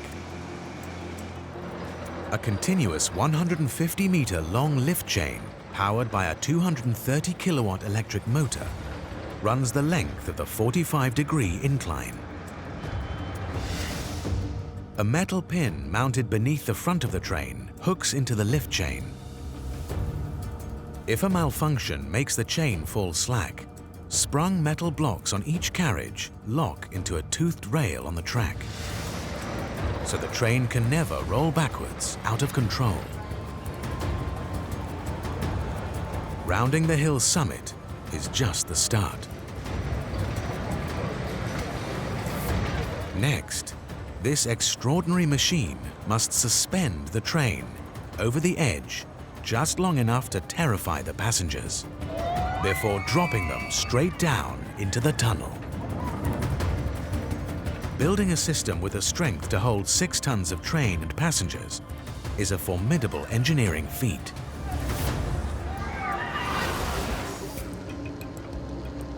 Traditional mechanical brakes use electrically controlled calipers to grip metal discs attached to the axle. But stopping and suspending the coaster train plus passengers up to 675 times a day could cause extreme wear on brake discs like these. There's a risk that the brakes will fail and Valkyria's train will roll over the edge of the drop. Even worse, if there's a power cut while the brakes are on, the train and passengers could be stuck facing downwards, making rescue almost impossible. The 13th of April, 2017. The Joker's Jinx roller coaster at Six Flags America breaks down. One of the wheels jams on the track with the train 30 meters off the ground. rescuers work for over 3 hours to get all 24 passengers safely off the ride. A mechanical breakdown like this on opening weekend will seriously dent Valkyria's reputation. The coaster's engineers build into the machine a rugged 2-stage system to hold it over the drop hundreds of times a day. Stage 1. Reduce the train's speed. To do this, engineers fix magnets to its undercarriage. Then they install metal plates at the top of the drop that interact with the magnets.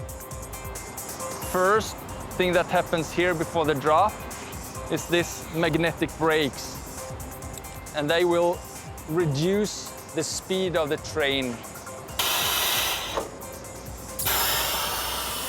Yeah. Looking good. At the hill's summit, the train disengages the lift chain.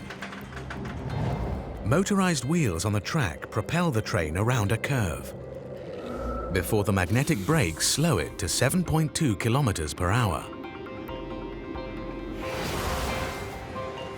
Next comes stage 2. Dangle the train over the edge.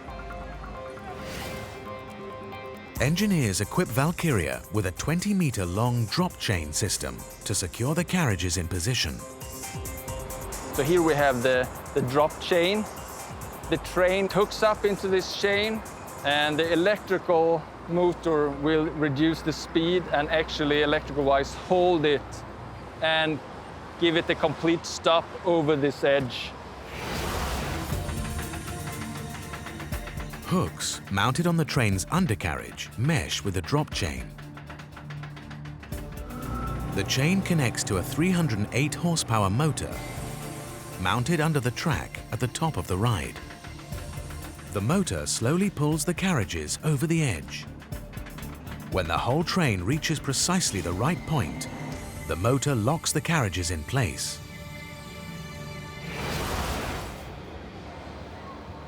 Suspended in mid-air, the passengers' anticipation builds.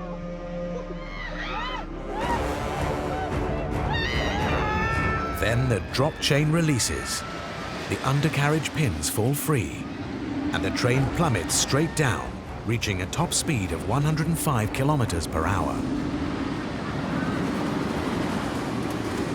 The drop chain will go slack if the ride's power fails, allowing the coaster train to fall freely, so it can never get stuck on the edge and trigger a complex and time-consuming rescue operation.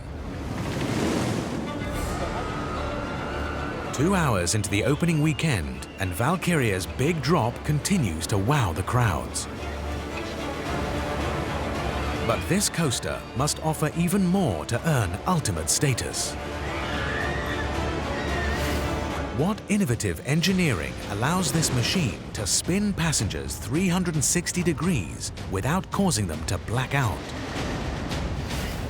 And what technology makes it possible for a coaster with no engine to roll right around the track?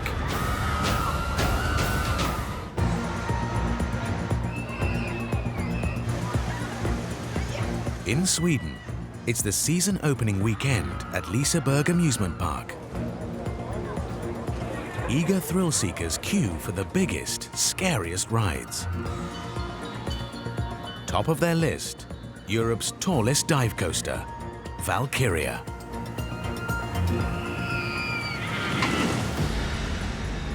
Their experience starts long before they step aboard. Inside the departure hall, swords, shields, and fiery cauldrons evoke the theme of some of Norse mythology's most famous characters. Valkyries are these goddesses that pick up slain soldiers on the battleground, and they are flying through the air, diving down, picking up these soldiers and bringing them to Valhalla, the Viking version of heaven. By the time passengers climb aboard the train, they're ready for their very own Ride of the Valkyries. It's a really good choice on the theming on a roller coaster, and the name Valkyria goes really well with it. It raises the expectations and the overall feeling you get when you ride. Valkyria drops thrill seekers 50 meters into a subterranean tunnel. But to qualify as the ultimate in its class, this coaster must do more than just fall vertically. A good ride is actually almost like a good film. It has a beginning, it has a build-up, it has a climax, and then it sort of fades out. And I think that Valkyria does just that. To make Valkyria a white-knuckle ride the whole way around, its designers build in 3 circular loops called inversions. These give passengers the buzz of turning upside down.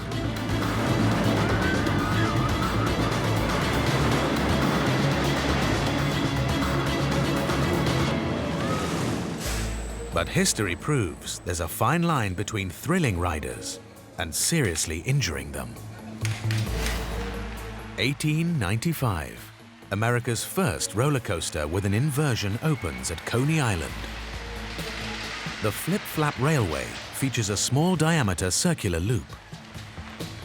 Many passengers complain of whiplash and other injuries following their ride. The Flip-Flap's problem is that its loop is a perfect circle with a tight 3.8 meter radius. The train must travel more than 22 kilometers per hour to make it around this full loop. The acceleration this generates subjects passengers riding the train to 12 Gs of force. That's equivalent to 4 times the force astronauts feel during a rocket launch. The Flip-Flap's bad reputation spreads.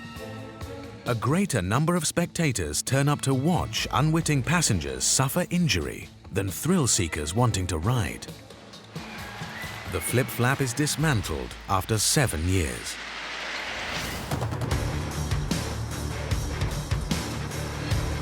Valkyria's engineers build into the coaster a special loop with a twist to solve the problem of inversions with excessive G-force.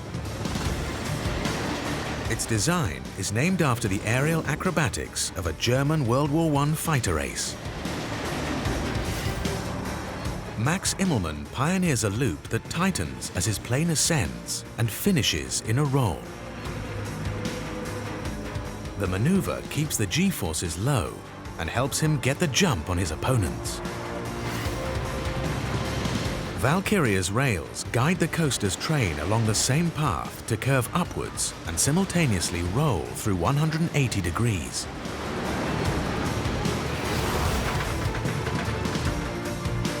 Valkyria's Immelmann twists at the top of the curve, sending the train out right side up. Passengers experience the thrill of an inversion without the extreme acceleration of a full loop. And their bodies are subjected to a comfortable 3.5 G of force.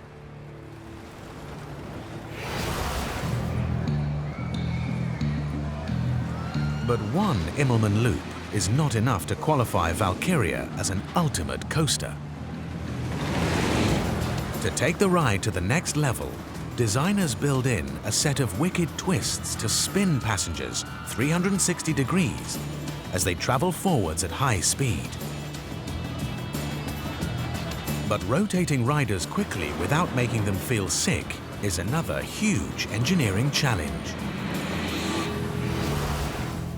Some radical coasters put the trains on the outside of the track. This twists passengers fast through a large circle, making their heads spin.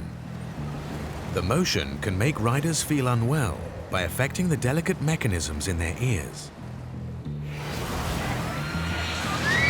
Ill passengers on opening weekend will dent Valkyria's reputation and spell disaster for Liseberg. So her designers place the train on the inside of the curve to make the ride more comfortable. The simple switch spins the riders slower in a smaller circle centered around their chests. This reduces both head spin and the risk of sickness.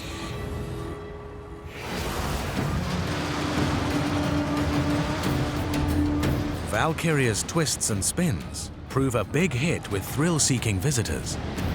You have the drop, which obviously is awesome on all dive coasters, but in Valkyria's case, it continues to deliver the whole circuits.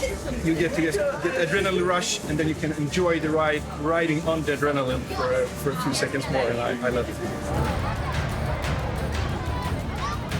By the halfway point in the season opening weekend, Valkyria has flown thousands of riders. And tomorrow promises to be even busier.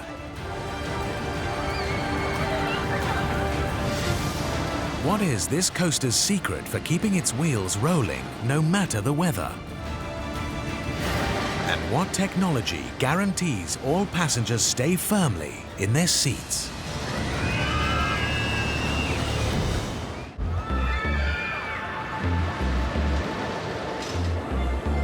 In Sweden, it's the season opening weekend at Liseberg Amusement Park.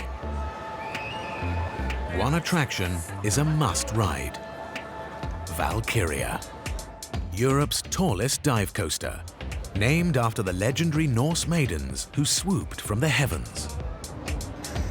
It drops 18 passengers down a 90-degree, 50-meter long slope into a dark tunnel before flying through a series of wild inversions. Today, it must operate continuously for the next 8 hours to satisfy the long line of eager thrill-seekers. It's critical the train makes it all the way around the track every time it runs. Valkyria's trains have no onboard engines. All of their energy must come from the 50-meter fall at the start of the ride. Too much friction between the wheel bearings and axles will slow the trains down. Making sure the limited energy the coaster trains do have is channeled into keeping them moving forwards is a big engineering challenge.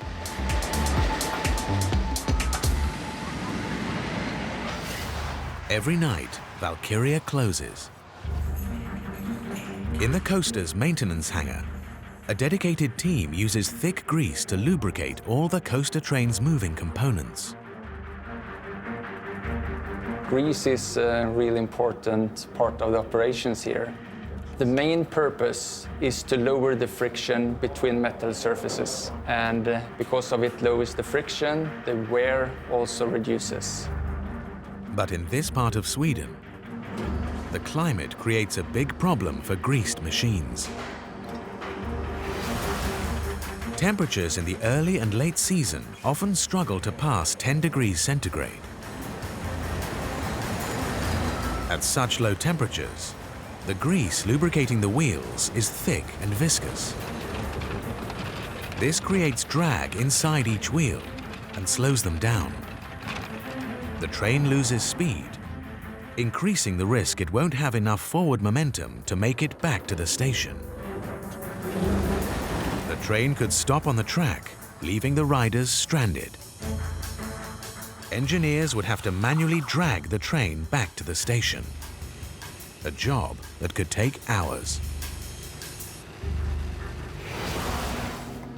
So that's why a roller coaster train stuck somewhere on the track is one of my worst nightmares. To solve the problem, engineers must reduce friction between the train's wheels and the rails.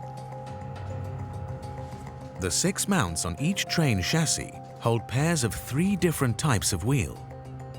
Road wheels bear the train's weight. Side wheels control lateral movement. Upstop wheels positioned under the rail prevent the train from lifting away from the track. The harder the material, the lower its friction. Some coasters use super dense solid steel wheels. Their ultra-low friction keeps the train rolling to the end of the line. But steel wheels can make some coasters noisy, and their hardness can make riders feel every bump in the track. Valkyria's reputation as an ultimate coaster rests on giving every passenger a smooth ride. Engineers must balance comfort with the need for the train to complete the track after every drop, all season long. Their solution is to arm Valkyria with two different sets of wheels, one soft, one hard.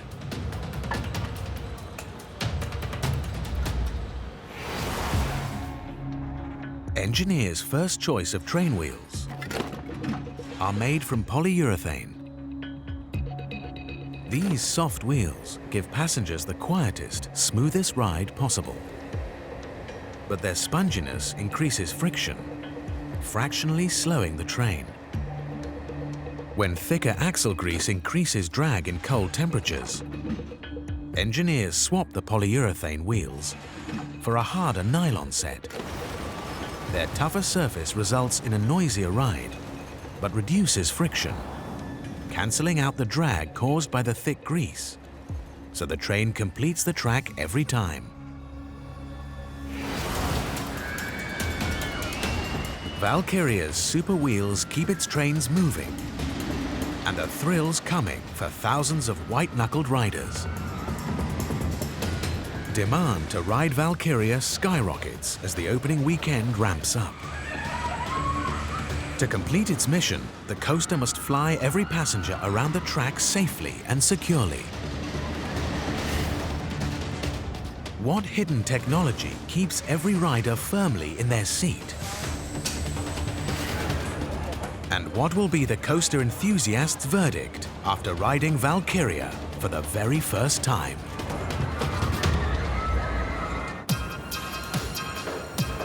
In Sweden, eager thrill seekers soak up the last few hours of Liseberg Amusement Park's season opening weekend. Europe's tallest dive coaster, Valkyria, is the star attraction. To qualify as the ultimate, this ride must both thrill its passengers and protect them. Safety is a non-negotiable. We never, ever compromise when it comes to the safety of our guests. The challenge for the designers of a coaster that drops, inverts, and spins its riders is how to keep everybody firmly in their seats all the way around the track.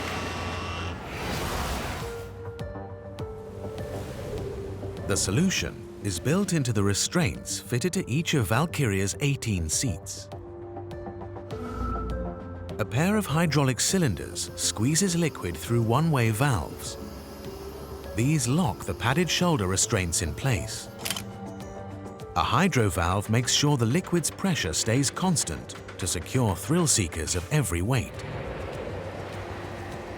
The system intelligently adjusts its locked position to accommodate both adult and teenage riders. Once the ride is over, the one-way valves open and release the hydraulic fluid.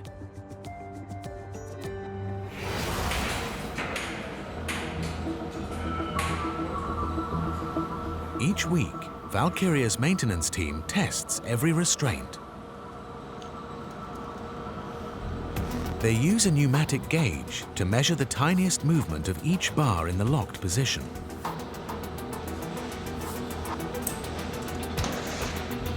Mechanics replace immediately any restraint that moves by more than 2 millimeters.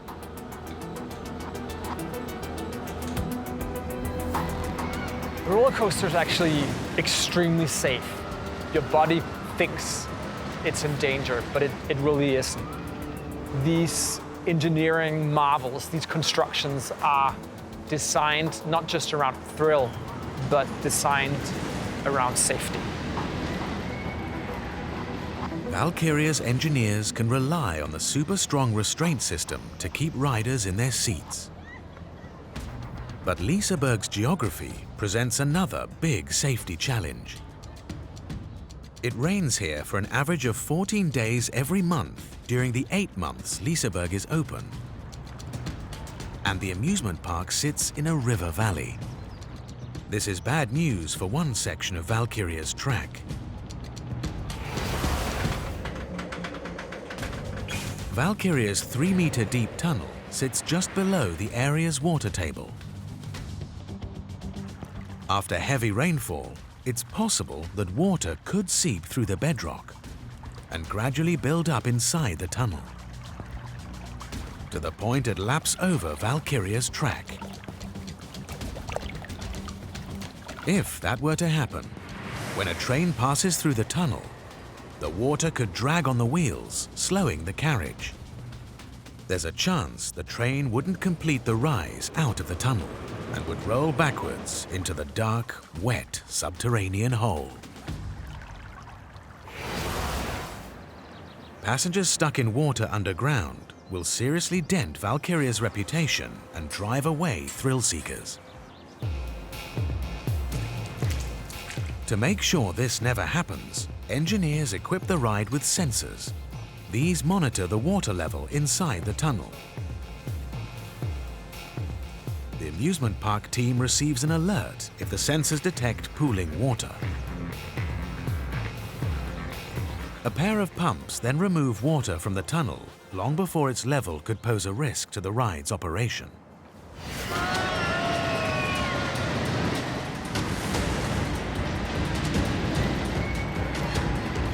Three hours to go until the season opening weekend rush is over. Valkyria has flown thousands of people and more wait in line for the ride of their lives. One of them is president of the European Coaster Club, Justin Garvanovich. Today, he and his club members will ride and review Liseberg's new coaster.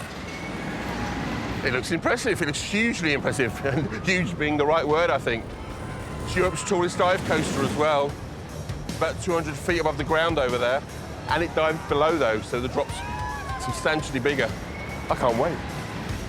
Justin is a veteran of over 2,000 coasters with nearly 100,000 rides under his belt. His opinion could make the difference between Valkyria joining the ranks of ultimate rides and falling to the bottom of the popularity table. What will be the verdict? And what technology promises to be the next leap forward in coaster design?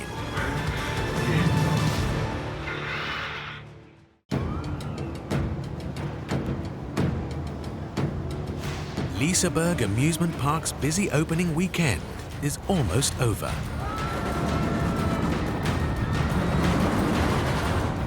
Valkyria is the latest in a long line of pioneering coasters, pushing the limits of speed and exhilaration.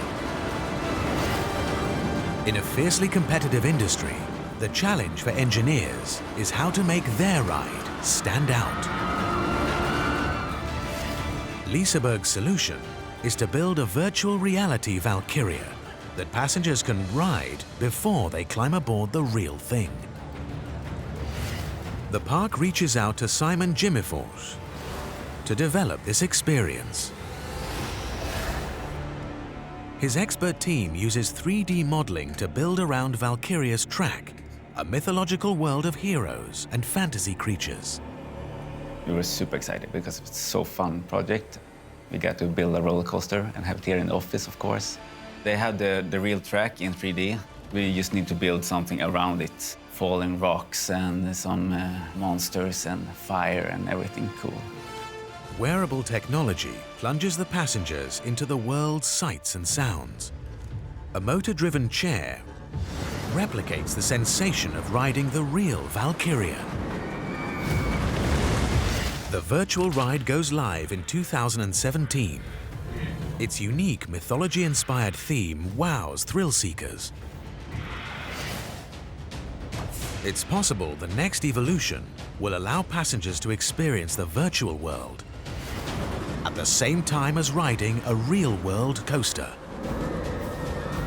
I'm really excited about the future. When the VR tech is more responsive and immersive, we have a chance to create that world. We've only seen the beginning of the use of virtual reality in amusement parks. It's going to be huge. 6 p.m. Liseberg's busy opening weekend will draw to a close in 5 hours' time. President of the European Coaster Club, Justin Garvanovich, is here to ride Valkyria for the first time. Liseberg CEO Andreas needs him to experience the ride of his life. For every guest walking through the gates, we want to create unforgettable experiences. We want to create, the best day of the year. But Justin isn't just any guest. His coaster reviews really count. Valkyria must receive 5 stars to join the ranks of ultimate rides. Now is the moment of truth.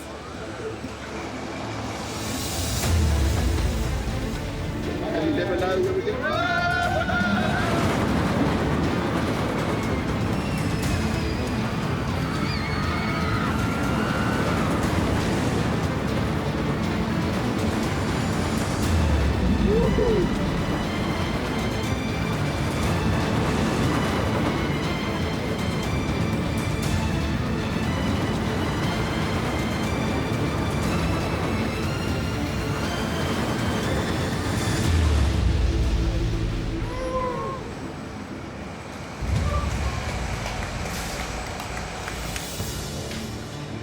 Absolutely wonderful. The drop worked perfectly. Absolutely fantastic. Can we go again, please? Justin delivers his verdict to park boss Andreas. I loved it. Oh, it good. Scares you, it worries you, it thrills you. It wants you to get back on again. Oh, yeah, it is as smooth as glass. Yeah, it is. I think, for the location we're in, being a very compact city-based park, I think this is perfection. Liseberg's busy opening weekend ends on a big high. The park's star ride completes its mission. Valkyria has flown thousands of visitors over the past 48 hours and cemented its reputation as a premier amusement attraction. We really liked the dive coaster concept, but we wanted to take it further. We really wanted to build the ultimate compact dive coaster for the European market, and I think we succeeded. It's all thanks to a series of engineering innovations built into the twisting body of this machine that helps make it one of the world's ultimate rides. Deep-sunk, super-strong piles secure precision-engineered tracks to the bedrock. A mighty drop chain holds the coaster on the edge.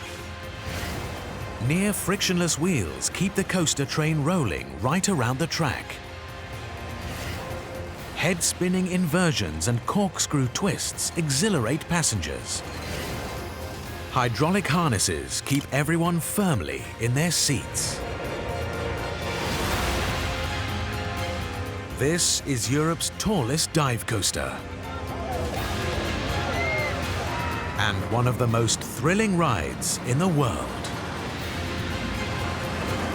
Valkyria is built to be the ultimate in its class.